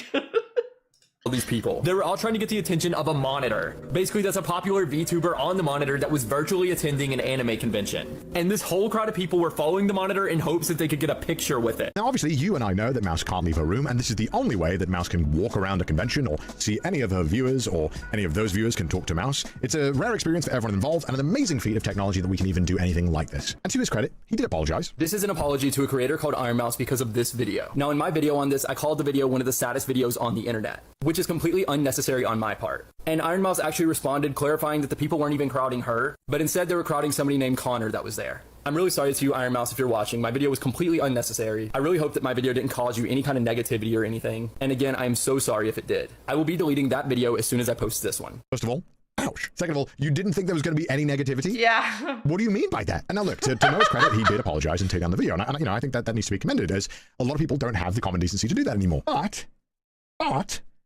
would you not have taken it down if nobody complained? If everyone joined in, haha, let's make fun of it. Would you not have taken it down? Or did you take it down just because people were like, hey man, you're kind of a dick? The reason why I show you this is not because I want to send... Imagine, okay, put this in context. No, Connor is totally right here. Put this in context. I go to a convention, there's somebody there, like a girl or a guy, gender doesn't really matter, and I start filming myself, and I'm like, lol, look at all these noobs here. Look at all these losers all standing in line to go see that creator. Isn't that weird, chat? Lol. Yeah, that's so weird. Anyway, upload, vertical zoom, add some songs, press upload button, million views. It's Why are people like that? Why are people like that? What compels you to do this? Any hatred. This is 2 years ago. It doesn't matter. It's over. Do not send hatred towards another creator. And if you do, you're a piece of shit and you should not be here. But why is it now that you can just dunk on something that you don't know anything about, you don't understand, and you didn't bother to research into? Why is that the norm now? Why is it that you just post first and research second? Oh, I got some hate about this. I'll take it down. Don't worry about the other 500 videos where I blindly made fun of people I don't understand. The sad truth now is that it seems like it's okay if you're a large creator to be a dick to anybody you want or don't like or don't agree with. You know, having a large audience is a huge responsibility. Whether we like it or not, we are influencers. We influence people with our opinions and what we say. I'm sure some people watching this video right now will be influenced by my opinion on all of this stuff. That's how it goes. But for some reason, it's okay now to blindly hate others and send rabid fans to go and attack people and stuff they don't understand.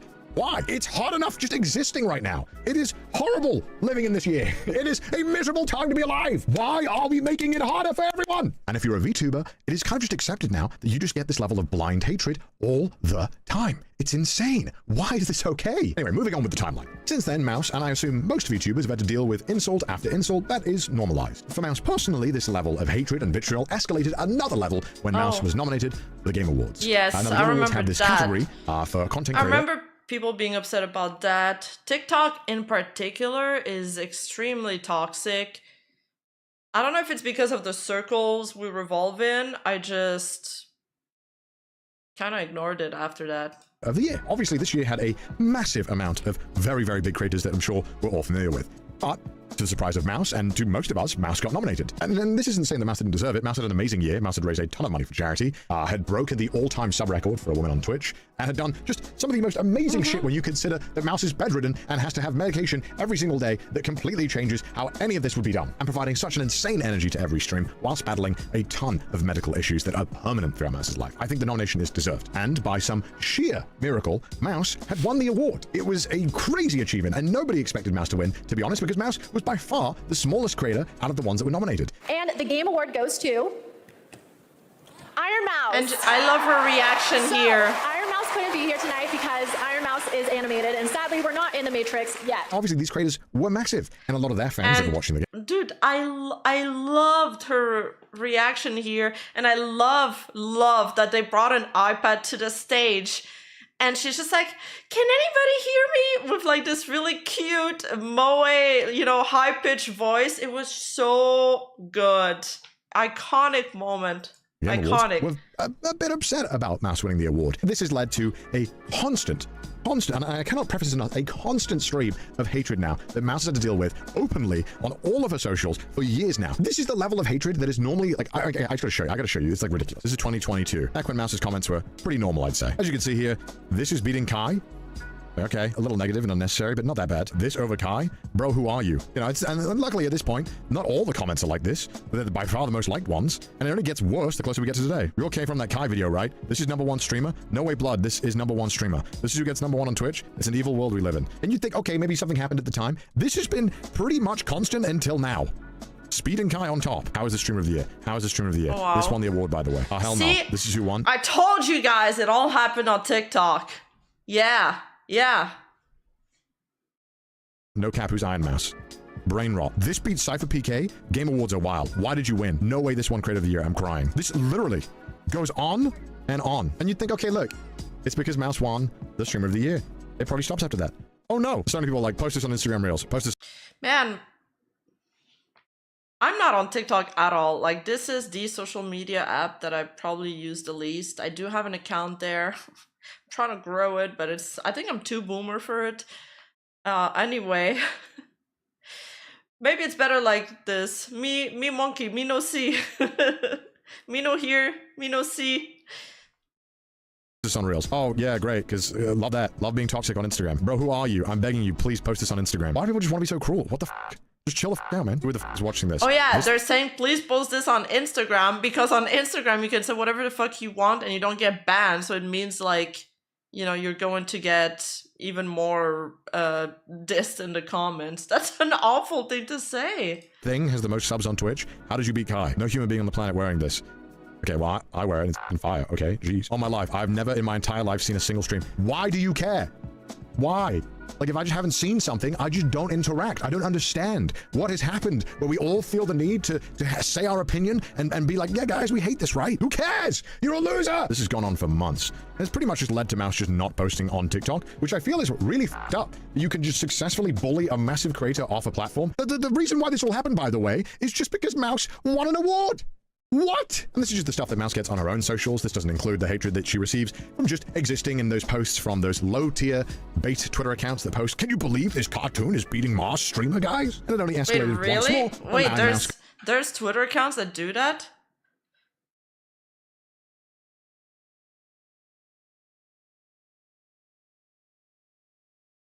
Can someone tell me why 200,000 people are subbing to a fictional character on the screen?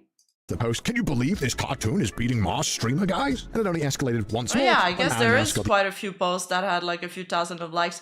But that's Twitter though. Any post that is negative will get 1,000 likes. That's just how it is. That's just how it is. And people are like, oh my god, these posts are going so viral. So what? They don't hold any weight. People are just pressing likes like trained monkey because that's what their brains are not wired to do, because they're just in search of the next dopamine hit over and over again. The all-time sub record on Twitch, which led to a bunch of news articles tweeting about it and people talking about it, and unfortunately a lot of people were just being blindly hateful. And of course, this level of hatred doesn't just stay on the platforms you'd expect it to, it's also in Mouse's chat. Here is a 85-page document of just some recent bans of people saying the most heinous shit towards Mouse. Now, you're telling me this bitch-ass Vtuber surpassed Kai Cenat. God, you know these people are so ugly. Just sad how Sims donate to this crap. This is the bitch that broke Kai's record. I refuse to believe any of you are real human beings, unless you have less than 60 IQ. No one in this chat is real. I've been watching this shit for 10 minutes and I want to kill myself. How do people watch this shit, you weirdos? You'll never get on Kai's level. You guys know this is a fat guy, right? Amongst obviously all those insults, a lot of people saying What is this all Kai Sims, man? Throw it right back at them. Lying about her illness, which, I mean, I don't have to tell you why that's wrong. Like, look at this. Yes, yes. Dude, the comments regarding her illness are so fucking vile. I also had to delete a couple of these. I find them repugnant.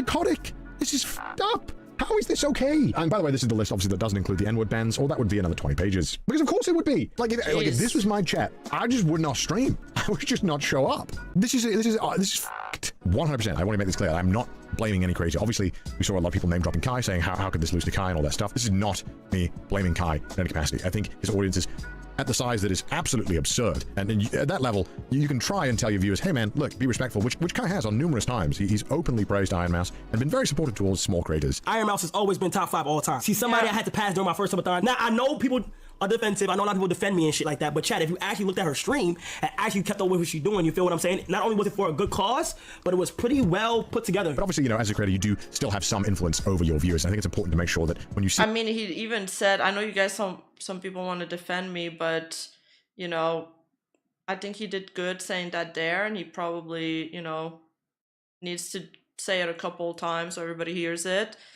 He has a very wide fan base, and some of them... There's probably some of his fans that don't even watch his clips, so or his streams, so how could they know about this? There's always going to be crazies. I'm not going to judge somebody's entire fan base by, you know, a few wild people, but you do need to rein some people in sometimes, from time to time.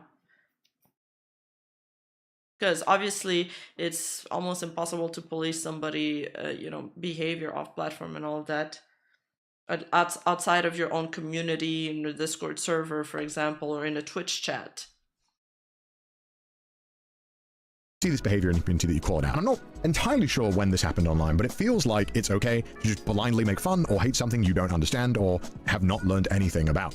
But I guess that is more of a reflection of the current times we live in, because everyone seems to do that all the time. As a creator, I would be embarrassed if I saw my viewers blindly hating on someone else using my name. I would be mortified if I saw that. And the one good thing about all you guys is that I know that you don't do that. I appreciate that, because you're all cool, and you're all normally well-adjusted people, I hope. And look, I'll admit, I don't have a point of this video. I don't have a plan. I was just going crazy, looking at all of this open hatred, and losing my mind, wondering why this is normal. That was literally it, and that's the reason why I'm making this video. And I kind of wanted to ask if anyone else or any other VTubers... And Brittany Venti also made a full like stream on Iron Mouse. She said some also really fucked up stuff about her voice, and Iron Mouse's voice is high pitched, because of her illness too. So it's like, okay, you did zero research, like absolutely zero, and you're calling everybody's audience that are watching her Coomers and PDF files. So bye, girl. Is there any other, even YouTubers, if you've experienced this same kind of level of blind hatred yourself? I would love to hear about it, just so that I know that I'm not going crazy. I hope we can have a civilized and good discussion in the comments. And so with that, I wish you all the best of luck. Don't let these urinal cake eating children distract you from what you want to do in life. Now I'm gonna go drink a beer. Bye. Blind hatred for being simply a VTuber. I don't have an audience big enough that it's reaching normies. So everybody that knows me, I'm like a niche creator, right? I'm like a niche within a niche. So everybody that knows me or that watches my content already knows what a VTuber is. So I'm lucky to be surrounded by open-minded people, at least in that sense.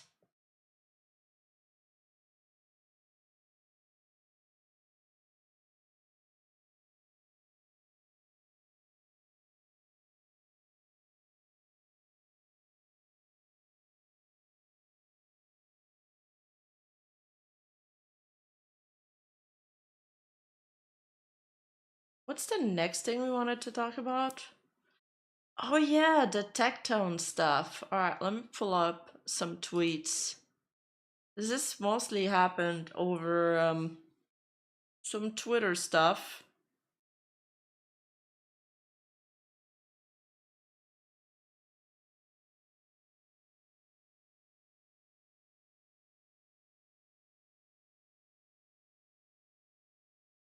Oh wait. I have something to add about the Iron Mouse video.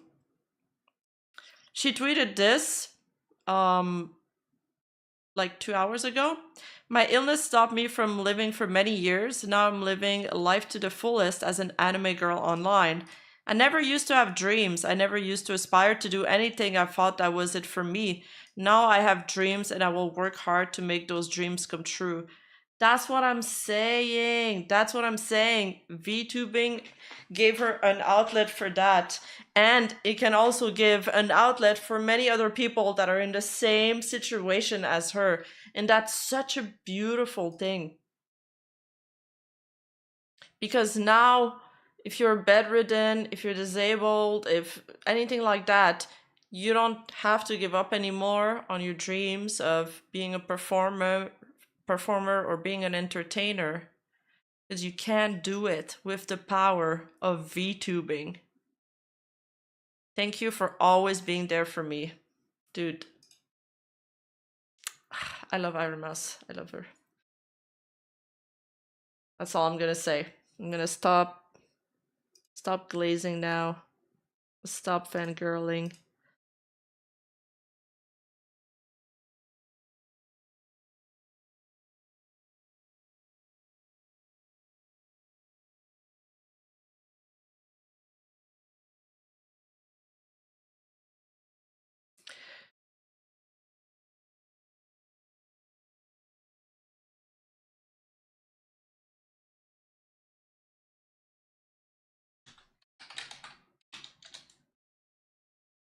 Okay, let me pull up the links.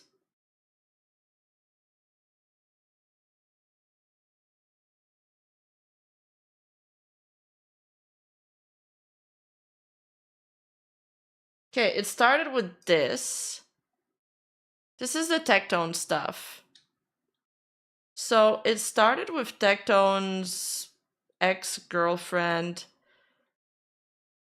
going on Twitter and tweeting, how are you supposed to feel if a guy is abusive and makes you cry, then shoves your head on his crotch and demands you S him off, and his excuse is, emotion just turns me on when you cry.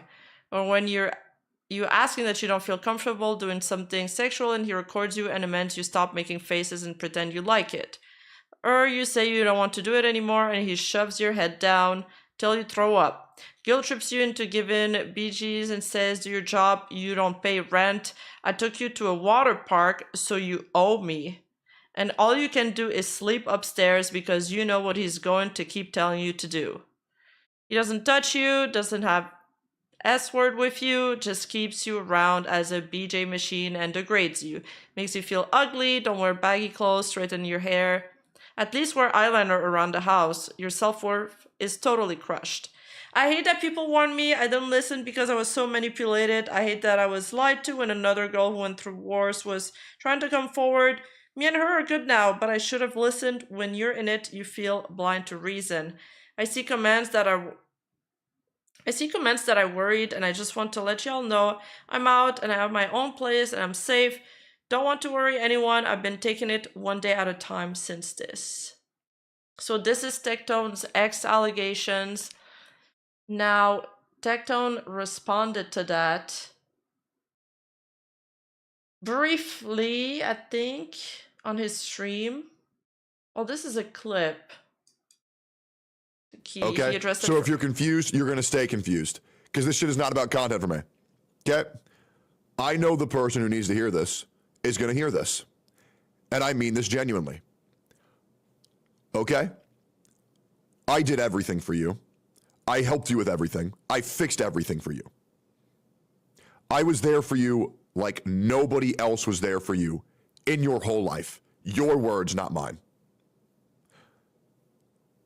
The fact that you're letting these people get into your ear, people, the same people who are talking behind my back illegally, by the way, the same people who placed me under an NDA, where I cannot talk about them. I know they're talking to you right now behind the scenes.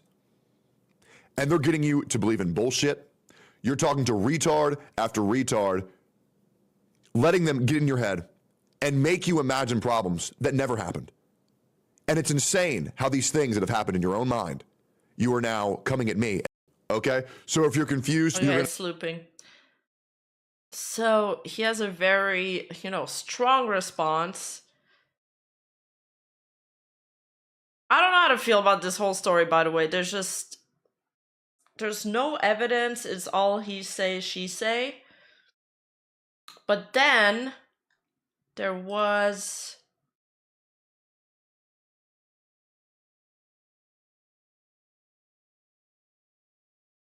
Okay, so he says this, and then today some people started noticing that he was removed from the OTK website.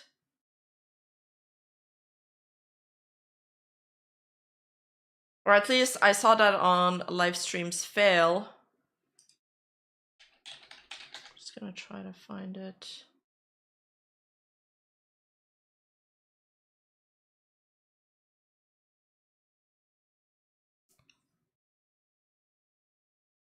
So he's not, can I stop getting pop-ups? Alright, so he's not on the OTK website anymore.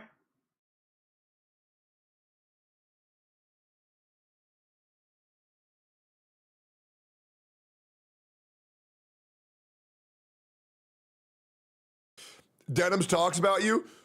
Dude, I only watch Denims clips offline. Yeah, with my pants off. Yeah, I can't watch those on stream. Yeah, just shouldn't bother. Wait, I thought this was addressing the situation. Did I mess up? Did he not talk about the OTK stuff? Also, what the fuck was that clip?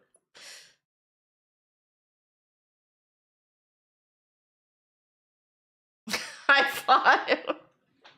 I got my sources messed up. My bad. Wrong clip.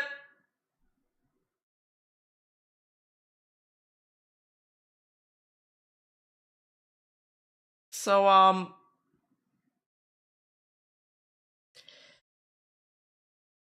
don't know.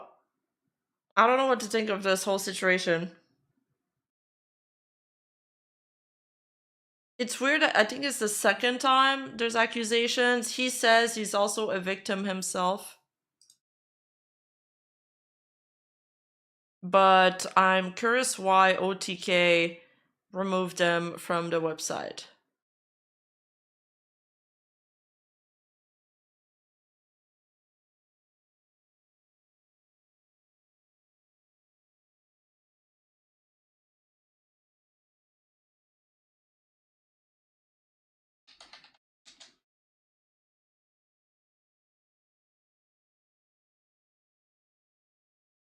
The cheek-to-cheek smile Oh God, combined. stop it. Every time I open my React playlist, this video plays.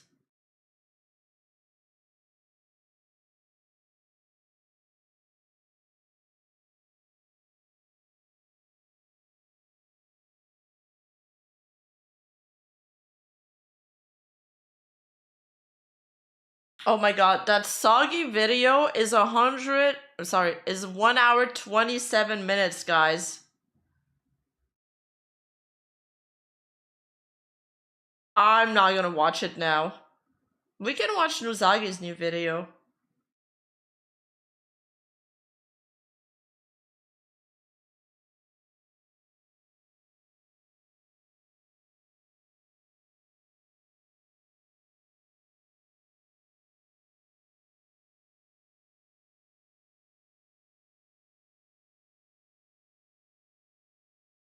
So it's 2023 and a lot of things are happening. So it's 2023 and a lot of things are happening in VTubing. Nina Kosaka and Mr. Rias's graduation, the rise of Idol Corp, Phase Connect and other small corpos, Nichi-sanji making less than desirable decisions, the absolute rise of Advent, Pikami getting into V-Shoujo, Holostars EN losing its 3 biggest members, V-Shoujo losing 3 massive members, the Wizard Game saga, among many other shit. It felt like it was the best year for certain communities and the worst for others, especially among this little political back and forth between different companies. And then 2024 happened with this. And this. And this. That was us. And this. And you get a year that was so eventful, it feels like it's lasted an entire decade, yet at the same time went by so fast. What happened? I love the intro. I missed the Tectone tweet. Oh yes, I knew I was missing something. Hold up. All right, that was the end of the story. My bad. All right, wait. We got to break into the Tectone thing. I messed up. I'll have the editor patch it up in post. All right, so he addressed the allegations. As many of you are aware of by now, Pink Shu, my ex-girlfriend, has accused me of a number of things that I can't let go unaddressed. I've been accused of SA, potentially R-word, prostitution, and severe emotional abuse, among other things. I want to make this extremely clear. Everything she accuses me of in her statement is a complete lie. Nothing about these accusations is true. They are entirely made up. Out of respect from our previous relationship, I will give Pink Shu 2 weeks to apologize for these statements and acknowledge that they are false and inaccurate. If this does not happen, I will pursue legal actions against Pink Shu and those who knowingly repeat her lies with a reckless disregard for the truth. I have preserved all text messages, videos, and additional evidence from the time during the relationship, and I am more than willing to prove my innocence in a court of law. I am more than willing also to comply with any legal investigations into the truth of what actually happened. I am certain when all the facts are laid out, my innocence will be unquestionable. As a victim of SA myself, I find it absolutely disgusting that someone would weaponize a lie on this scale, using false claims of SA and R-word as a weapon to achieve some sort of revenge for how a relationship ended, does more damage to real victims than almost anything else. It's because of liars like Pink Shu that weaponize trauma that legitimate victims are questioned and aren't trusted. Because of how serious these accusations are, I will not discuss them in any capacity until I am certain there is no other path forward and I'm forced to pursue legal actions to clear my name of these malicious lies. Thank you all to my community for sticking with me through this. Y'all support means the world to me and I'm not going anywhere. My content will remain unchanged as I have done nothing wrong and I will never let a baseless lie stop me from doing what I love.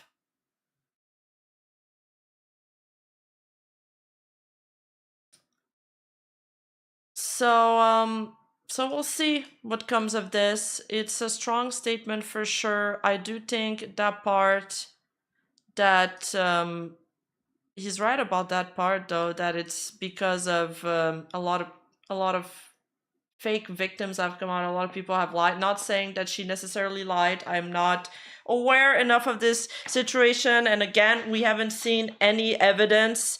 These are very but it's also hard to get evidence for these kinds of stories. That's the issue. So it goes, at the end of the day, it's a he say she says situation. But you know, yeah, he is right about that that one sentence. Like, I agree, because of him, you know, a lot of not because of him, sorry, because of people that weaponized their trauma in the past, such as Amber Heard, for example. It's like the biggest symbol of that. Legitimate victims are not trusted anymore, and we gotta question everything we read. Now we know better, so of course I'm questioning a lot of the allegations, especially when it's against somebody that has a lot to lose. You know?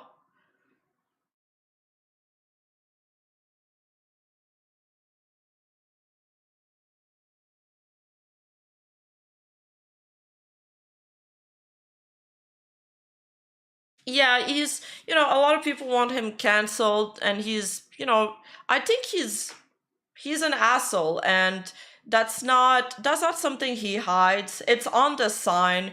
You don't really have, you know, when you watch him, you should know what you're getting into. So I'm not surprised at, you know, his very, he has a very strong response. I'm not surprised about that. This is what you signed up for when you decided to watch him.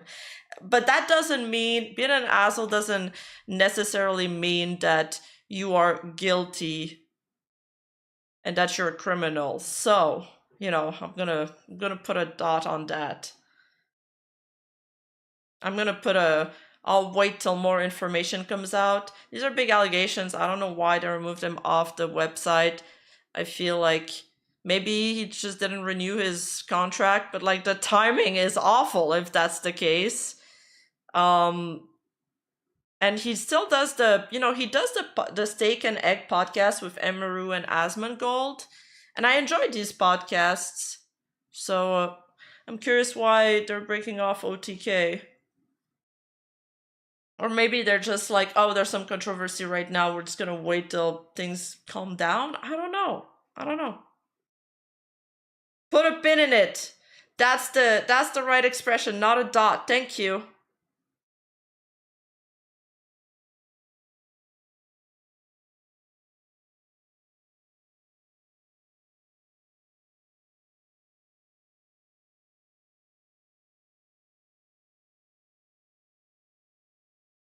So there's a clip from the Steak and Egg podcast that caused some drama today. Guys like crazy girls. No.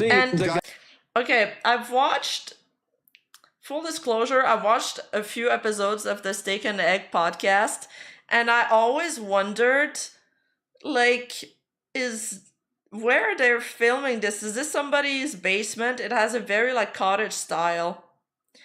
And I'm surprised that they managed to drag Asmongold out of his house every time for the podcast. So my theory is that this is actually happening in Asmongold's basement. It's probably the only place of the house that they've refurbished into a studio.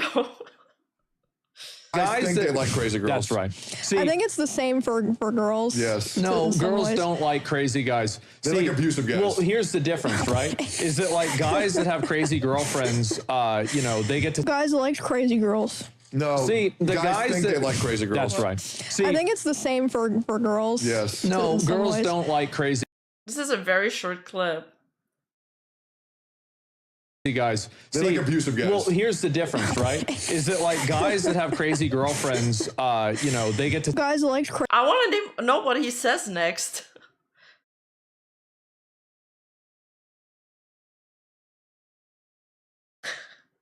The Steak and Egg podcast are the one who uploaded that clip. Oh no, they're not. They're not. Okay, it's somebody made this clip. I was like, lol, that would be so funny. They just clickbaited the hell out of them.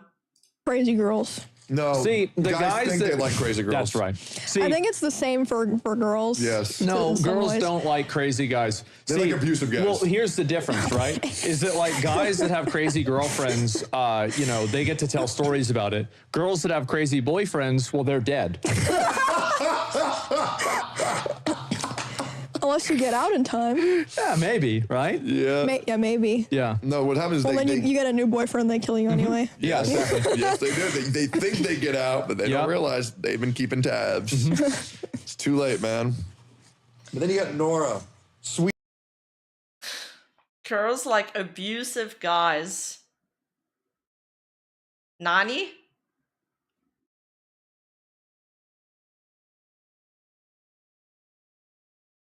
The timing with the allegations is probably not the right time to make jokes about that, gang.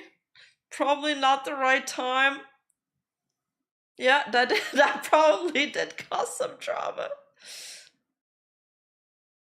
The timing is awful. They probably didn't think of it. Oh god. They're feeding the trolls. They're feeding the trolls. They're feeding the speculations. All right. Okay, last clip. This was done on Miskif's stream. It's a joke about a little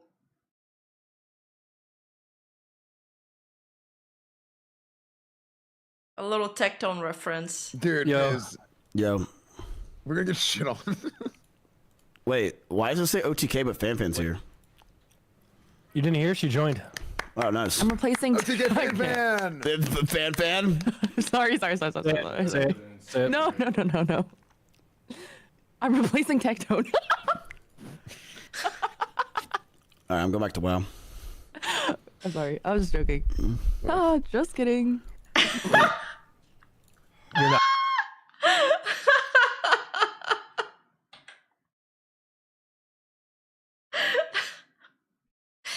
I really like FanFan.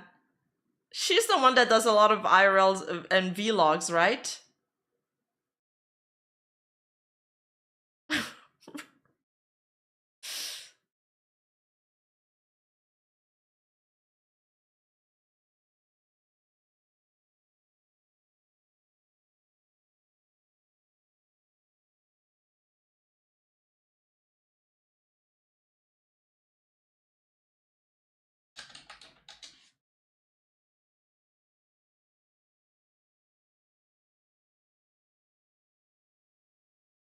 Oh shit.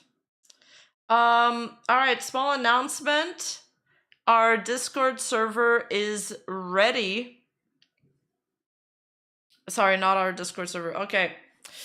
I'm doing this again. Small announcement. Our Reddit server is finally ready. And we're going to be, like, if you guys want me to react to something on stream, whether it be a topic, you know, a thread, a TikTok, a short, a video, anything, a VTuber clip, we're going to be putting them in Reddit from now on. You can vote for the videos you want to like. My mods worked really hard to open it and to moderate it. It looks amazing, by the way. Yeah, so this is the official Discord server. Sorry, Reddit server. I keep saying Discord. I've never had a Reddit server before, okay? This is the first time I do this. And so yeah, if we can just put the link, maybe in a pinned link. It's just a subreddit. It's not a server. It's called a subreddit. I can't speak anymore, okay? I barely slept. It's a Reddit subreddit. Oh my god, I can't speak. Ah! Yeah. Read my Even Star subreddit. Join now. Post your videos in there because we'll be closing, you know, the Discord channels for that. Because that format just really isn't working.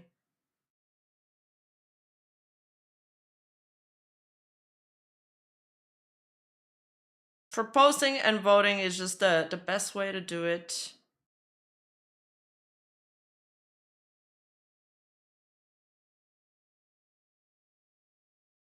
I mean, for agencies, certain corpos are on the rise. V4 Mira is currently...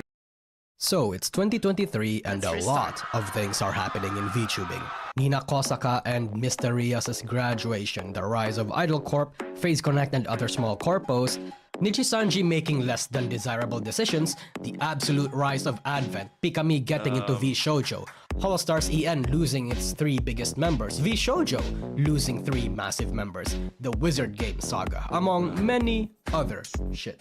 It felt like it was the best year for certain communities and the worst for others, especially among this little political back and forth between different companies. And then 2024 happened with this. And this. That's us! And this. And this. And you get a year that was so eventful, it feels like it's lasted an entire decade, yet at the same time went by so fast. What happened? I mean, for agencies, certain corpos are on the rise. V4 Mira is currently replacing Idol Corp as the second biggest medium corpo. In fact, they just bought Idol Corp actually. FaZe Connect is still thriving and the big 3 in EN VTubing is having its own little back and forth. Though it seems like V-Shoujo is actually winning this little skirmish, Hololive is having its own issues independent of the other two though. But I would argue that the biggest shift in VTubing right now isn't in corporate VTubing. I really like the editing in the video so far. Nuzagi did tell me he was working with a new editor and they got each other really well. I think it really works. I love the music, love the intro. Like Nuzagi is like the main protagonist of a movie right now. That's how it's making me feel. But rather due to the things that are going on in corporate VTubing. It's in the indie scene, and there has been massive developments that I think is just the start of a new trend. The idea for many successful corpo VTubers who now, or perhaps have always started thinking that, maybe they don't need their agencies anymore. The meta for most VTubers right now is to join VTuber agencies, and for obvious reasons.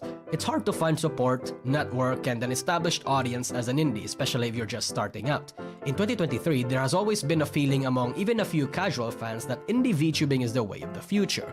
And if corpo VTubing is going to last through a decade from now, a lot of serious changes are gonna have to be made. There was really no big agency VTuber that was bold enough to have this change. I mean, one can argue Kason and Rusha were the first to actually make that step by joining V-Shoujo, but Rusha was kicked out, and Kason had very special circumstances that made it feel like she had all the right in the world to quit Hololive. It's really in 2024 that cemented that idea, and the problem is, although this event was more tragic for Nijisanji, even beyond Dokibird, the event may or may have not triggered some ideas with other corpos and other corpo VTubers. I want to tell you one thing though, Dokibird probably wasn't the start of this idea. I think she was just the test subject that validated the idea. She proved the concept to be very doable basically, and not just doable, but even preferable. And the first reason is numbers. Even if a big corpo VTuber leaves their agency, a little bit of their active fan base is always gonna carry over. Hopefully. Provided, of course, the fan base is actually a fan of that VTuber and not necessarily just a fan of the agency and its culture. There are people who only watch Hololive and Nijisanji VTubers exclusively because they are in Hololive and Nijisanji. The moment they leave, they don't even follow them into their PLs, and it's not like I blame the audience for that. The thing about social media algorithms is that most people only consume what the algorithm feeds them, in their recommended, their Twitter feeds, their For You pages. So if that PL is no longer associated with their agency identity, the algorithm isn't going to recommend them to that same community, unless the algorithm is manipulated to do so. Like what happened to Dokibird and Doobie, and if that does not happen, there will be very little carryover in the fan base.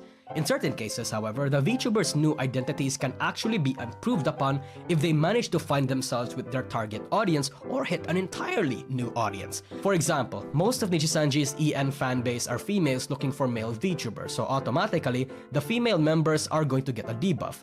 But if a female Nijisanji VTuber manages to find themselves in V-Shoujo or Hololive or becomes a big Twitch indie, you know they're going to get a boost because their target demographic, predominantly males, are going to be in these communities. But again, even if they receive only half of their audience again, money-wise, it's actually more worth it. See, Hololive and Nijisanji takes 50% of what their talents earn in general. Even if they receive, say, 100 grand in donation revenue, they only receive 35% of that considering YouTube cuts. But even if that same person is able to get like 50k in donation revenue, they get the same amount.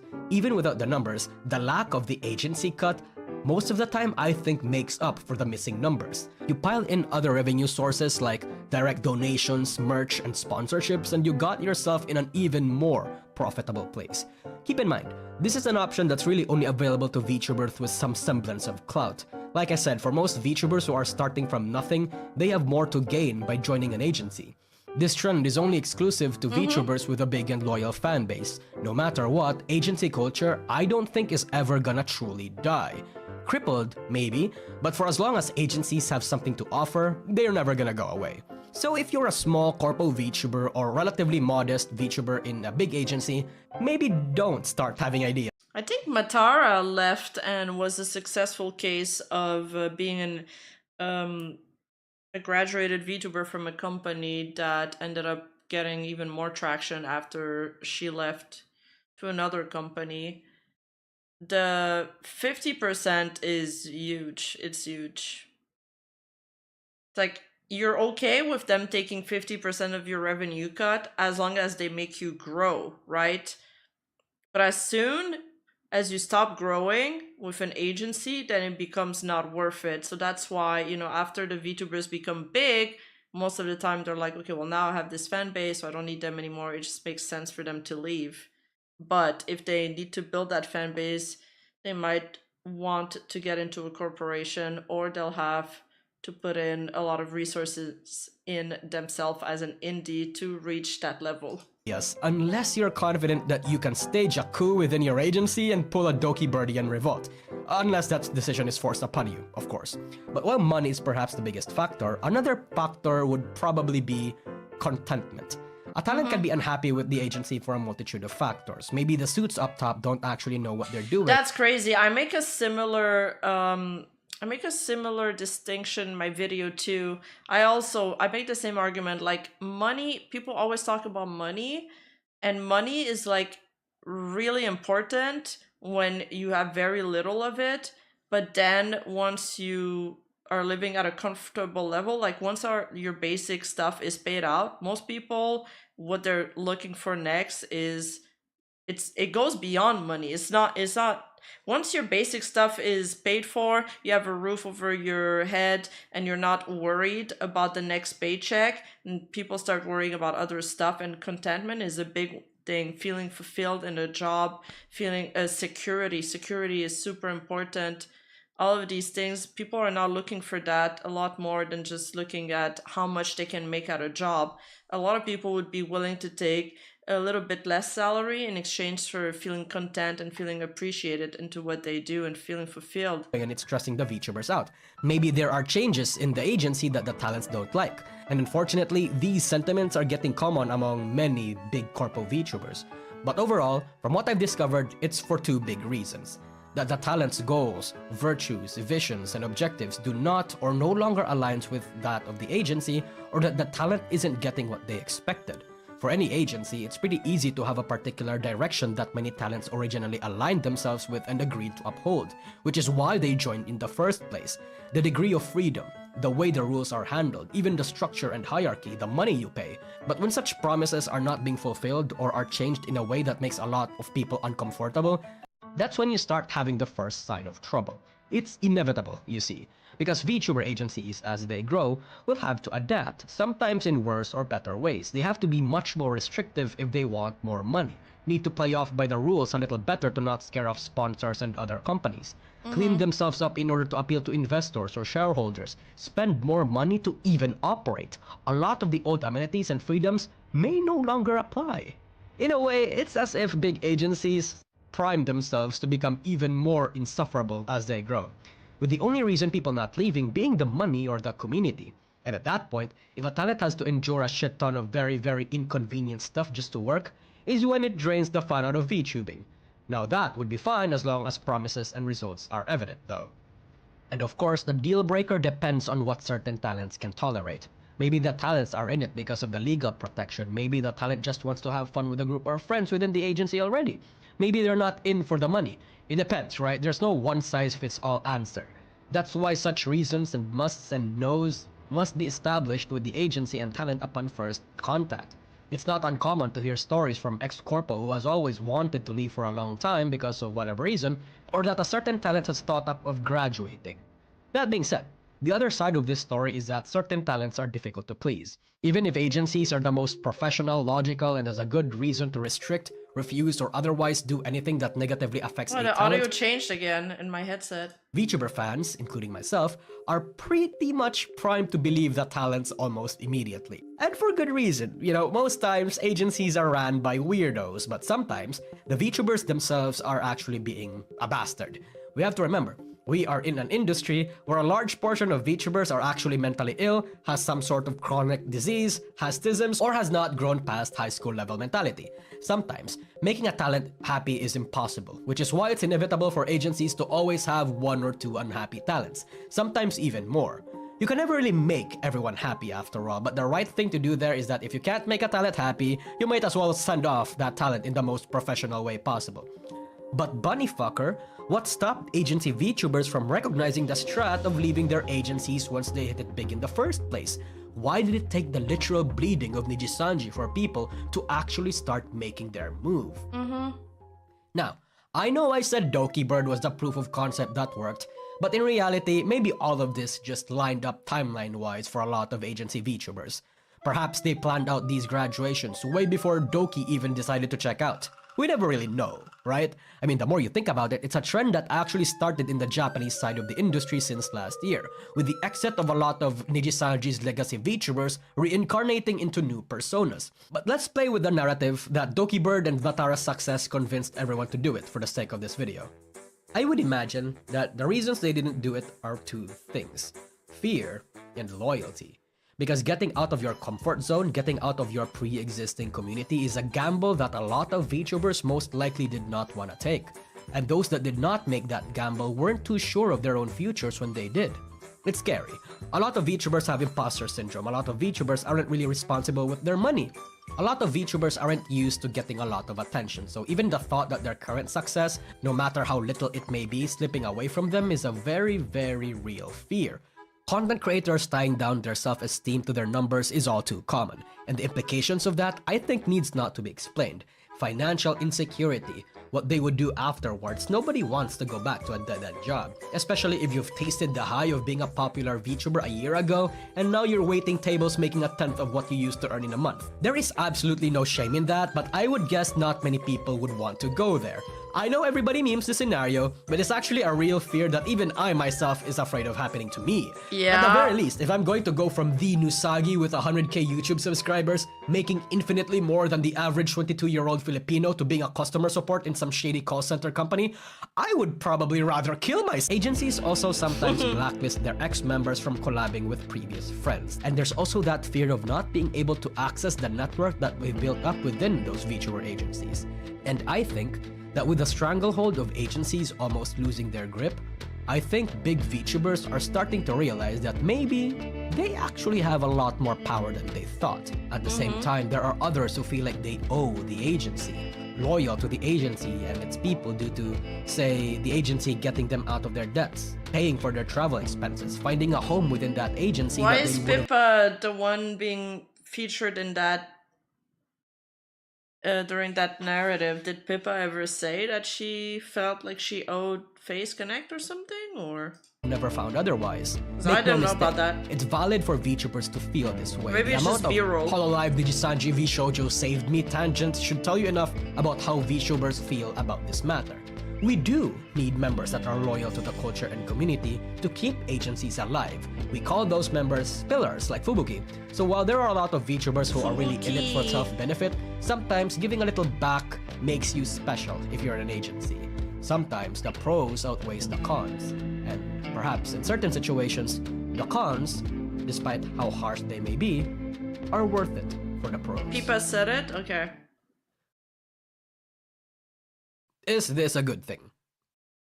Yes, if you actually like the VTuber, but there are some of us who think we like the VTuber, but we don't actually support them. You know, just all buttery words. We only like the VTuber because they're part of this community we like. Like how some agency fans like to pretend that they care about ex-VTuber and that people should definitely support them but don't even actually bother to watch their clips. But in general, to people that we actually watch and support, this gives back a lot of power to the individuals and less so to the corporations who has historically not really treated VTubers in the best way. And that is why VTuber agencies, big or small, should be scared of this. The small corpos who will eventually become the top corpos, maybe they don't need to be scared of this as much, but they need to keep it in mind. Because there's a trend of new small corpos actually giving talents better percentages, benefits, and many other amenities in their agency, but those already at the top especially should be quivering at their multi-million-dollar boots. This empire that they built upon the backs of their talents is being threatened if they don't actually shape up and make some necessary adjustments. But making the necessary adjustments is a difficult part. Hololive, Nijisanji, among many other medium to big corpos, have investors now. Investors, stockholders, or people who want to see numbers go up won't like it if the agency stops making as much money in order to say, give better percentages to their talents, offer more benefits, or give them a little bit of... It's like some of the Hololive content early on, you know, especially when it was called Aerolive. Well, it wasn't called Aerolive, but people dubbed it Aerolive. You know, it was provocative, and that's why it garnered attention. But now it's very polished. Yo, who is skinwalking me? Mods? Breathing room and freedom which might risk sponsors. Hella CoverCorp investor wanted the CEO to give the talents less so the greedy scumbag can get more. It goes directly against the trend of what they are supposed to do in order to grow as a corporation. The bigger the ship, the harder it is to steer, after all. And even if they do make that decision, it'll probably take like a couple months or a year to be acted upon, and in this industry, a year is an entire era.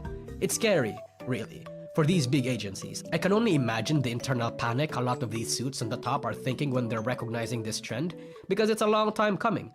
Everyone that paid attention to the industry during the Dokibird saga recognized that it was going to be huge, and when those legacy VTubers are going to walk out that front door... Yeah, I think we're entering the era of the really big indies. He's right. He's right. It's going to need a little more than multiple fresh young bloods to make up for them. And I think that's their strat. I think these big corpos are going to scramble for the next Gargura, or the next Vox Akuma, the next Suisei, the next Kuzuha. Hit that lightning in a bottle once again. There are currently multiple graduated members from big corpos that became indies and seem like they are going to be in it for the long haul and are... I mean, at the same time, big corporation VTubers will remain viable, just like it's the exact same thing that's happening with idol groups, you know, same process. Idol group scouts talents, trains them, shapes them into superstar. Some of them, you know, some of them make it, some of them don't, but the few successful one, they kind of finance all of the, they pay for all of the quote-unquote failed projects. That format is more of the Neji Sanji one, by the way.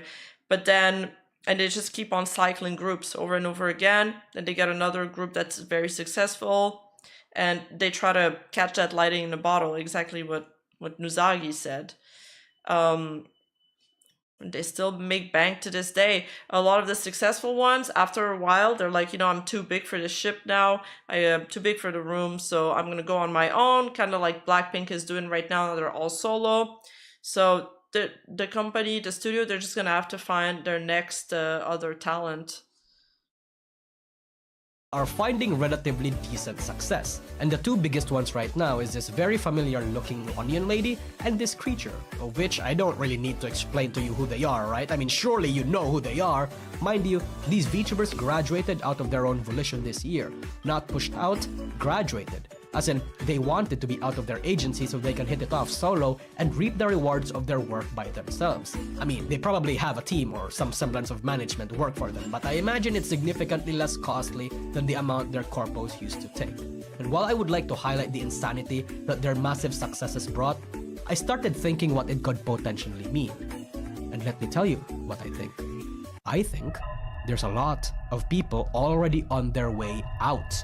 Gargura probably, fucking Nanashi Mume, Enna, Elira, the whole Nijisanji graduation queue. Think of your Oshi, especially if they're disassociating from the agency or not that active anymore, and the chances that they are already thinking of leaving is a lot higher than we think probably. Hell, some of them are en route into making their own models already, most likely. Truly, this signals the beginning of an end of an industry dominated by big corpos, and when they crack and fall, corporations who has better contracts learn from their mistakes the most, and new empires shall rise to fill the vacuum. I don't know when these empires are going to fall, or even if they actually will fall. All I know is that I sense the winds changing, and for better or worse, I think everyone also feels the same. I don't want Gora to leave.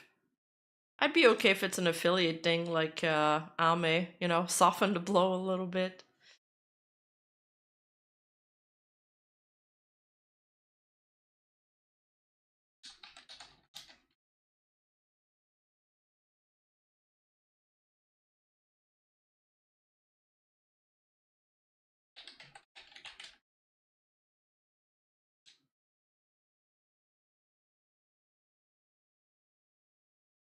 By now, we all know Niji and Alright, so this is the latest Hard Fortune video! By now, we all know Niji and management is shit, but a big section of their fans, Niji sisters, gives even them a run for their money. Combine those two and you have the current Niji and graduation rate. Wait, there's 2 more already? Anyway, here are the best memes Back about to the it. mines, New Barrett. Niji job just dropped. Niji sociopath communities are crumbling under their own sociopathy.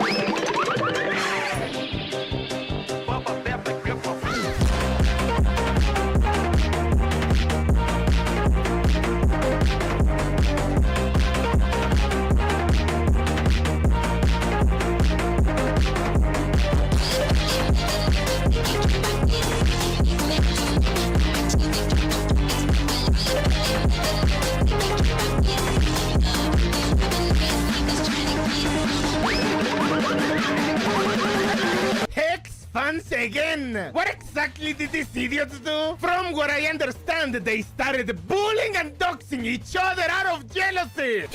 You guys are stupid, huh? Niji Sanji and the bullying name a better duo cake! Don't you keck at me!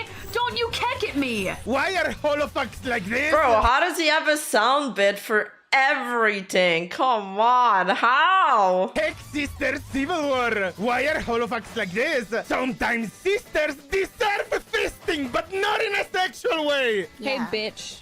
What's wrong with you? Niji on Niji violence? Who could have seen this coming? Wait, it took a sec to register that last sentence. They deserve fisting, but not in a sexual way. Feels like an all-out civil war right now.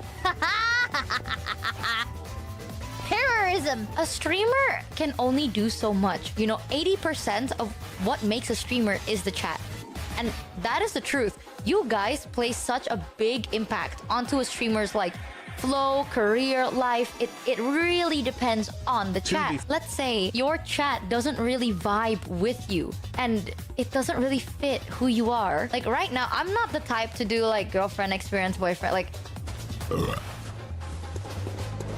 I will burp into your pussy and you will thank me. Many months later. Yo!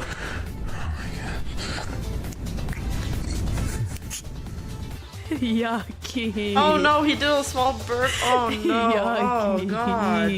those kind of stuff. I don't do lovey-dovey stuff, and that's good because chat doesn't like it, so it works. But if let's say I don't do it and chat wants it, there's a clash there, you know? I stopped completely NSFW anything. I didn't even have an NSFW tag.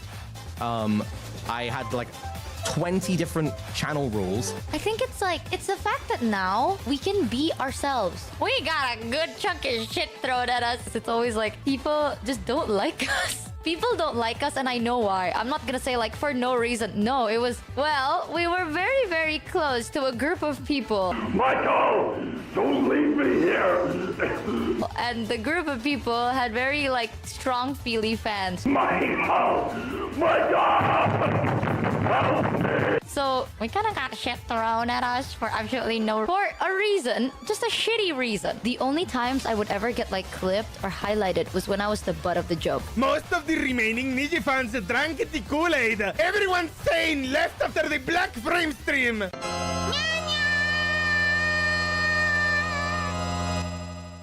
Peak related. I've made message. a blood Wait. A message from Niji Sachi. Some people who cosplayed as these two. Nah, this is so funny. Peak related. I've made a blood pact with Niji. I ain't going nowhere until this shit turns to dust. Yes, even if my Yoshi graduates. Yes, even if I don't watch streams that often. Yes, even if I'm tired of all of this. Yes, even if I lose interest in VTubers. Some mentally ill Hex fans. I don't know why he's bothering hiding the date. If I could find that tweet just based on the text. I'll find anything. Made a hashtag to publicly show their You can't mental stop illness to me. the world in support of Hex. True hentai hours here. Companies cutting off life support. Audiences infiring. Nothing you do generates excitement. Mentally, most of your colleagues are either in a spiral or exhausted. Bruh, I'm dead. What's going on with this guy? Hi, Hex. Can you please say if you're ever to send threats or any other forms of harmful messages to others, you are not welcome to watch my streams? If that is not too much of a request for the safety of siblings, yes? You parasocial little freak? Nijian fan demographics breakdown. Skip, sorry. I don't listen to women when they talk. You're gay! You're gay! No males! No males on stream! No males! Even imaginary ones! Overall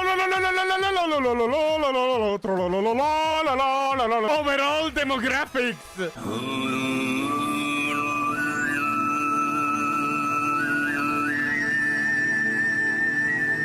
Wait, that was the graph from their investors, and they had like.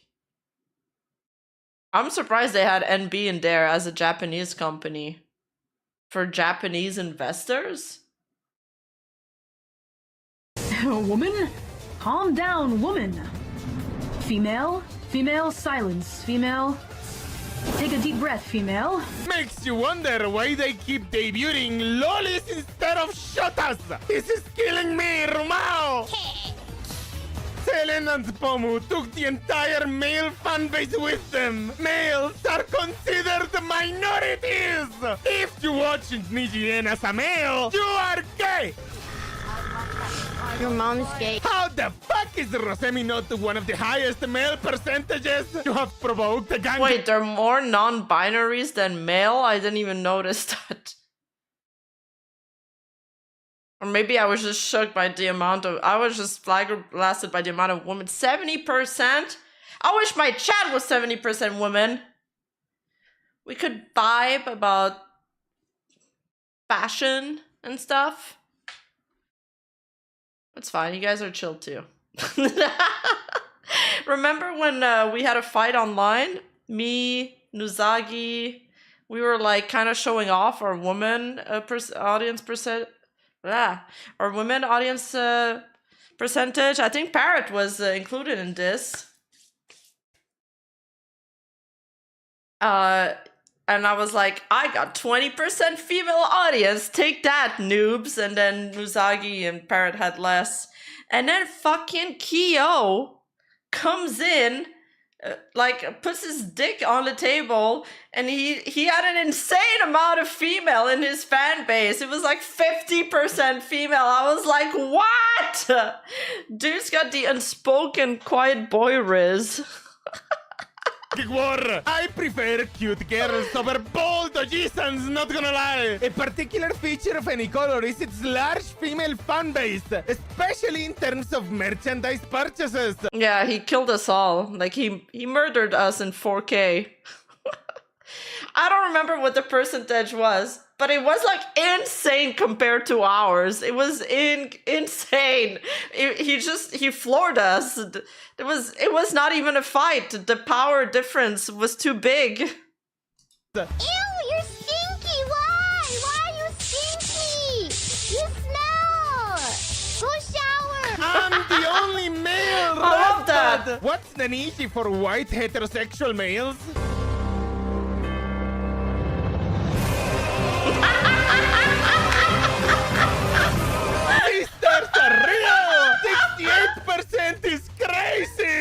are building a broad fan base of all genders and ages.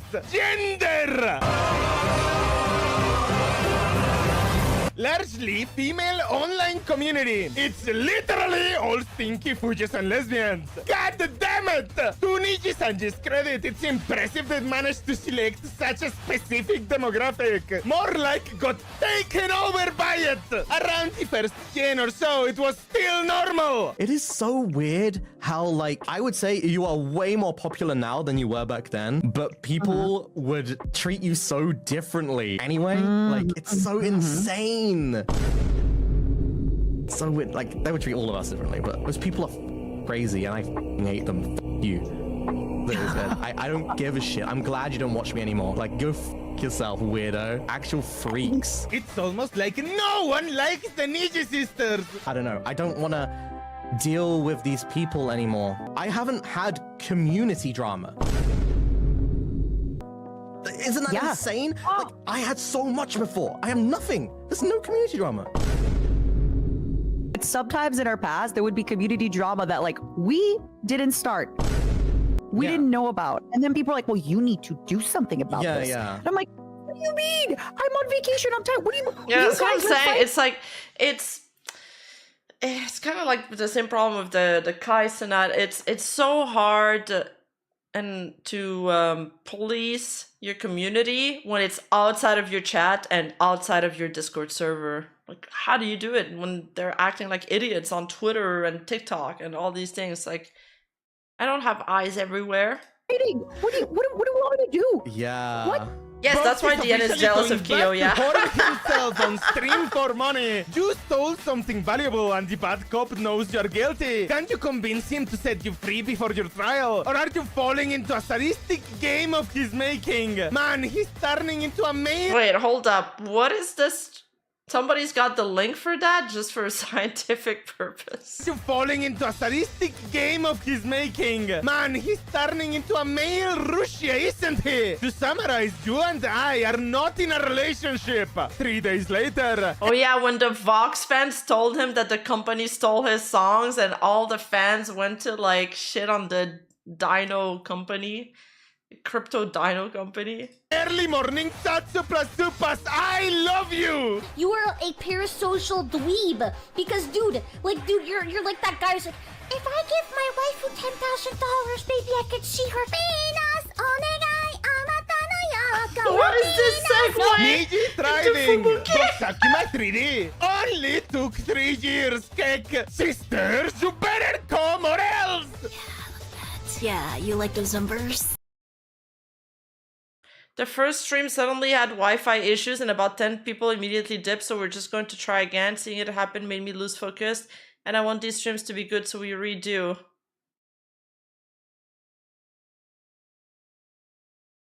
I bet you do, you dirty number.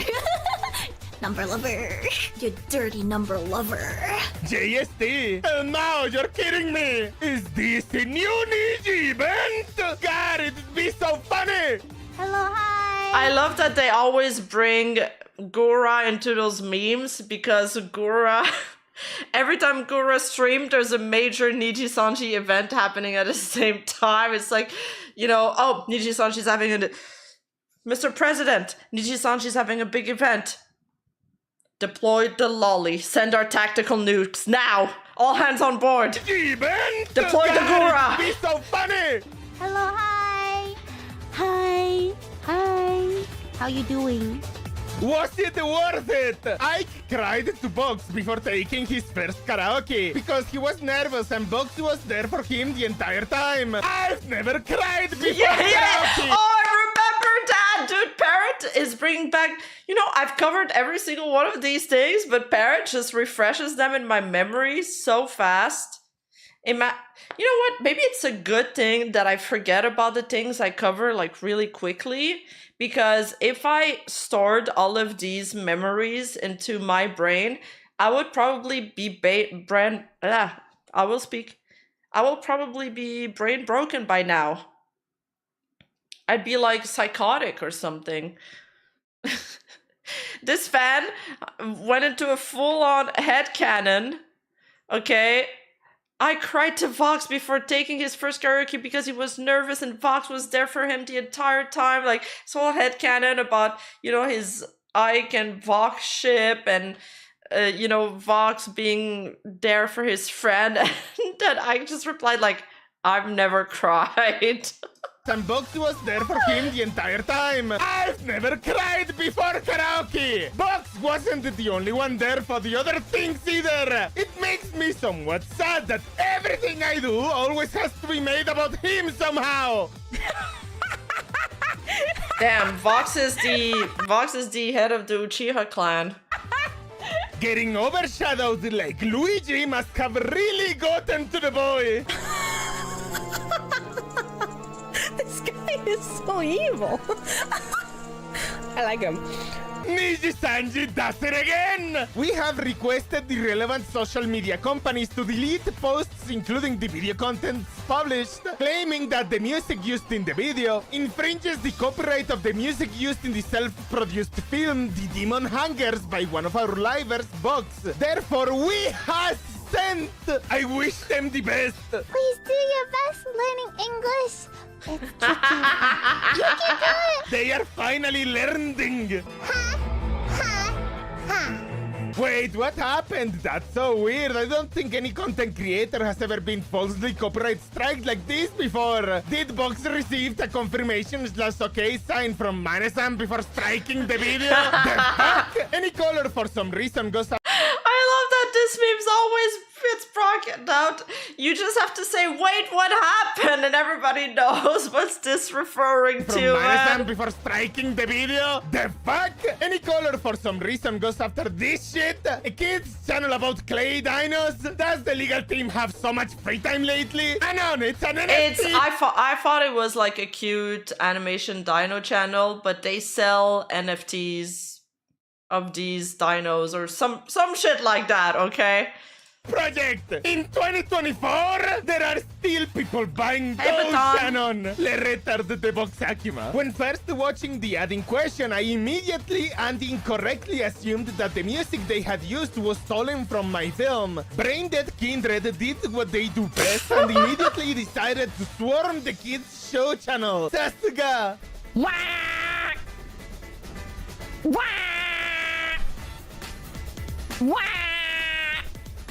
This is so funny! Anycolor is the #1 entertainment company in this field by far. Imagine how bored we all would be without them. We can start and continue wars. We're what killed the dinosaurs.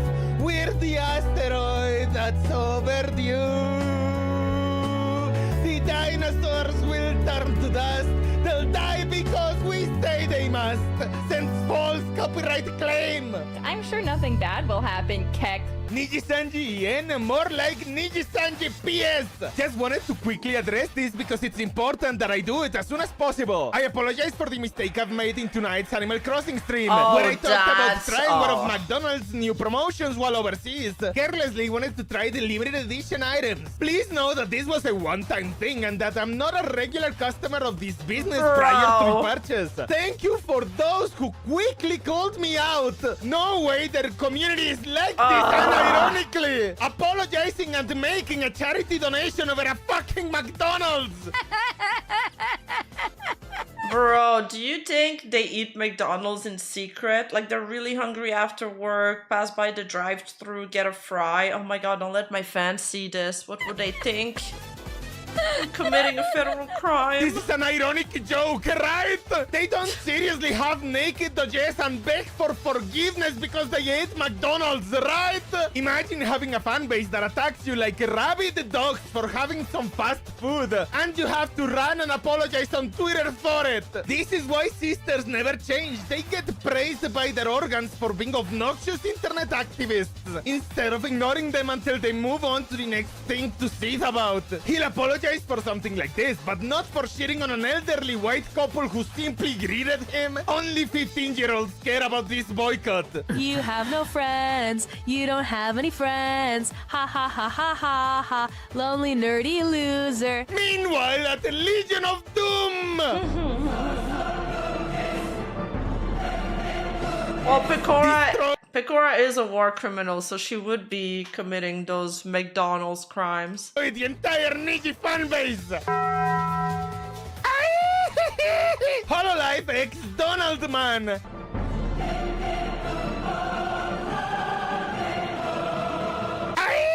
Niji says don't look! Finding out Pecora is doing a McDonald's collab and livers are retweeting it! Ah, I love this man of Niji sister tears in the morning! Livers! That photo! Remember to harass your livers into apologizing. Bullies for wanting to take the MacD. What the fuck? Just mute these lunatics and B-Twitters. You guys look a little hungry. Here, have a hash brown. Someone please save this girl from Kurosanji and her fans. I was called various slurs like Niji Sanji viewer. Wow, that's so funny. What? Top keg moment. How is that a slur? Truly, the N-word. They can't keep inventing new slurs every day. Please. Stop it. Stop. It's gotta stop. Like Niji Sanji viewer, you were right, Anon. That was too far. How do you say boring in your language?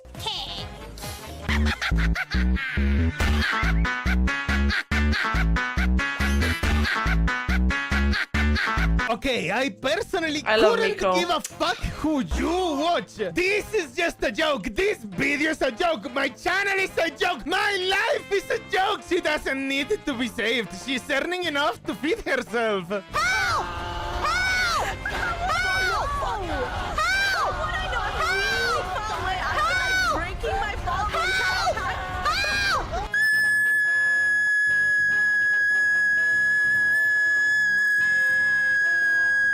Wow. She lives in the US, more so in one of the biggest metro areas. That is way not enough to live off. LeBron James reportedly collabed. Can't believe they said Niji Sanji viewer with the heart ER. LeBron James reportedly collabed with Niji Sanji. With Niji Sanji. Talk about confusing when you find out about it publicly along with everyone else. Thought about it, still feels bad to be left out. You know what? I completely forgot about that. I'm making a Niji Sanji video and I gotta make a note. The funny thing is that the NBA collab was a big W for Niji Sanji. Except BB somehow managed to turn this into yet another Niji jab. It's not about collabs or big opportunities. It's that she ain't part of anything.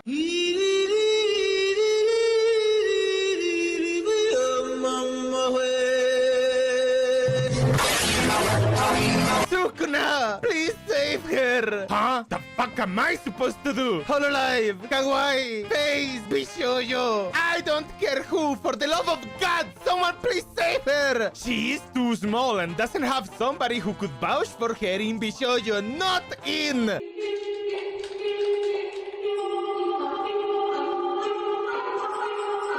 Not the point of the thread, but I had a good laugh when I checked Elira's Twitter and saw her trying to shield the NBA merch. Make sure to check out the online lottery and super cute sports goods here. Yeah, good luck with that if you don't live in Japan. Yeah, they only sold in Japan. I'm so excited to be teaming up with, doesn't check notes, Manitoba Tandara Wolves. You're never gonna become Japanese. The Nijien NBA collab is Japan focused and it has GP organs on it. Special Nijien streams to get the GP fans to know the EN organs. Multiple organs are working on their JP reps. Aldon has even taken a break just to study. Rosemi has deleted the EN shortcuts from her YouTube channel. My god, the rat is gaining strength! Wait, no, I've seen this big rat before. I recognize that rat. Mane-san clamping down on livers' sadness with no survivors! Victoria Brightshield graduation from Niji Sanji and... Fucking finally! Congrats, BB. Hello, Mogu. And just like that, TTT is down to a single member, not even a full year after debut. That's crazy.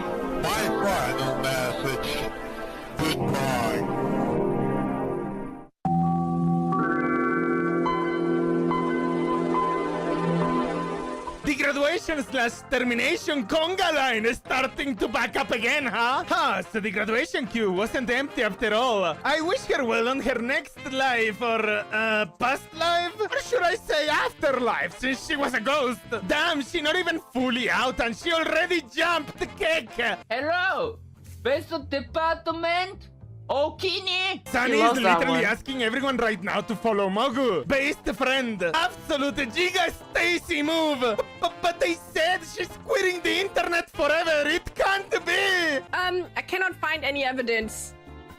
So which means I will create my own narrative. But the Ninja Sisters told me she wouldn't stream once she left. You really think someone would do that? Just go on the internet and tell lies? This is normal knowledge. Everyone would know this. Literally everyone should know this. You should know this. You should know this by now. You're on your way out. You already stream using your PL. You're forced to have an anniversary collab with We Could Just Fucking Ask guy. Is BB's existence really nothing but pain? You also have a funny feeling in your head.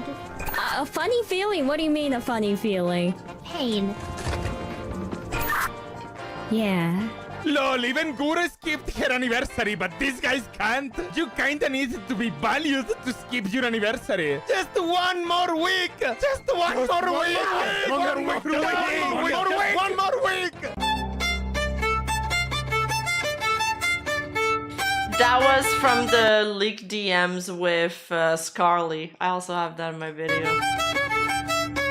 Unicorns was right all along. Baby, come home to Hololive. Aw, you're sweet. Hello, human resources! And another one bites the dust. Yeah!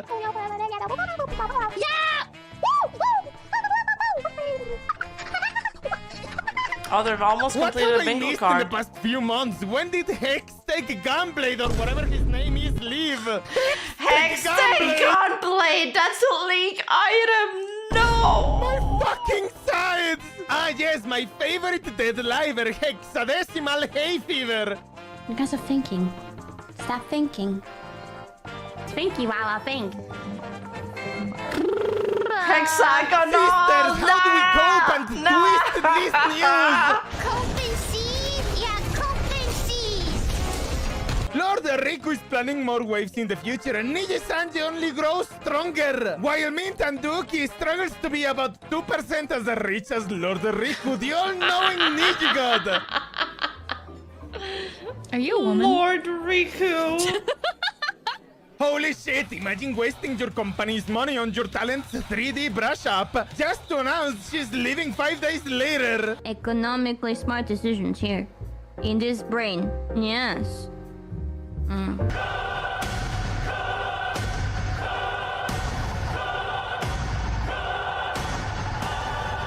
Based! Mera Strata, Duajiri, Niji, and Bale! So far, everyone who's graduated got terminated from Holo is seeing less success than before. Niji is the actual Chuba trampoline! Holy Based! Living on rations after paying for car insurance. She really wasn't getting any money, Niji! Just paid my car insurance. These rations will last me for the rest of the month, right? Jeez. What the hell? Hi. I guess I wanted to apologize. Sorry, I wanted to come up with this anger so I wouldn't get emotional, but I'm sorry. I feel like I let you guys down, and I think it's understandable that you guys are mad at me or feel betrayed. I feel like I've grown so ugly and grotesque and bitter. It's probably not a surprise to you guys that I'm pretty unhappy here, and I feel like I've just become such a negative person on my own streams to the people that have always watched and supported me, and you guys don't deserve that. Damn, I'm watching her pod. She sounds absolutely defeated. I don't have that fight in me anymore, and I don't think that you guys deserve to, I guess, like actively see me deteriorating in 4K. My mental health has deteriorated in real time in front of you guys. Ouch! Because, whatever, what's the worst that they could do? Fire me right now? What are they going to do? Fire me? Heck! There are a lot of people that wrote really kind things and support about me, and I just feel like I just failed you guys, you know? Like, I don't deserve that. You guys don't deserve to see me like this. This isn't the first time Nijien fully beaten someone to the ground, and unfortunately, this won't be the last. Just watch the board, and good God, this poor woman sounds utterly broken. Constantly apologizing, feeling small, ugly, and undeserving of attention. Like, damn, this is beyond neglectful. Niji-san is legitimately evil. I shouldn't be here. I feel broken. Doki! Mint! Please save her! Morale is non-existent in Nijien. The soul of the branch has been gone, and all that's left is a husk shambling alone until it finally falls apart. Only ones with a positive morale are the clique or the ones so far removed from the happenings that they might as well not be part of the branch. I hate that I'm like this nervous wreck where I randomly get heart palpitations and everything just seems so stressful and anxious all the time. I was so stressed like 24/7.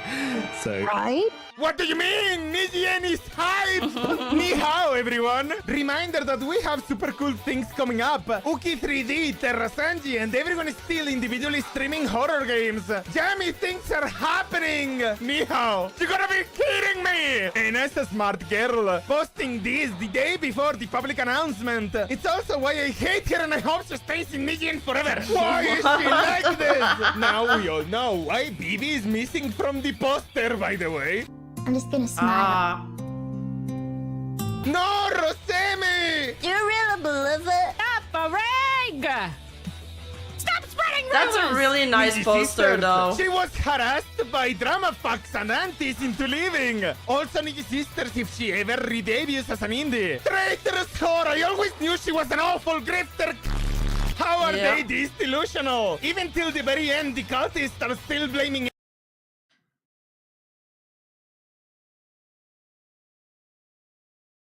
Vivi is explicitly saying that she was surrounded with negativity, which led to her losing the passion, and aunties will say it's the company's fault. People don't understand that her, Scully, even Aya are constantly harassed and told to quit their job. Vivi has always not agreed with aunties or people who don't even watch her butting in, but here we are. She might not even come back, and they still don't understand.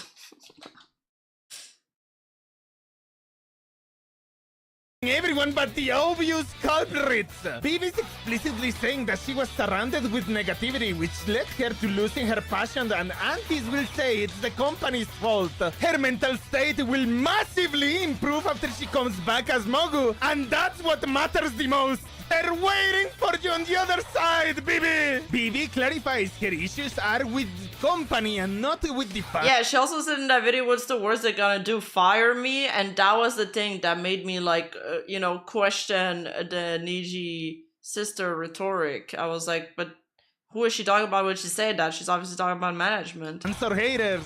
I don't actually It was get vague enough to people BH. that will hate me enough. They don't know. I don't. No one cares to hate me enough. It's more about the decisions that the company takes that I just cannot agree with and I don't understand. So, no, I love you guys so much.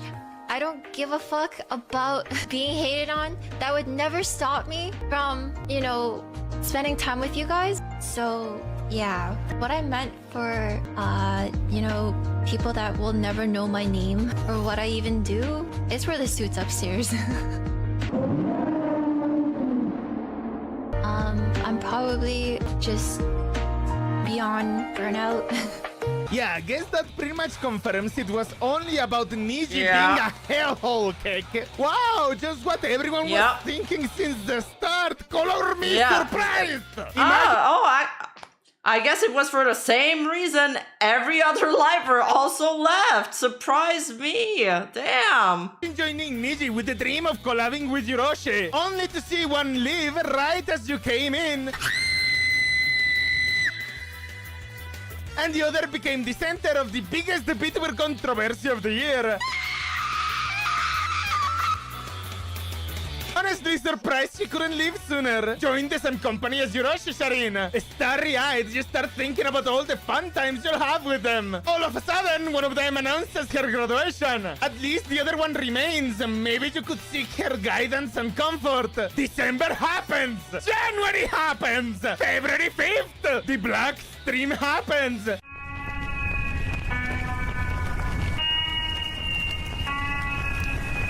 I'm happy about her last collab. Good choice of game too. It'll help her in her future job. Wow, that's rude. Oh God, it's a woman. So true, sis. Why do they look so depressed? That's sad. For fuck's sake, stop holding her hostage and let her graduate any color. Fuck, wrong image. Meant to use this one. Well, at least that one still streams. When you're scared, I can protect you. Or you can protect me. Who's next in the grad queue? Get ready for Dead Niji December. Oh, no, sisters, don't look! Soft graduation a day after Bibi's graduation. Is Nijien finally on its way to Lemerge? Berbermillion will be going on an indefinite hiatus in order to focus on his studies and health. He left this message for his billions. I'll see you soon. Promise. Thank you. He left this message. Did they kill him? It's not impossible. He left this message. Hiatus. I don't care about that guy. When will Rosemi leave? Very soon. Who's next? MC Hammerpants? He's in law school and is one of the least popular male members, so he's not missing out on much money. This is completely understandable. Who? The protagonist. Hey, Koto, so, I was wondering, so for the Niji-Sanji Summer Festival, if you'd be down to come with me, since I don't speak Japanese, it'd be helpful. If you're comfortable, of course, yeah. What the hell?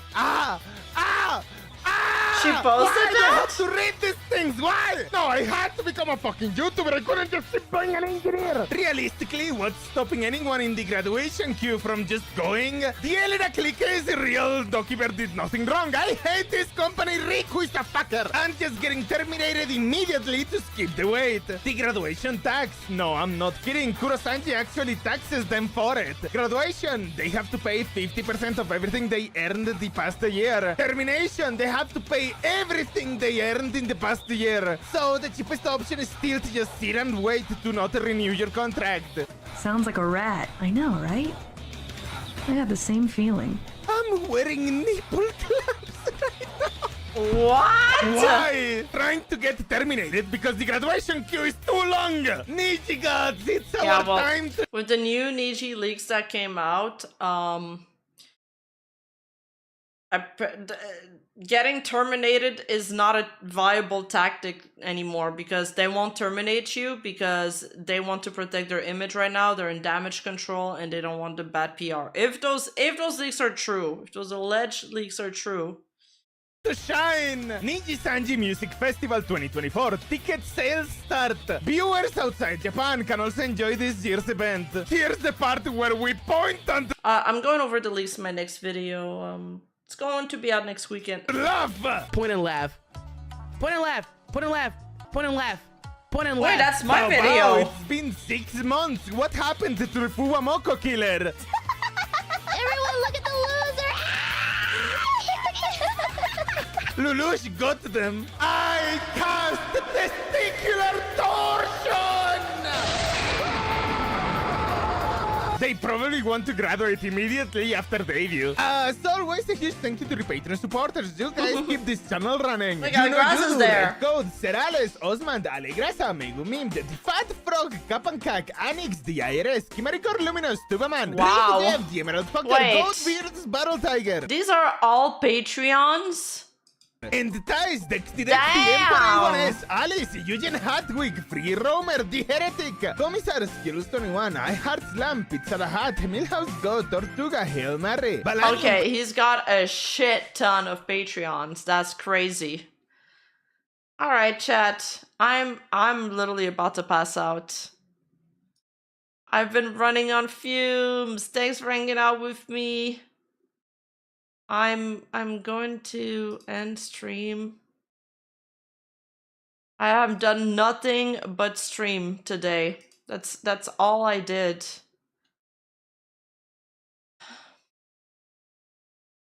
Thanks for hanging out with me, though, even though I was kind of tired.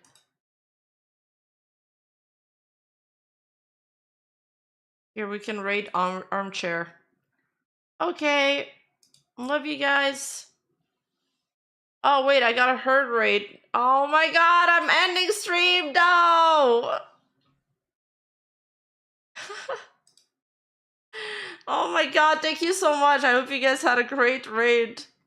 A great stream. I can't even speak anymore. I can't even speak. What's up? I hope you had a great stream. I was going to end. I hope that's okay.